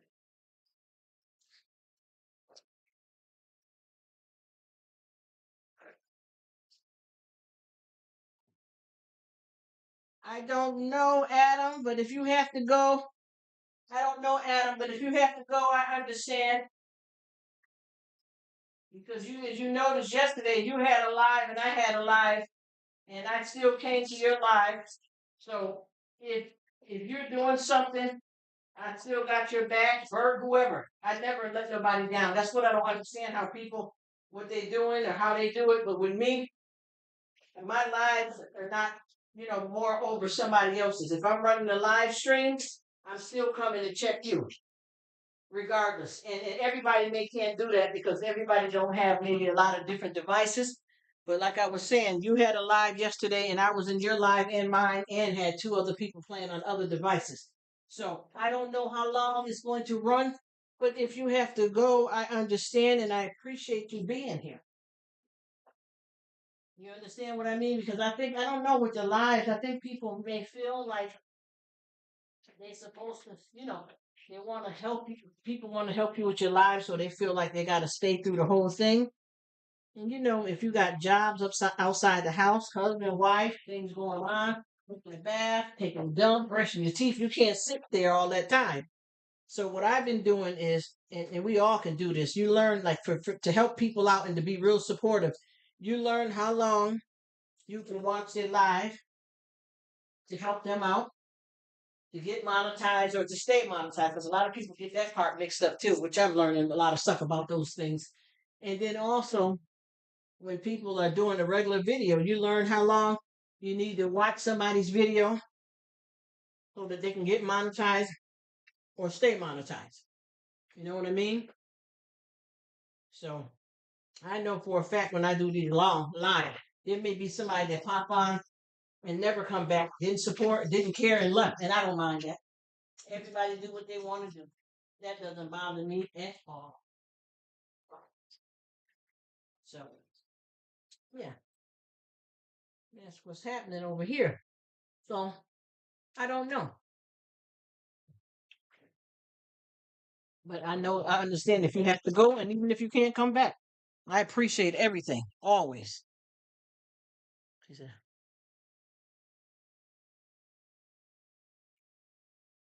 "Oh, okay. I hope because I don't want nobody to feel no way, because I know you can see, and no disrespect, but I know you can see, Adam, when you come to these little lives I call myself doing. I'm nowhere near as entertaining as you. All y'all got something better than me. I'm the only one probably in the dark. You know what I mean? Out on camera, I mean. But I appreciate it. And I don't know. I just run it because, as I was just going to say, you notice that when you like, if you left off and came back, don't you see how people are coming at different times? Like, you may have came on and seen a certain crowd of people, and then you left and came back, and there's somebody else. So that's why I let it run the way I do. It's because I got so many people that's in different time zones, and a lot of people will reach out to me on the live or hit me up on Instagram saying, the next time, can you do a live? I mean, the next time you do a live, this is my time zone, so I'll be able to watch it. Can you keep it running until I can pop by? Because I want to have a conversation, or I want to ask you something. You know.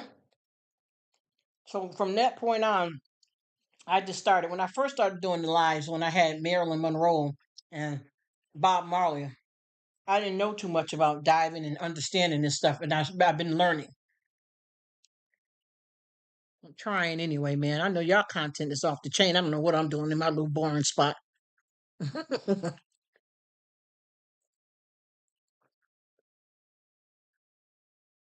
Oh yeah, Bert's doing something though too at some point. But see, I've been a lot of times too. I've been clearing off my lives, and the reason why I do it because sometimes I just want to watch somebody else's instead of my own. Be real, but yeah, I just hang out like this. That's why I said I don't know how long, because I got a few people that already told me from hours ago to just a few minutes ago, which was Grace, that they'll be back. So, and they may not make it back, but most of them always do. So I try to stay here and chill.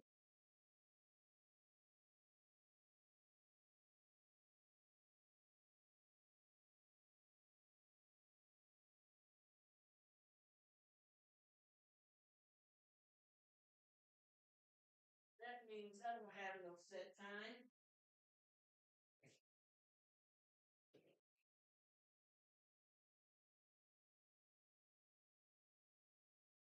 I might be on here because I got the time to dedicate verbally more. But even when I'm in my work mode at home, like a lot of days when I start the live a little later than what I do is because I came in from 12 hours out in the streets. You know what I mean? Doing that job detail, and then I come here and I do some work on the computer.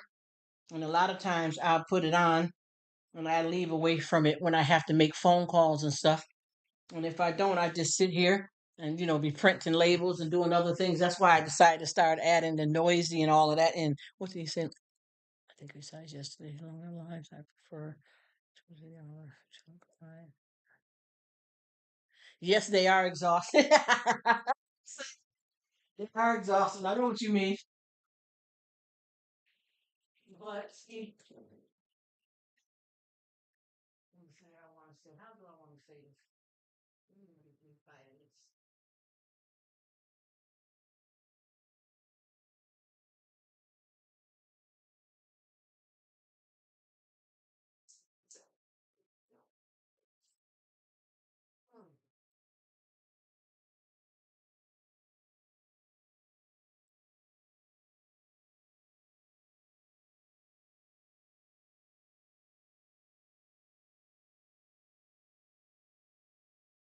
Hmm. Hmm. I know exactly what you mean by the long lives, but I think it kind of don't bother me as much as because I'm doing so many different things and I can be a little hyped up sometimes. But so for some people it is exhausting, but it don't bother me that much because I'm doing a lot of stuff that I'm capable of doing, and that's why I'm able to do it. If that makes sense. But I get you because we all have to find a niche on here. You know what I mean? And I'm trying to figure it out because I was gonna start cutting mine down to probably maybe 4 hours. But every time I try to do that, I get so many people that contact me on Instagram because that's more of a quicker way to get me than waiting for the next live because they don't know what time it is. And then they keep saying, "Well, can you do it a little later? My time here is so and so." Because I like the chat, I like the conversation. So then I'll try to wait around for them, or I'll start it at a different time because of them. And then other people that I was doing it at a certain time came and said, "Well, what happened?" Because I'd be checking you out on my lunch break and I see that you didn't start at 8 today or 7 or whatever the time zone is they're saying for themselves. Because we would have to compare the time zones to know. But I get where you're coming from. And see, you got more work that you do. I think you do more work with your lives than I do too because you're physically running and paying attention to the camera. I'm not sure how you do yours because some of them I know are videos and you showed a lot of nice past stuff. I've seen too. I noticed I can tell you were younger in some of the pictures too.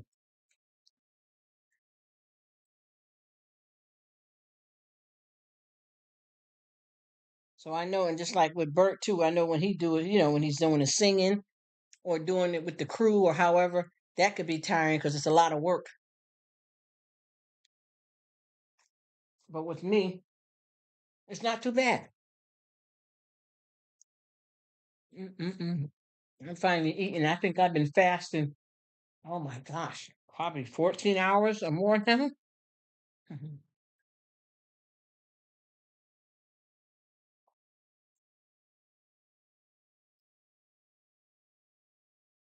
Yeah, I can tell with the pictures that you were a lot younger. And if you doing a like I've done, if you're doing a real true silent live, I know you probably maybe not like those, I'm not sure. But if you do a real true silent live, you won't be chained to the computer.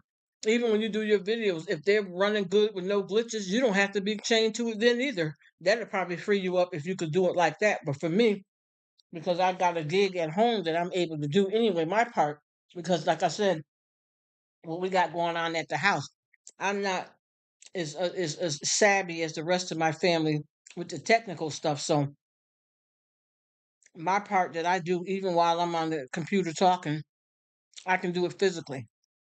Packaging up products and things that's going out the door,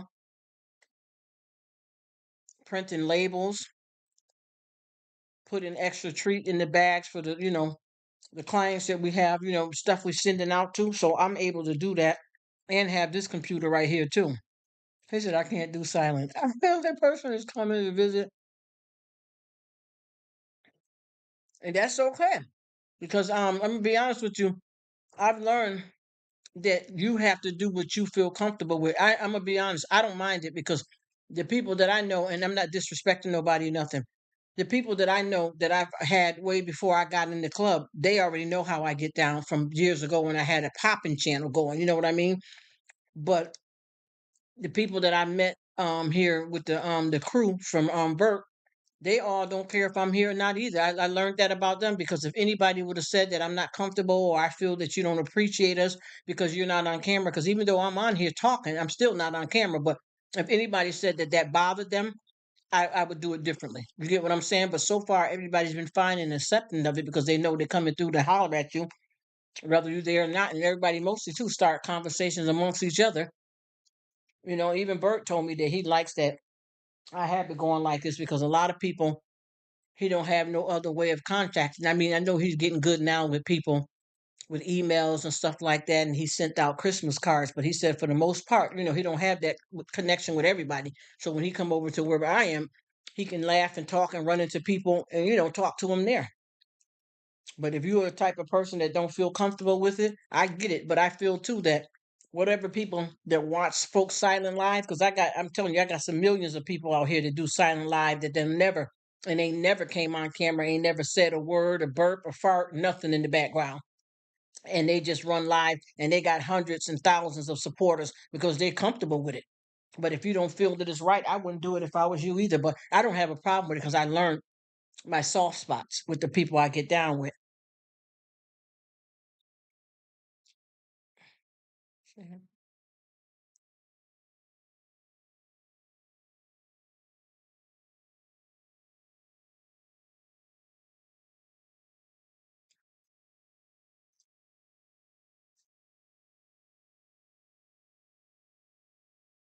See, yeah, that sounds like a good plan because you got to work out what works for you and your job. You got kids there at the house.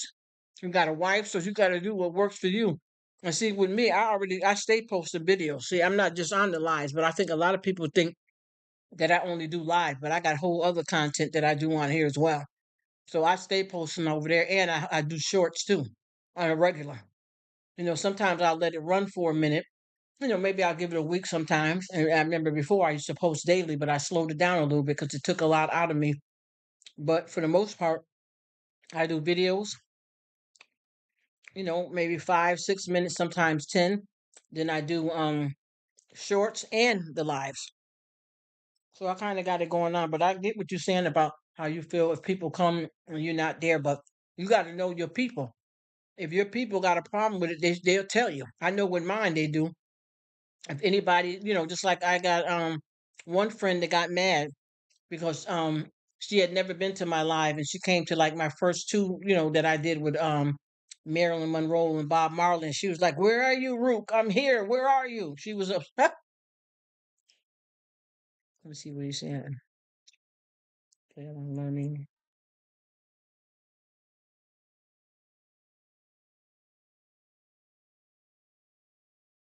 Yeah, that's good because a lot of people need help with that when it comes to pets. Because I promise you, I know hundreds of people that go get a dog or a cat and they think that's all to it. They don't pay attention to if they're feeding them the right food, why they got diarrhea. Is that a sign of a medical problem? They know nothing. They just go and buy the pet or get a free cat or dog from somebody and bring it home and let it just live, not knowing that, well, if you buy it from a vet, the vet's going to give you instructions. You know what I mean? But a lot of people, they like to, go to somebody instead of having to go to the vet or make an appointment all the time for things that they could, find somebody like you on YouTube. But a lot of times when the person gets a pet, oh, my neighbor, they had, some kittens or puppies they want to give away and they go and get that dog and don't take care of it or that cat. So for you doing that, that's good. A lot of people need that for sure. And people don't realize your pet is a child, a family member of yours, and you have to treat them that way.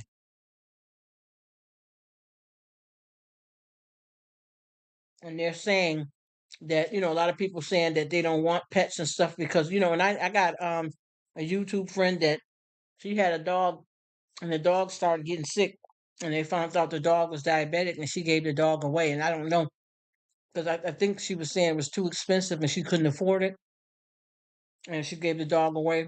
And it was hard because her kids grew with that dog, from the dog being a baby, and their kids were little too. But I feel like with the dog, the same, a dog or cat, the same way your kids got something medical going on, whether surgery, medication that they need for survival. If you that parent, you got to do it. Because if you end up putting them, what do they do if you put them in the vet? How long does that last? And you know what happens. So, as I know with Ray feeds a lot of stray cats for that reason too.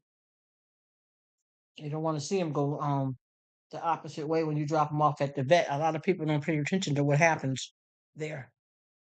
They only keep them so long to try to adopt them out, and then after that, there's no other options, which is scary for the animal. But a lot of people don't take it seriously. When you get a pet, you the mama, you the daddy.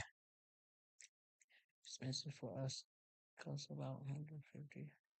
Yes, and the thing is, but would you? And I know that the insulin is very expensive because I know a lot of people that have pets, but you're not deciding that you're not going to do it, and if you can afford it, and give the cat away.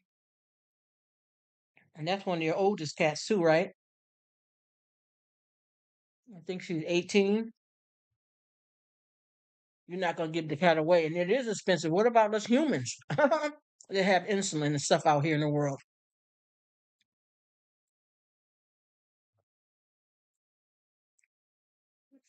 If you love that, that's your child that needs insulin, Mr. Daddy Adam, and you have to provide the medication for your child. Oh, 19 years old. Okay.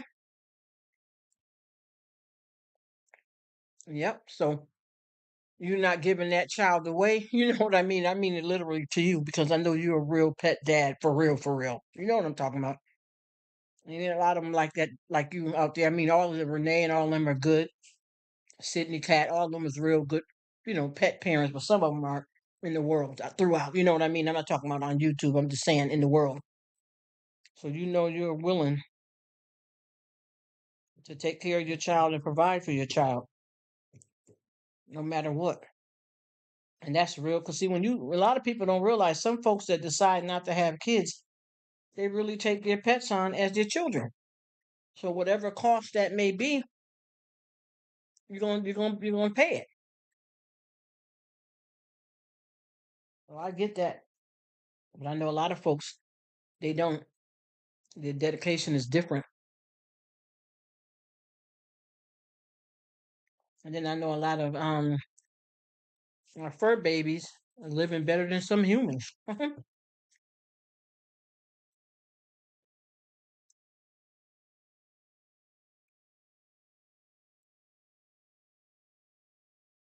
Oh, well, I hear that. Y'all got it worked out, huh? I know exactly what you mean. Do they have any kind of like insurance for your pets the same way they do for, people? He said a good thing his wife got a good job. I know that's right. But y'all both meet each other halfway.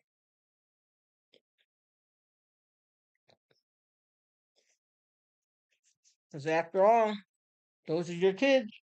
And that's the family y'all built together. So you're doing it. And it's awesome. Hmm. I know that can be expensive.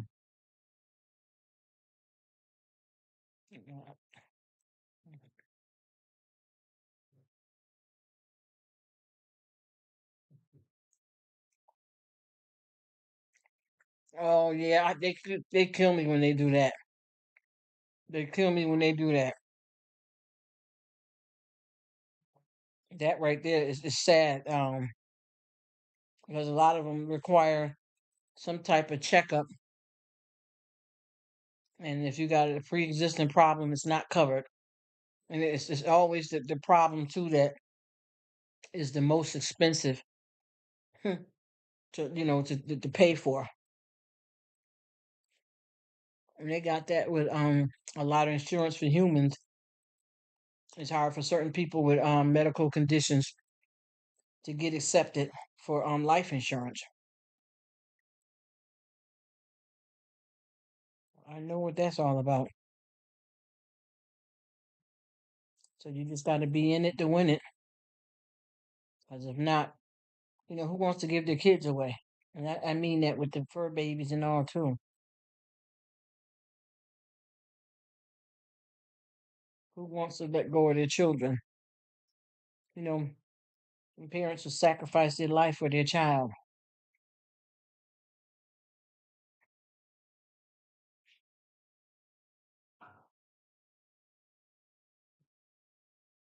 Hello.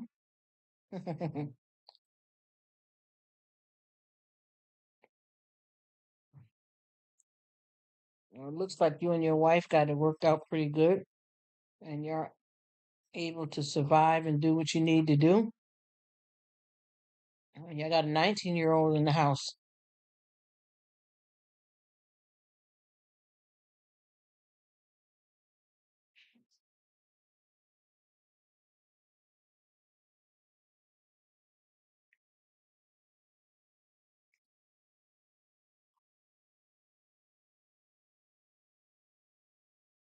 I know, like with Bert, he got kids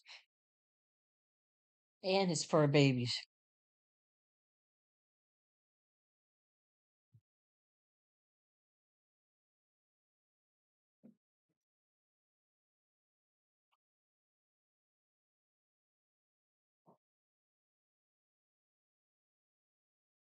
I know a lot of people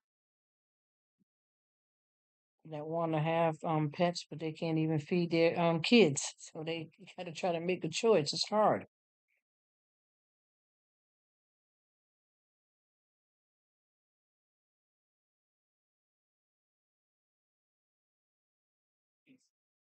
It seems like y'all got it covered over there. Imagine if you guys would have had kids. Do y'all think y'all would have had as many kids as you have cats?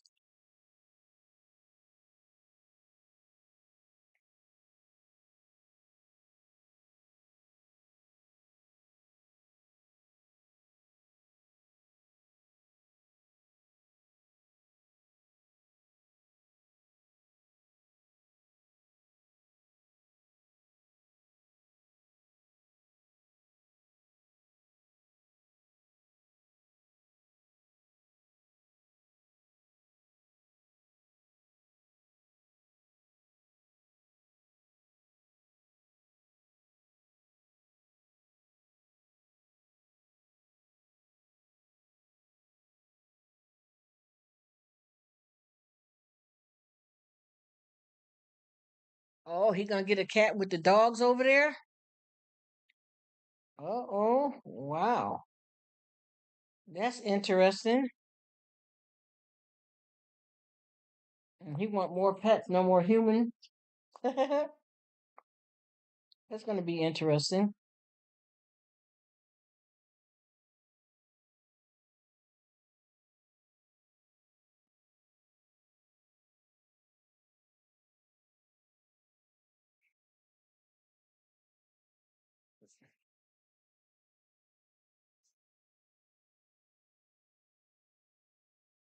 He said that wasn't the road lie before us. Okay. So you guys just decide to go with pets then, huh? Sometimes it's like that, different, situations in life. Personal choice, medical, different reasons for different couples. Oh, yeah, he might be feeling it. I wonder why he don't. I know that's interesting. That is most of the people are the cat families. I wonder why there's not too many on with dogs. I know who does have dogs. I know him and Uncle Burpee both have dogs.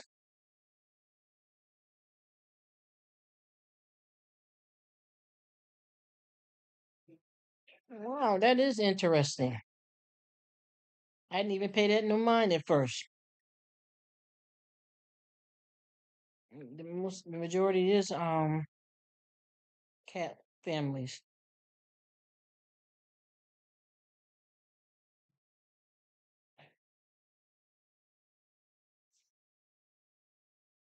He said he want a cat. I wonder how the dog's gonna take it. I haven't been in too many situations to see how people make it work in their house with cats and dogs both.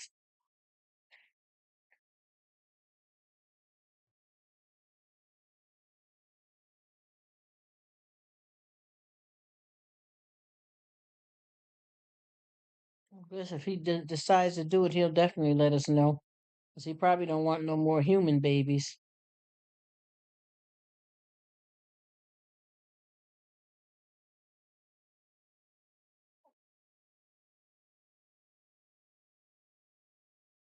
We're trying to get a cat. What?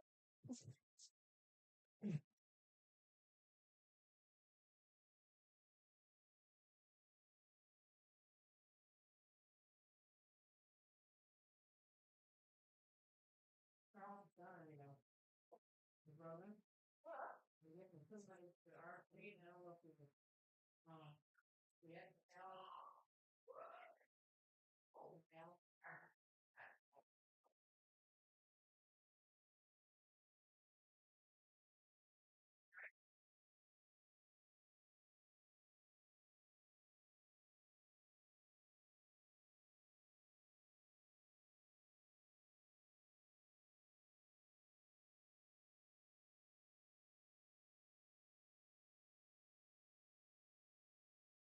whatever I'm making is gonna be for the Christmas.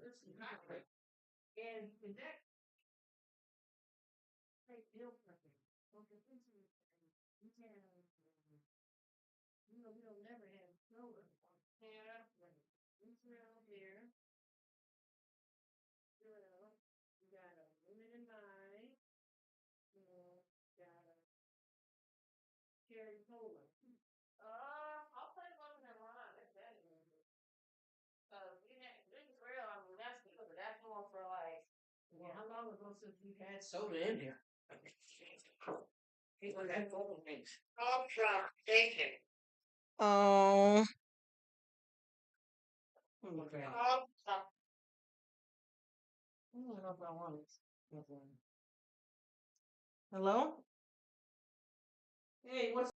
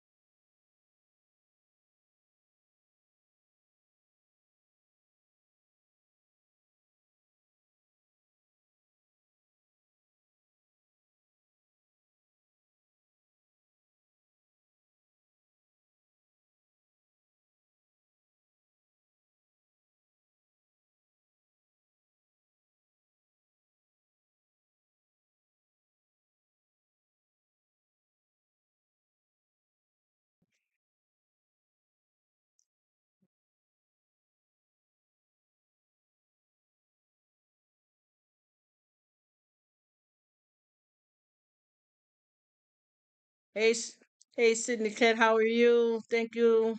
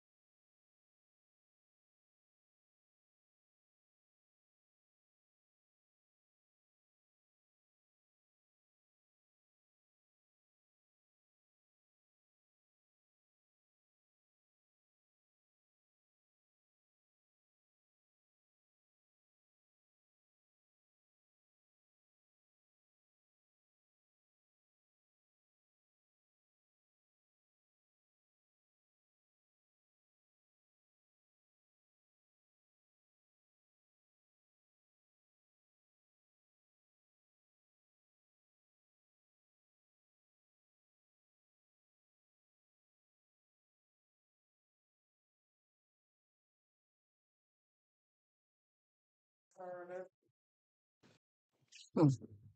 I hope you're doing good, Sydney Cat. I got you going. Even when I do my live, I always still, with my other devices here, I always still support three or four other people while I'm doing it. And you have some nice lives. If I can learn what you guys learn, Adam does too. And I wish I could. All y'all, I think everybody has got something going good except for me. These bubbles aren't moving. The closest you can get anything from me is probably my other videos. Other than that, I'm you know, belly flop. I'm learning little by little though, and I thank you so much. I've been catching up on a lot of your videos, and you got a lot of nice shorts, so I've been hitting them up. I know you've seen me over there checking you out, Sydney, and I think you are awesome, and you have such a sweet personality, and I appreciate your support and your friendship. I'm just here scurrying around. I didn't have too much work to do today. I got some last minute stuff that I had to print out, some labels and things like that. But I'm getting a chance because see my schedule changed. When I first started doing these lives, I was working during them times where I could pop on a little bit and that was it.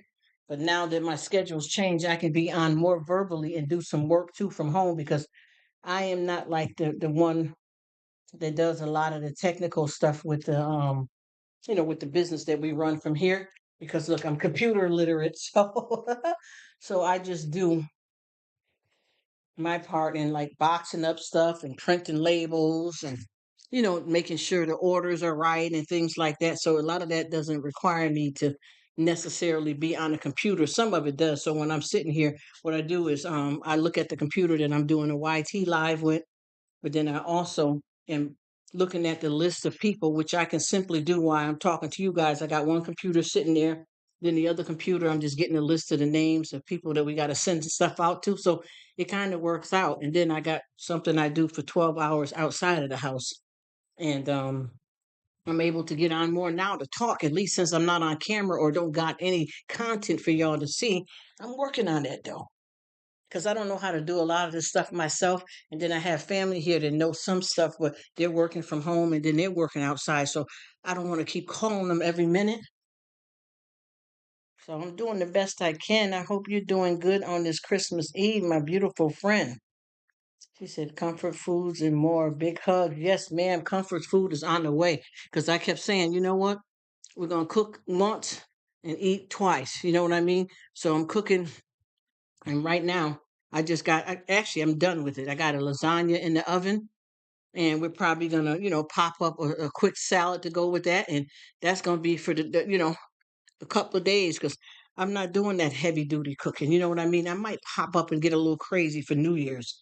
But I just we were relaxing back and I changed the kind of a lot of the traditions, which is nothing wrong with it when you have big families and have a big dinner. We did a big things for Thanksgiving. That's because we had a lot of family from out of town. But you mellow it out sometimes. So yeah, we're gonna have lasagna and make some nice salads to go with it. And then we're gonna have some more lasagna tomorrow.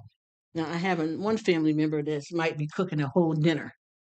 So that would be some type of meal option for something different for whoever don't want lasagna, but I did the lasagna portion. And we'll whip up the salads fresh for tomorrow. Yes, comfort foods, lay back and chill. Yes, you welcome, Sydney. I'm cutting you some right now. You are welcome to have it, I promise you. And I hooked it up. I did it the good old fashioned Italiano way. No, so let me stop being silly, but you know what I mean. I'm enjoying it. You know what I'm talking about. Lucky to have food. You know what I mean? Chilling back and eating and relaxing and snuggling up. You're definitely welcome to have some lasagna. Anything I have, I'm willing to share. You're awesome. I was just talking with Adam at Catattainment about how wonderful you pet parents are. I'm telling you, some of the cats and pets here are living better than humans. You know what I mean? That's how you treat them. They are your children, and they deserve everything that you would give a child. Period. You know what I mean? That's it. Yes, ma'am. So we getting it in like that. Hip hip hooray! And a lot of times when you don't hear too much of my background, that's because folks was working in other areas because I couldn't be like this around them talking and running my mouth the way I do. And we got business calls, but we got certain areas of the house and certain phone lines that's just for business. You know what I mean? And we just had a call in on the house phone. That's some family just calling in to, say Merry Christmas and things like that. But other than that, it's separate areas of the house. I'm just relaxing and just glad to be alive because I know that a lot of stuff is happens out here in the world that we live in, but I tell you, there's just as many as good things too. I just touch base on all areas, but for the most part of my life, I promise you, I live humble and at peace. I just got a gift for gab, that's all. And I like to cover a lot of grounds with stuff because a lot of people are not prepared. I even have one of my YouTubers. She's not on here right now. She was here earlier, and she's Pierce Palm. She speaks a lot about deception and brainwashing in the churches. And a lot of people get upset. Oh, we only want to talk about good things in church, but she gets the angle to help people. And then another nice sister Lynn, over 50 and fabulous. She talks a lot about a lot of stuff, and she said, "I'm just trying to help out to keep people out of hell, but." You can't just teach one part of the Bible. You have to teach, go through it. You know what I mean? And I don't want nobody to ever. He said, Adam is a joy. Adam is something else over there, honey. I call him Catman. You know what I mean? He gets it in. Good people. Yeah, so I be trying my best to elaborate on some of everything. You know what I mean? And a lot of times I don't want to rub nobody the wrong way, but I know and everybody else that come by here to holler at me. Yeah, I know for a fact that if I'm saying something you're not comfortable with, you can click off and I get it. It's nothing wrong with that. And I know that I run these long lives, but I promise you, this is more about the friendships. This has had nothing to do with necessarily trying to accomplish no watch hours because and me and all of us, we were doing something way before YouTube came along. We all have worked, we've been to college, got careers. So, everything is not solely based on this. I mean, if it could be something lucrative, that is awesome. That's a good game for any of us, extra money, extra job. But I'm not on here for that. And that's why I run my live so long, because I have so many friends that when I do a live, like when I first started doing lives, it was silent because I had a different schedule. But then, since I've been doing the lives, I realized that I got so many friends that they'll hit me up on Instagram and say, "Oh my gosh, what time zone? Because I want to catch you live." As I'm watching the replay, but I wanted to be able to have comment in the live. Can you let it run a little bit longer, or can you put it up sooner? Let me know what you can do, Rruk, because I want to ride. I want to have fun. So that's why when I put it on, I just let it go. I just let it go because I know that it's gonna reach somebody. Because look at your time, the times that we got. Just like right now, you're on here.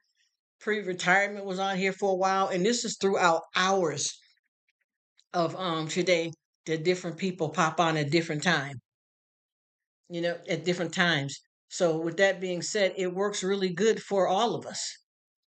It really does, because we all, we got different things going on in our life. And like I was telling, a few people here the other day, and a lot of people don't really understand that for real with me. I know you probably know. It's a lot of us that know, but I got some other people that's not in the club that don't understand that the friendships that I'm making, and I'm sure I can say we're making, are priceless. You can't put no money out on friendships like this. This is a spiritual connection, because we're all brothers and sisters, but at the same time we're all strangers to each other to a certain extent. So, with that being said, when you do this, I just had somebody on here from Germany. You know what I mean? All Kenya. You know what I'm saying? So this is connecting us, but at the same time, when we first had Facebook, I don't know if Facebook have any monetary gain, because I haven't been on there. I really never got. I probably started dealing with that maybe a couple of years ago. I don't really do Facebook. I'm not saying there's anything wrong with it, but there was no monetary gain, far as I know, with Facebook and then MySpace. None of those things had any monetary gain. But look how many people stayed on them, like how we are, because people really want to make connections with, meeting new people, finding lost family, sharing their lives, loving on one another. And there was no watch hours. You know how many people that I have right now that got a friend that lived down the street from them, and they're on the phone sometime 8 hours talking. You get what I mean? So it's about, loving and caring for one another. And that's basically the best fundamental part about this is sharing a little love and giving some hugs and, keeping each other going. And once again, we don't know each other, but we know each other. We're just learning, how to spread the joy. Because I promise you, a lot of these friendships that I formed on here are better than, people that I know personally.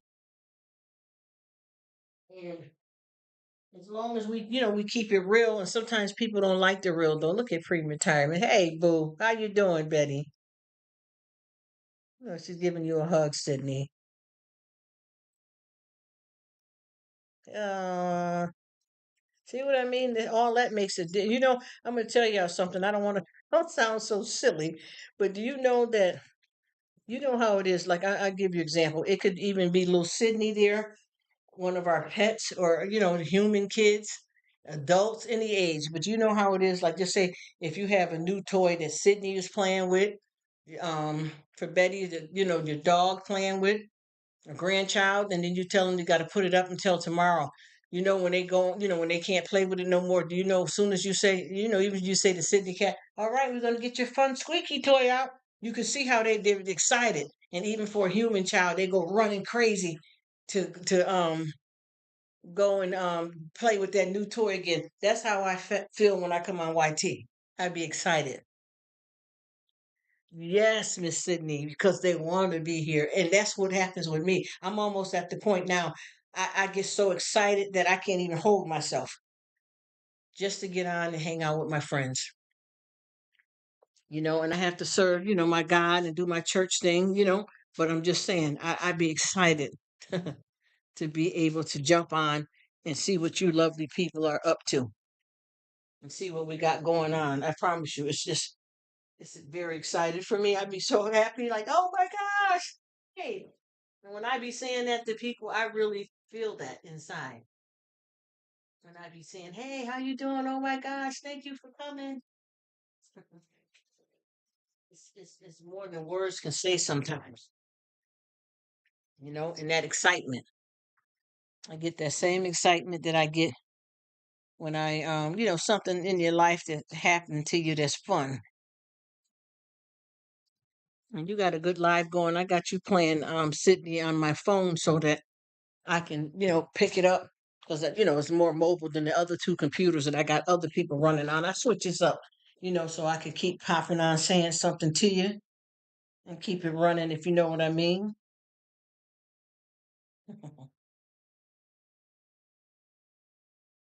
Yep, it's ending now. Yeah, you ending.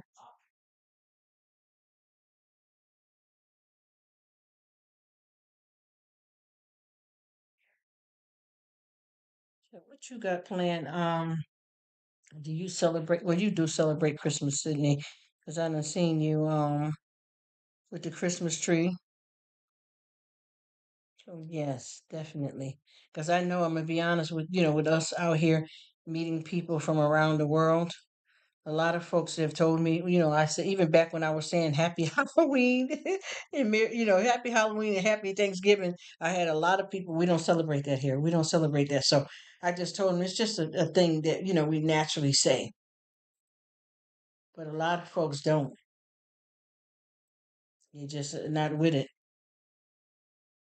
Mm, there you go. That sounds so happy and peaceful. Playing that good loving music, Sydney. Yes, we are, Miss Betty, with that good food over there and them desserts. Yes, we are, beautiful lady. I've been watching quite a few of your videos too, ma'am. Yes. Ooh, that makes my heart smile. All of that cheerful music. And I like to hear that music too, throughout the year, not just for the holidays either. I like to hear it. And what I want to say too is, do you ever notice, like a lot of people get this momentum, and then when the holidays change, I've had, how when everybody is going in here, y'all, with the Christmas spirit, right? And you all into it yourself. So when you see people, everybody, Merry Christmas, Happy New Year's, Merry Christmas. And a lot of us at Christmas, when we see some people that we know we probably see again before New Year's, but we'll just say it all, whatever. Hey, Merry Christmas, Happy New Year's. But have you ever ran into some of them same people again, like some time out after the holiday done passed, and you say hi to them, they look at you like you're a zombie, and I'm like, oh, was it just a moment?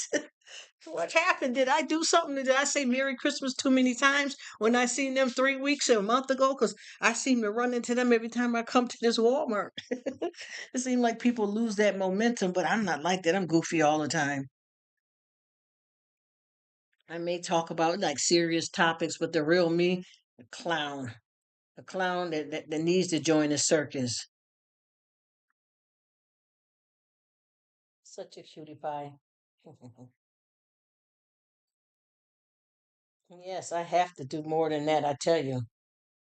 Betty saying I was thinking that this morning how people lose the after it's over. Why?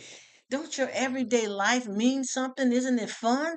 And I promise you, y'all, I may talk about some of this, from some of the high to the lowest stuff in life, but it doesn't mean that I live that way or I feel that way. But I'm good. Even if I see you, I don't care what it is. We all could be doing bad at the doctor's office. And if I see you, I'm going to have a warm, loving conversation with you. You know what I mean?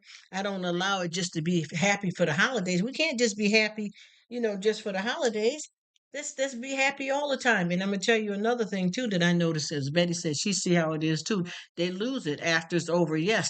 And you ever notice too how people, I know no disrespect because this may have not happened to everybody, but I've noticed some people that I've seen on a regular basis, and you ever run into them when you're at the podium voting and they see where you voting at and how they act.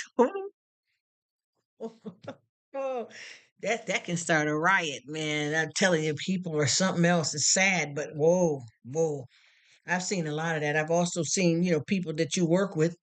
and you never discussed politics, but you guys all got along because you got to look at it. No disrespect. I'm not going to start talking a bunch of mess, but no disrespect. But with the politics, our regular conversation that we have had with people that we just see here and there or co-workers or whatever has been built off of our friendships or what we gathered here around each other, so we never really discussed politics. But I tell you, there's a lot of people that I have happened to run into that you've been working with 3 4 years or whatever time they came to the job or how long you've been there, and if they happen to run into you when you're voting, they acted different, back at work after they seen what side you were on.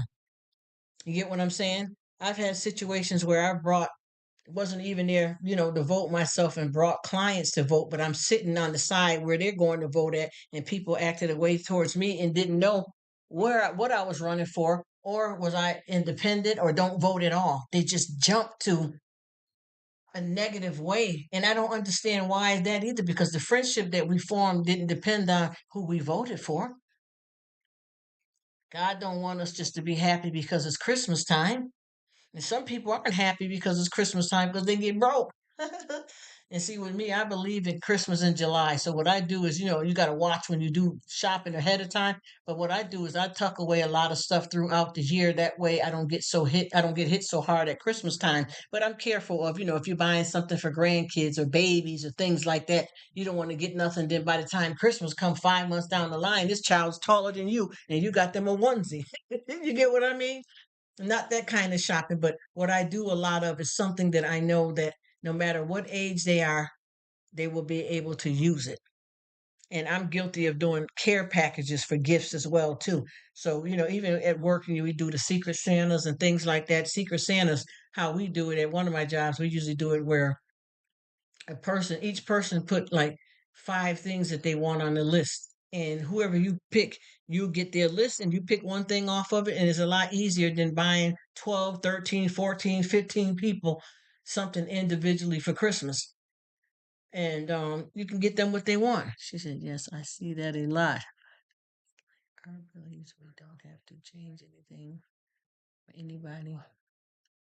It's all about pleasing God. That's right. And see, that's what I was saying too, Betty. That's exactly what I'm talking about. Because you got to look at it for what it's worth. How many people have you worked around and spent a lot of time, and y'all don't talk nothing, y'all don't even mention about voting or the president or really nothing at all. And you guys were good. You were friends. You were cool.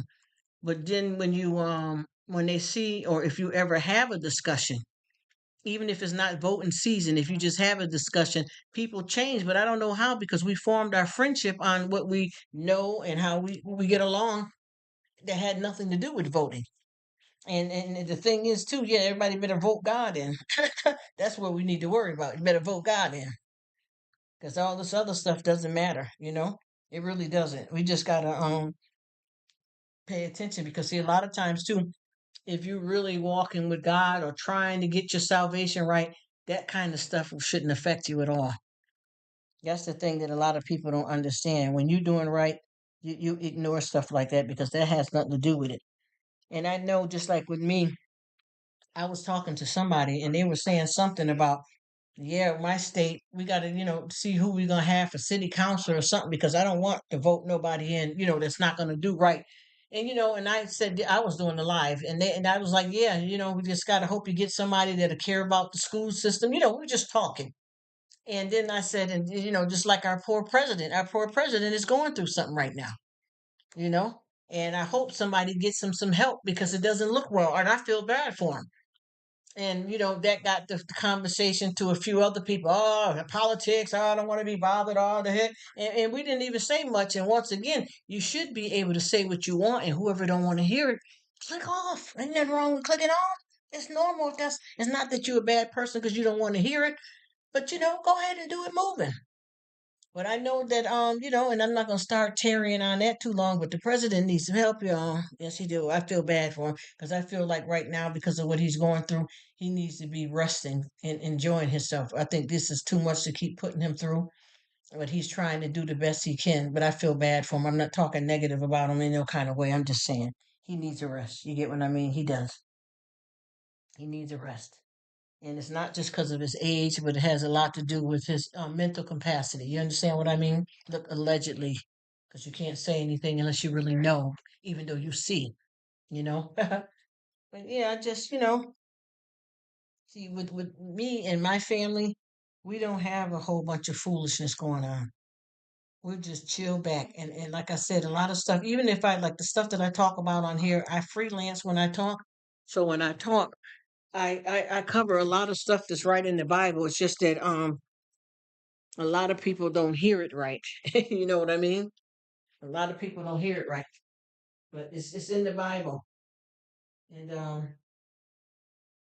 we all have to, keep God first place, live our best lives, and do it moving. Because that's what's more important than anything. It's God, God, God over everything. God, God, God. I don't know how many times to say that, but that's all it is. God's will be done. And if we listen to him, it's happening. He says, I agree. I agree. Any of us see our parents will be in trouble for our elder. Yes, that's what I'm talking about. Yes, yes, it would be. You definitely would get in trouble for that. And that's why I said I feel bad because I don't know, you know what I'm saying? Because I know that he is a grown man. And it's obviously he does come on talking. And he's talking, some of the stuff, but I can see he's falling, off a bit there. And for a fact if it was under any circumstances, yeah, we'd be in big trouble, you know. It's not an equal playing field when it comes to that. You would be in big trouble. Let that be your family member. If somebody see you doing that, putting you up in a predicament, it's going down. That's why I don't understand.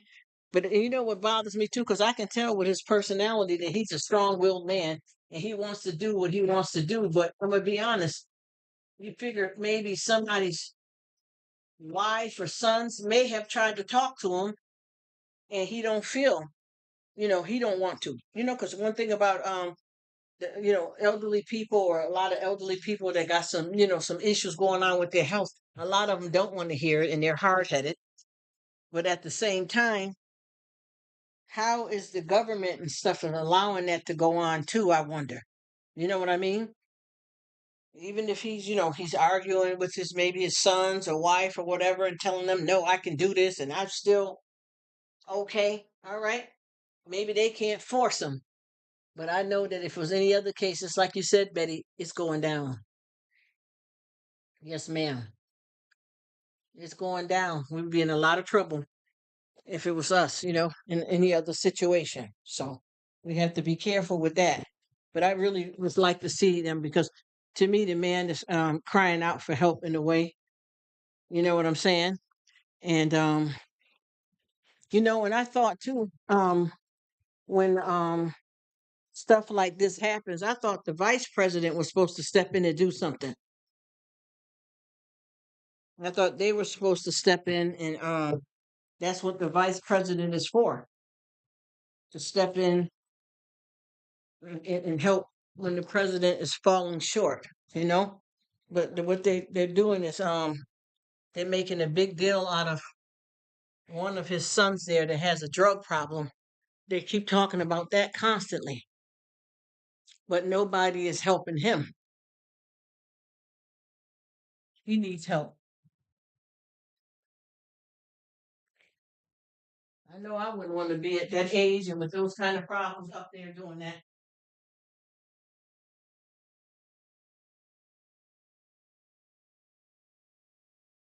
'Cause I know that even though I'm not him and I'm not in his shoes and I'm not his age, I know for a fact at that age, even especially when he first started and had a good run, I wouldn't want to keep running up there having to do that and not feeling well.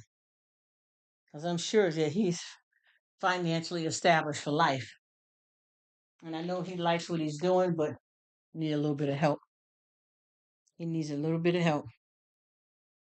But I don't know. I thought they do stuff, do something about stuff like that. But I guess in a lot of cases, they just can't say anything or they can't do anything. I don't understand that. I'm trying to figure that out myself. I thought.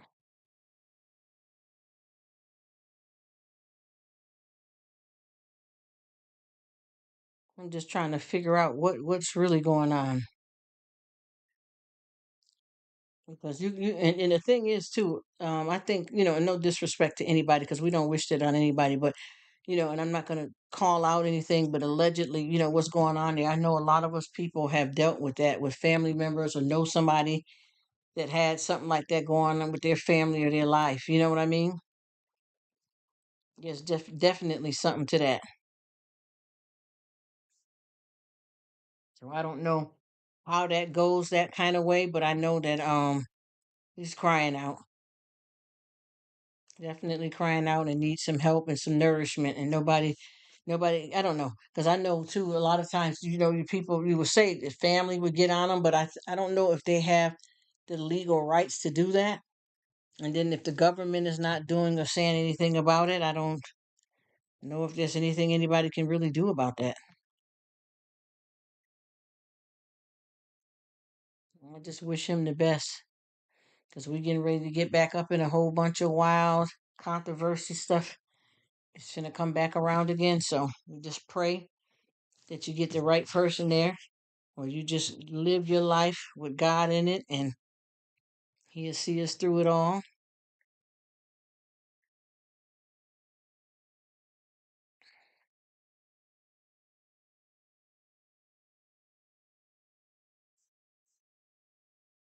I don't want to talk you ladies to death because I know everybody's busy, so I'm trying to bring the conversation down a little bit.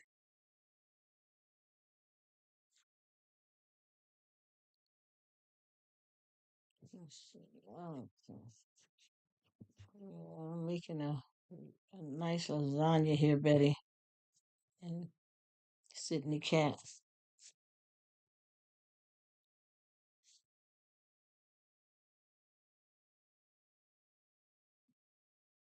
Let's see something. I got a few things I need to order, period. And I figure a lot of this Christmas stuff is dwindling down. So, because I got some mail that I had to put out, and I'm hoping that it did not get caught up in this business hustle out here. So, we got a lot going on out here. The Christmas thing where it slows up mail. Y'all know how that go. Even you have one day, and this is going right into another holiday, but when you have just one day, it gets things kind of crazy.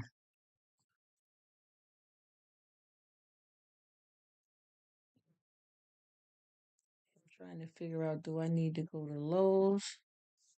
Because I need to get another hose for my sink. I swear, I just got, and I'm not bragging or anything or really complaining, but just got a whole new kitchen here, not even a year, and stuff is falling apart. Just had problems with my the hood over the stove. That fell down. The guy put it up with only two screws. And then the hose broke like within a month. That those spray hoses that attached to your sink. I tell you, you gotta love it. Look at, I gotta order new hose because I know how to put those on myself. And the work the guy did that came out, if it wasn't under warranty, I wouldn't have. I would have. I could have did it myself, but it was free. But I'm just saying, if it wasn't under warranty, what he did, I was going to do. And I kept telling my family, I know how to do this. Oh no, call the people back off. So I did. It wasn't bad. But I'm just saying, I knew I could do it. And he didn't do nothing but the same spots that I said it should have been screws. I had the right screws because I keep a bunch of my own little stuff as a female. I keep me my own toolbox and things like that. And I had this. I could have done the same thing he did. Now, if they would have been charging me, I would have had to say, "Well, no, thank you," and go on and do it myself.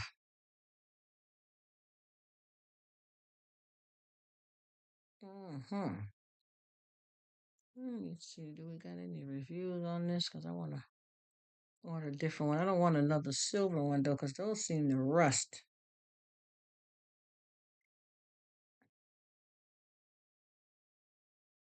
Let's see.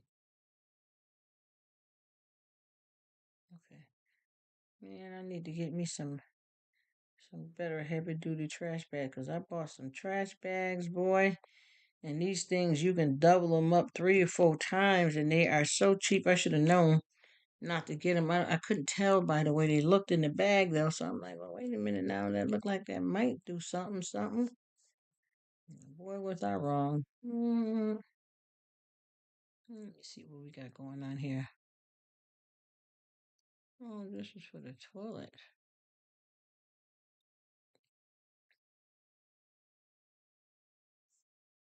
Hmm.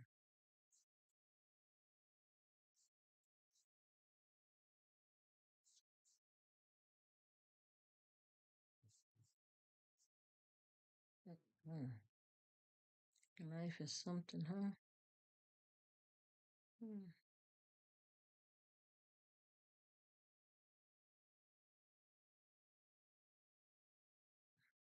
I need another car bracket because I'm gonna start back doing some lives in the car.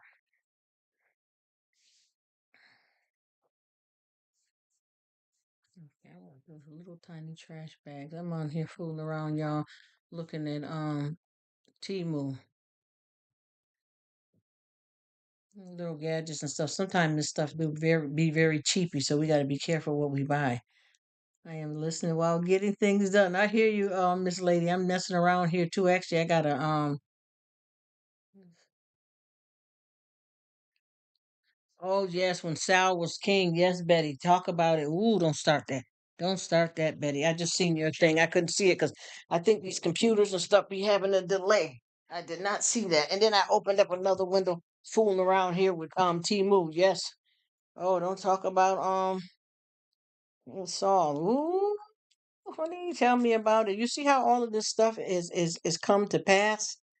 That's exactly what I'm saying, Betty. This is why I said, how everybody obviously it was something new here or whatever, but still have everybody freaked out, which people should have felt the way. But I'm just saying about C-19. This is not there's been the worse plagues than that, and we're just getting started, honey. We're getting started, but if you know where you at in the kingdom, you don't have to worry about none of that. You know what I mean?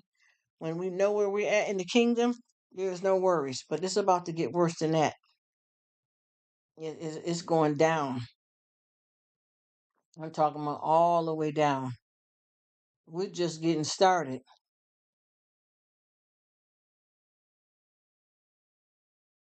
Oh,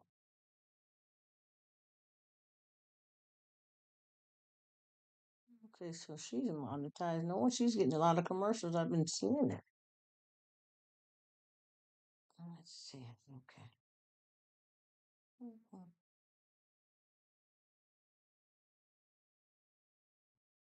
Okay. But yes, don't talk about King Saul, honey. Oh, you are ringing my bell. Yes, ma'am. What is going on with that? Honey, baby, tell me. Yes, yes, yes. Keep it real all the way live. It's definitely going down.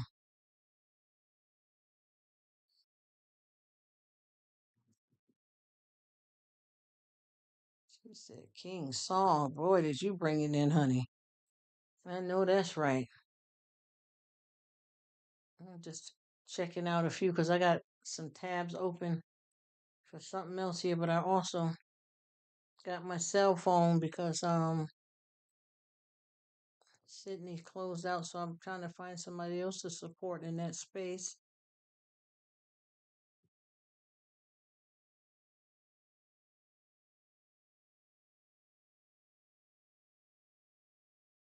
Okay, who is this here?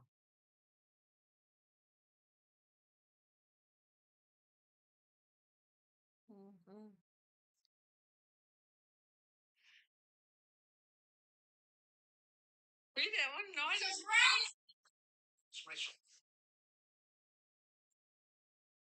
Oh, here we go with Renee. Oh, that sounds so exciting.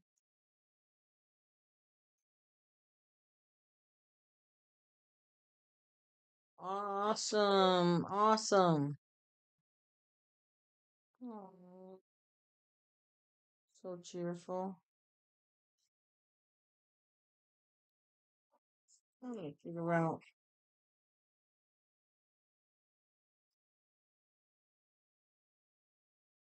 Going to binge out.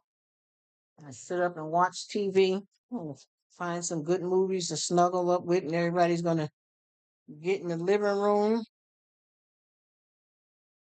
and relax. We got some family members that done went out to celebrate some Christmas stuff with some friends. That sounds so nice, Renee. That sounds amazing. Tranquil, what you got going on?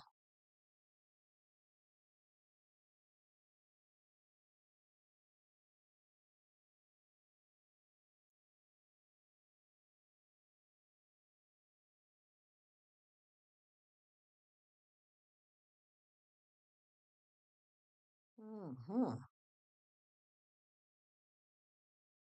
I've already had my church service. I wish I can have somebody. I need somebody. I might have to hire somebody to help me grow my YouTube channel the way I want it to go. Because I got so much stuff that I got that I don't know how to put together though. It's gonna come together though, but I got to work on someone helping me get there a little bit.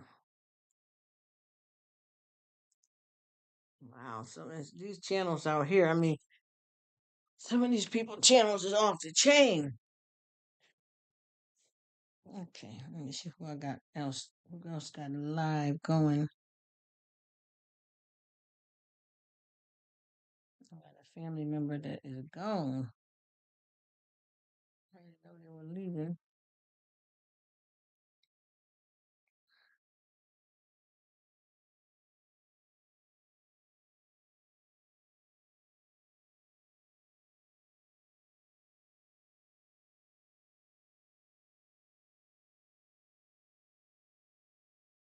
It says I got 4 watching. Okay.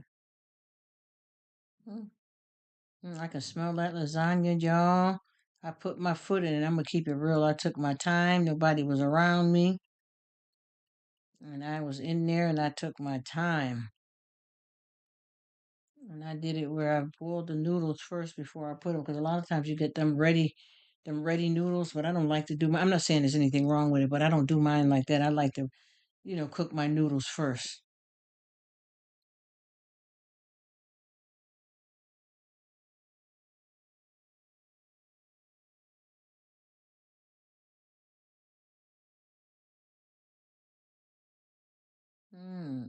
People's throwing down, honey.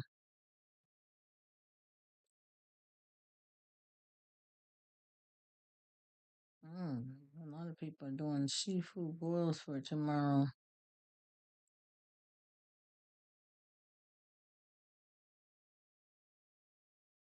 Oh, I like this. This lady got on Instagram. She got on Instagram. Two of the Christmas lights are talking to each other.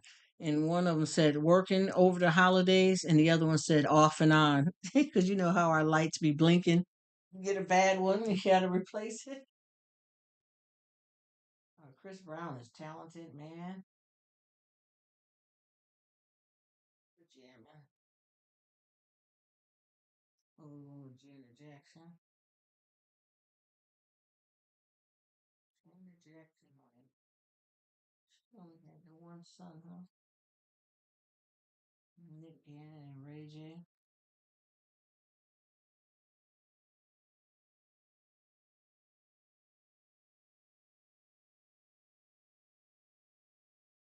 Mm-hmm.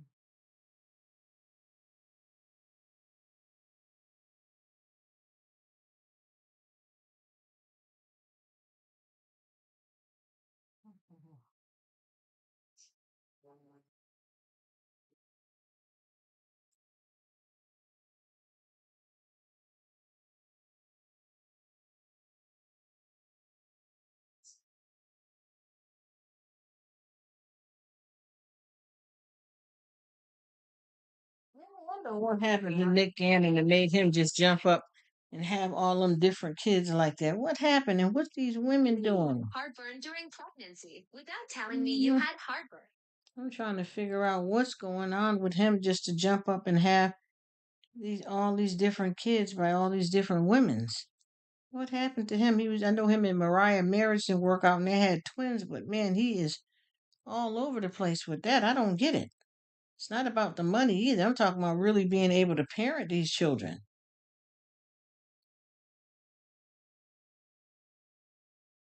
That's what I'm talking about. There's no way you can make it around like that. And then you got all these different mothers too. Merry Christmas, Danielle.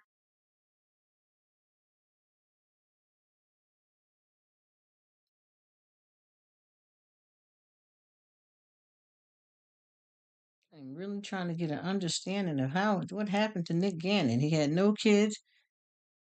Then he got up with Mariah, had the twins, and then he been on fire ever since then. And who are all these women that I guess because he's famous, that's what they want, but what is he doing? Uh-huh. Let me see.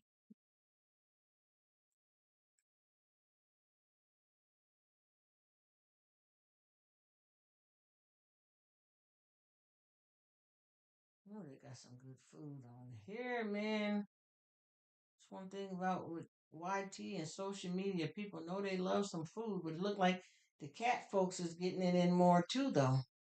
More cats too than dogs. People are loving the heck out of it. Okay, let me see.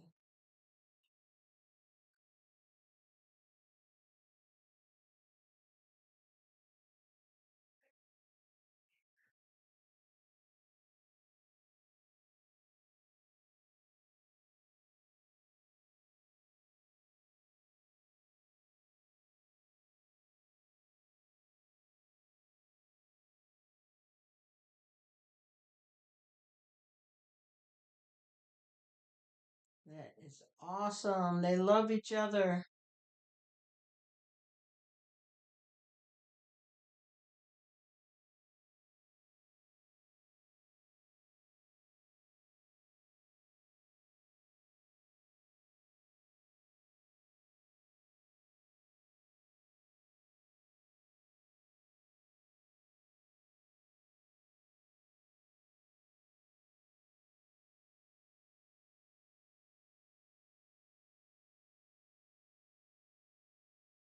You say good morning? Say good morning.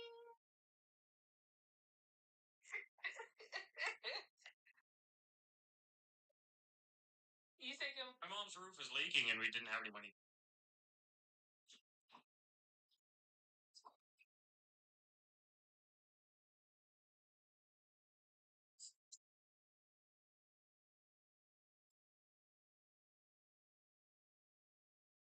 It was the third of September.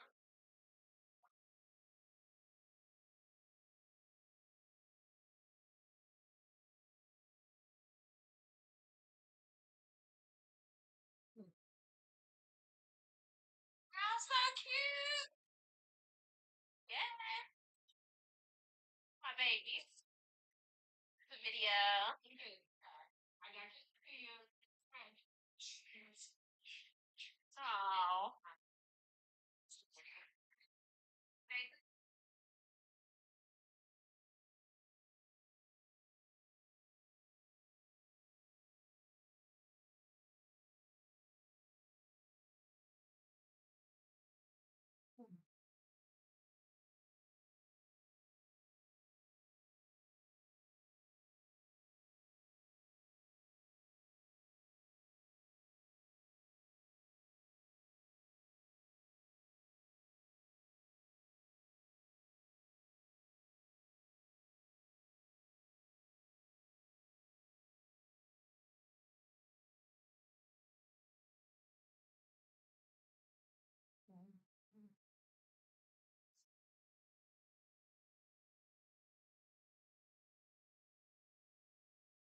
Oh, they did a reel of my flowers. was pretty.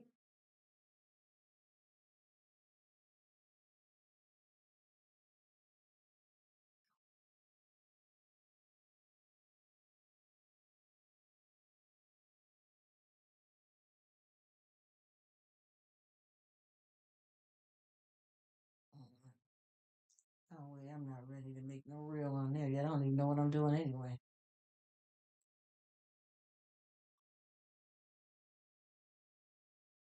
Um, go out of here. Oh no, get out of there. All right, let me see what's going on here. All right, let me go here. Yes, Miss Patty Patty. I didn't want to talk y'all to death. I cannot believe, did he put himself? Oh my goodness, Bert. Mm.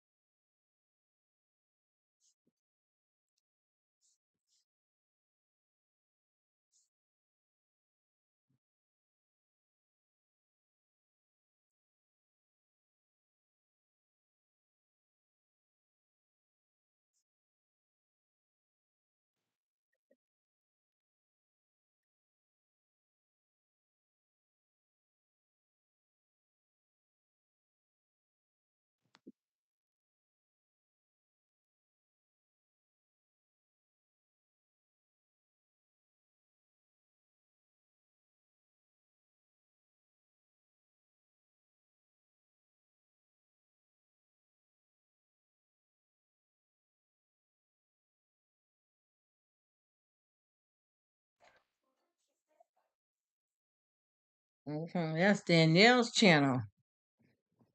They're all feeding.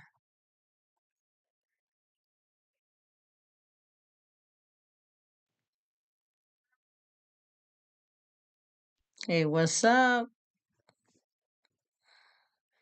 That's a jam, that song from back in the days.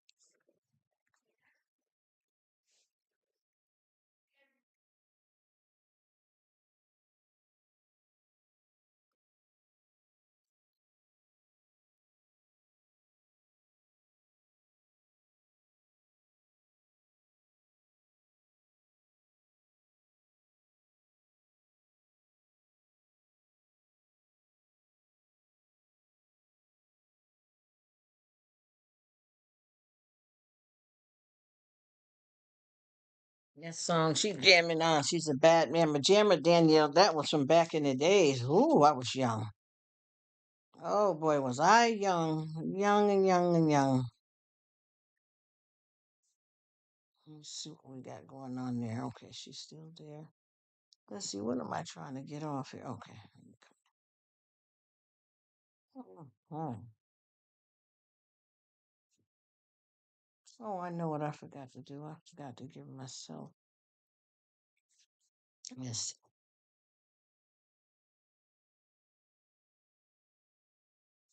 Let me go here because I keep forgetting to do it. I wonder why I keep saying this must be okay. There we go. All right. 6 hours ago. Okay. I'm gonna soon shut it down. A little bit longer, but I'm gonna be up and going tomorrow too. I know a lot of people may not come through because it's Christmas, and that's perfectly fine with me. But I'm going to let it run because we are in different time zones. Because a lot of people don't understand what you're doing. Oh, Fendi, 3 hours ago, Fendi, wishing you a Merry Christmas. Oh, that's nice.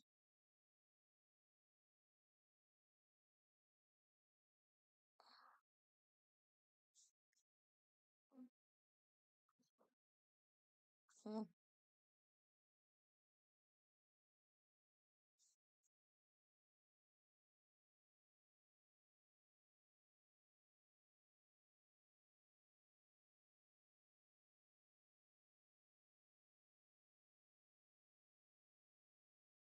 Merry Christmas.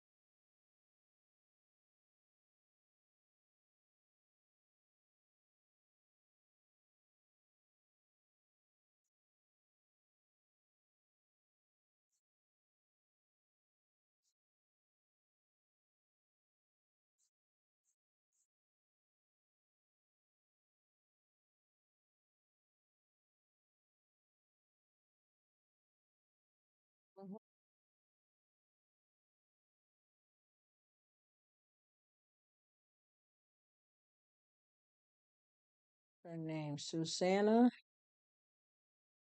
Susanna.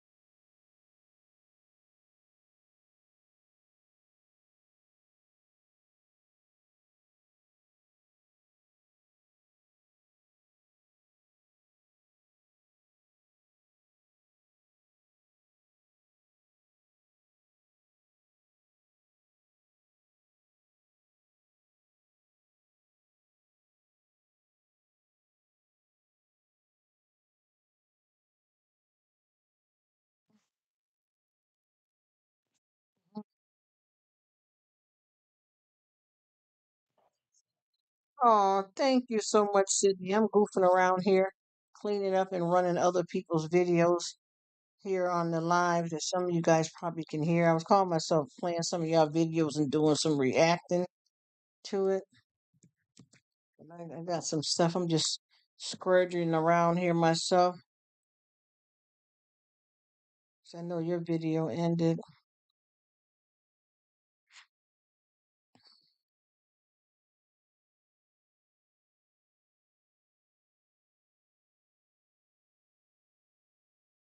And somebody just doing a live here.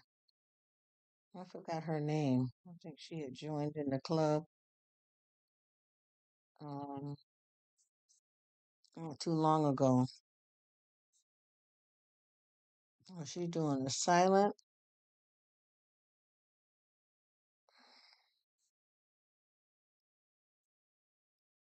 Merry Christmas. God bless you.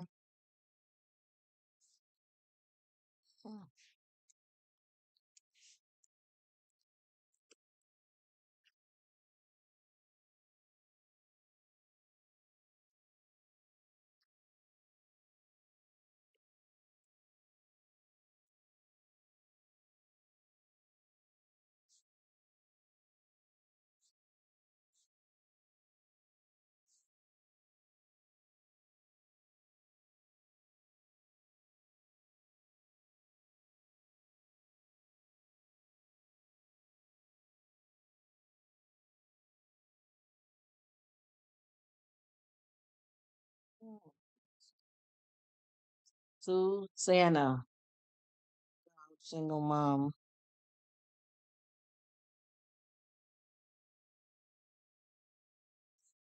Oh, it's her live stream. I don't know what's going on here. Just sound we can't see. Mm-mm.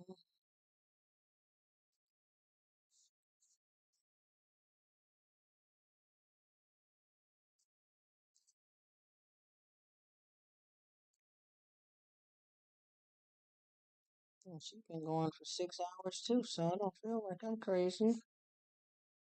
We're all doing whatever, huh?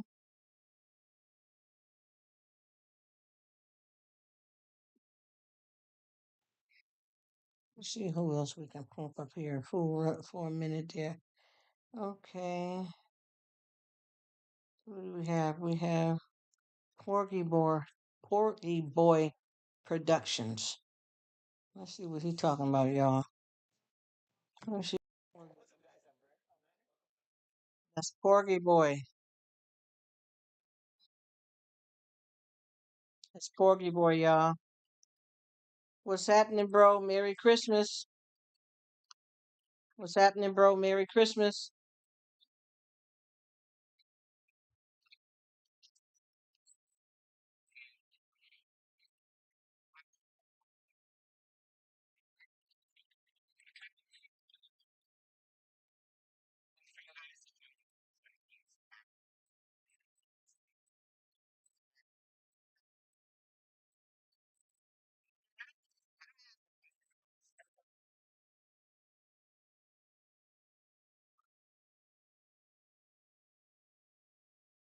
That's Porgy Boy. He did a good interview a couple of days ago with Adam. He's taking us out places. What does this title say? Let me look at that again before I click off. Go to someone else. Let me see. Okay, his name of that video is Cooking Chicken Parm Christmas episode. Hmm, it's a nice restaurant. Looks like he going into a house. It's very nice.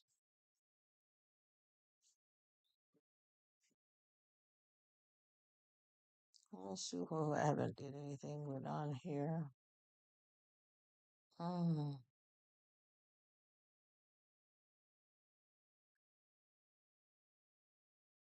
Hmm.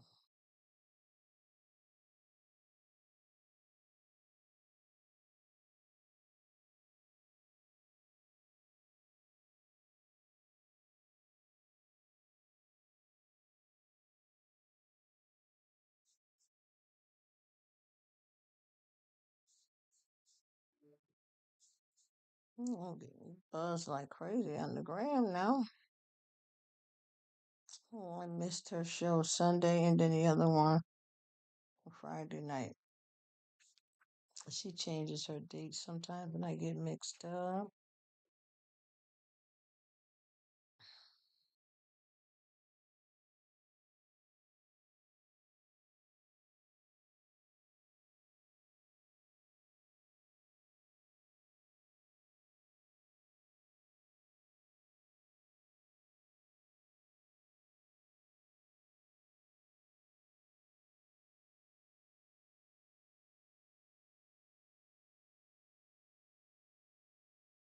A lot of these are my people that's not in the circle. I mean, that's not in the club. The majority of my people are not in the club. Wow. You got 3,000 or some on here, but half of them ain't coming through, so I don't know if to even post this stuff or not.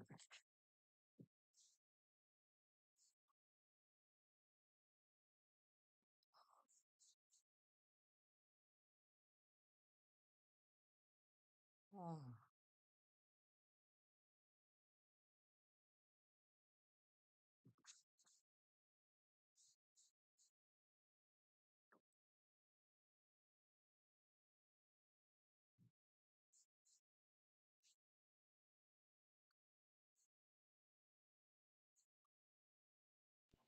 Merry Christmas. Mm. Mhm.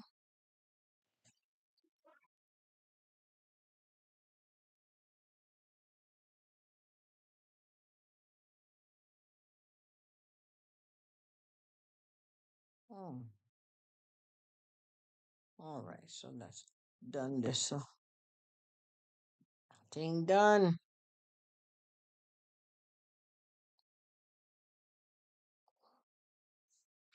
Hmm. Oh, look at Sydney, so sweet. You like me too when you be in somebody's live, you just drop a little something here and there. Oh. Mm-hmm.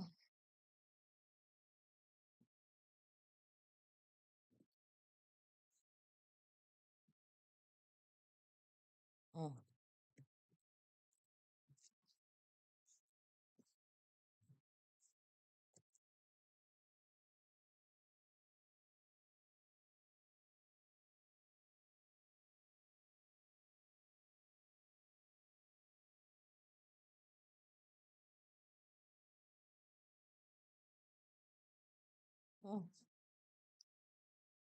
Uh-oh.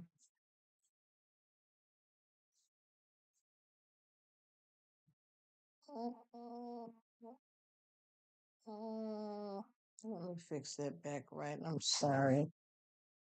Mm-hmm. I swear, my hands.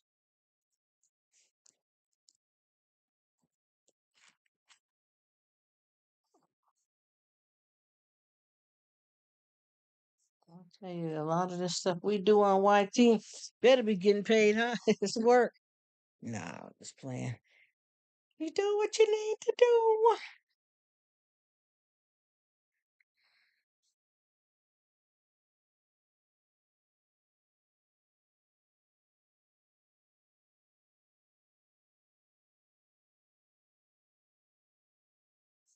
You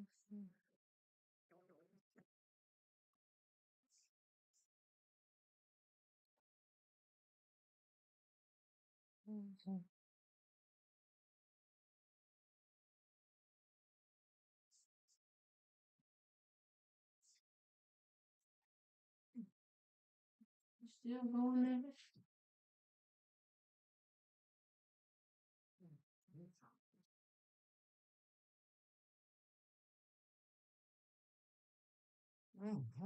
Lasagna smells good. I'm not saying it just because I'm making it smells good. Oh, I've already added that. What? Again, girl.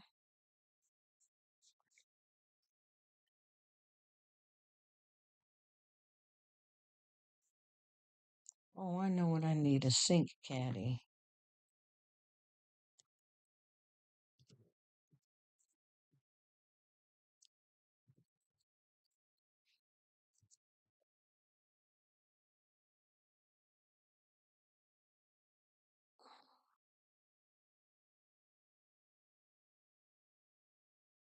Oh, oh.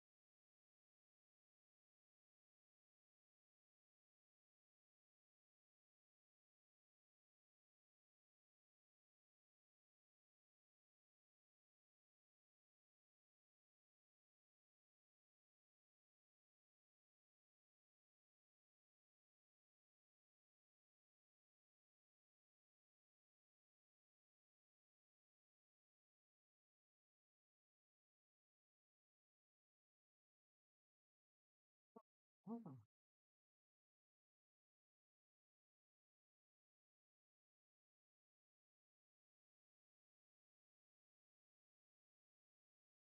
Mm.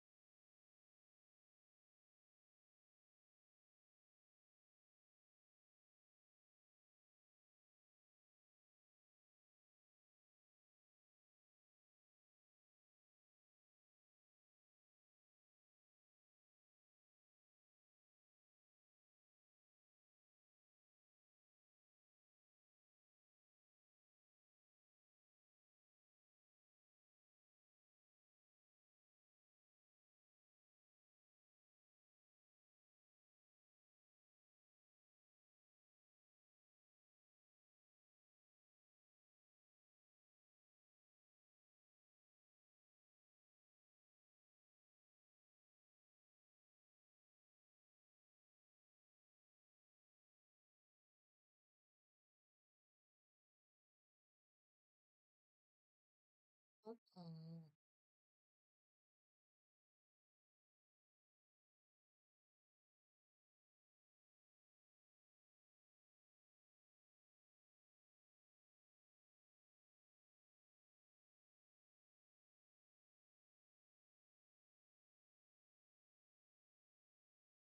Mm.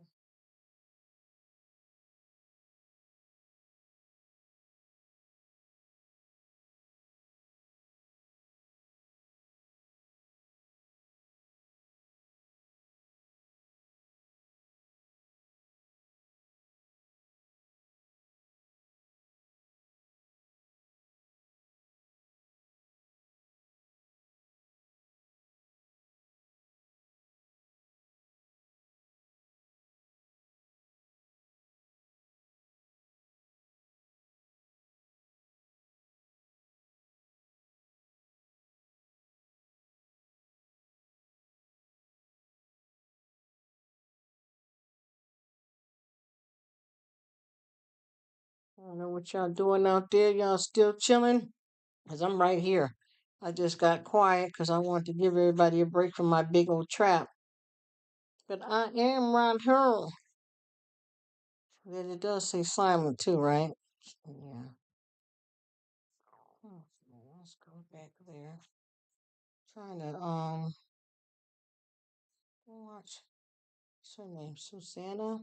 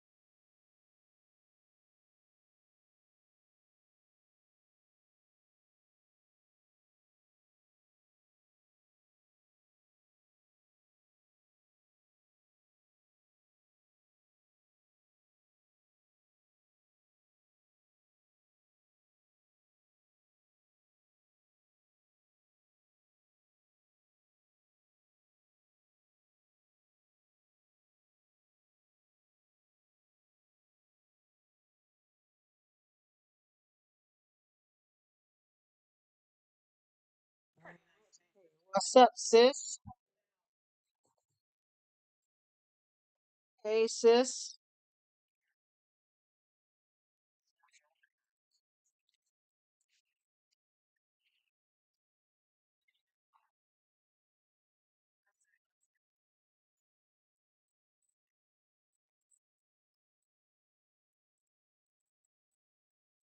Mhm.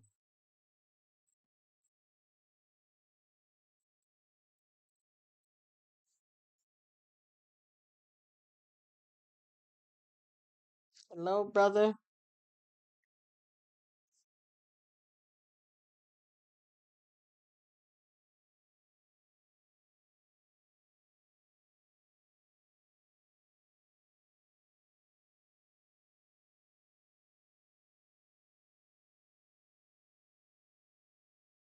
Mm-mm.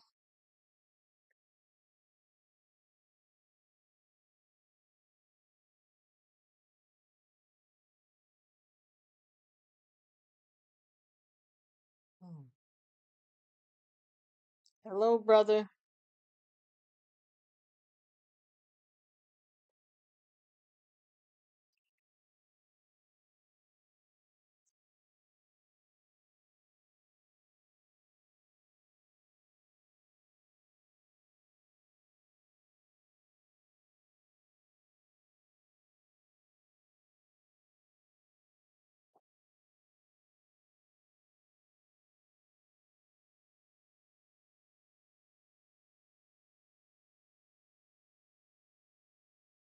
Hey, Tamika. How you doing?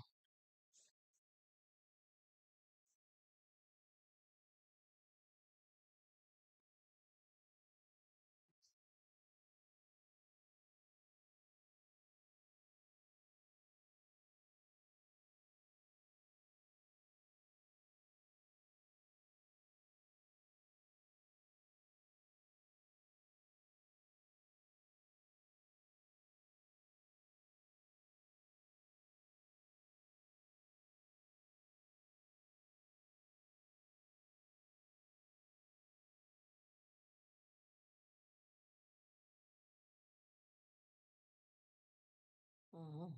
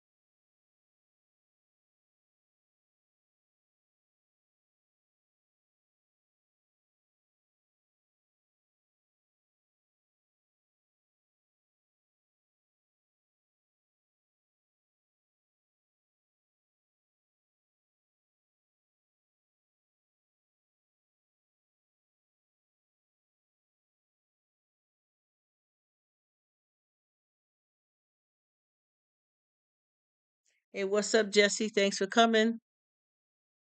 Is something going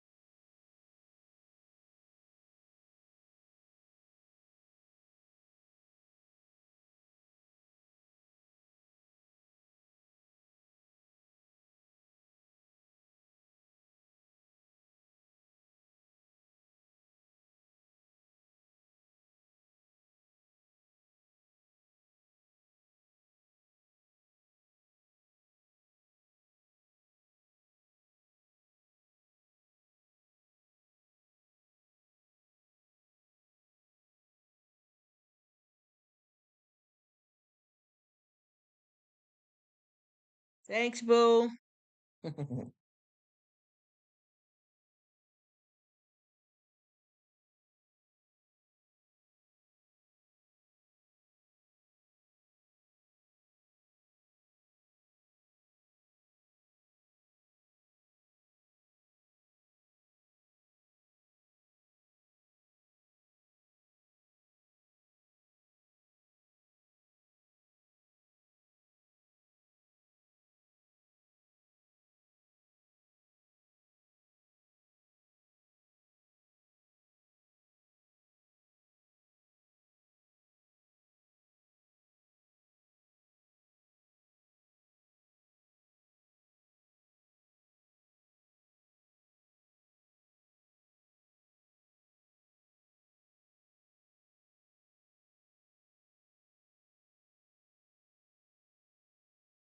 Hey, Katie, how are you? Merry Christmas.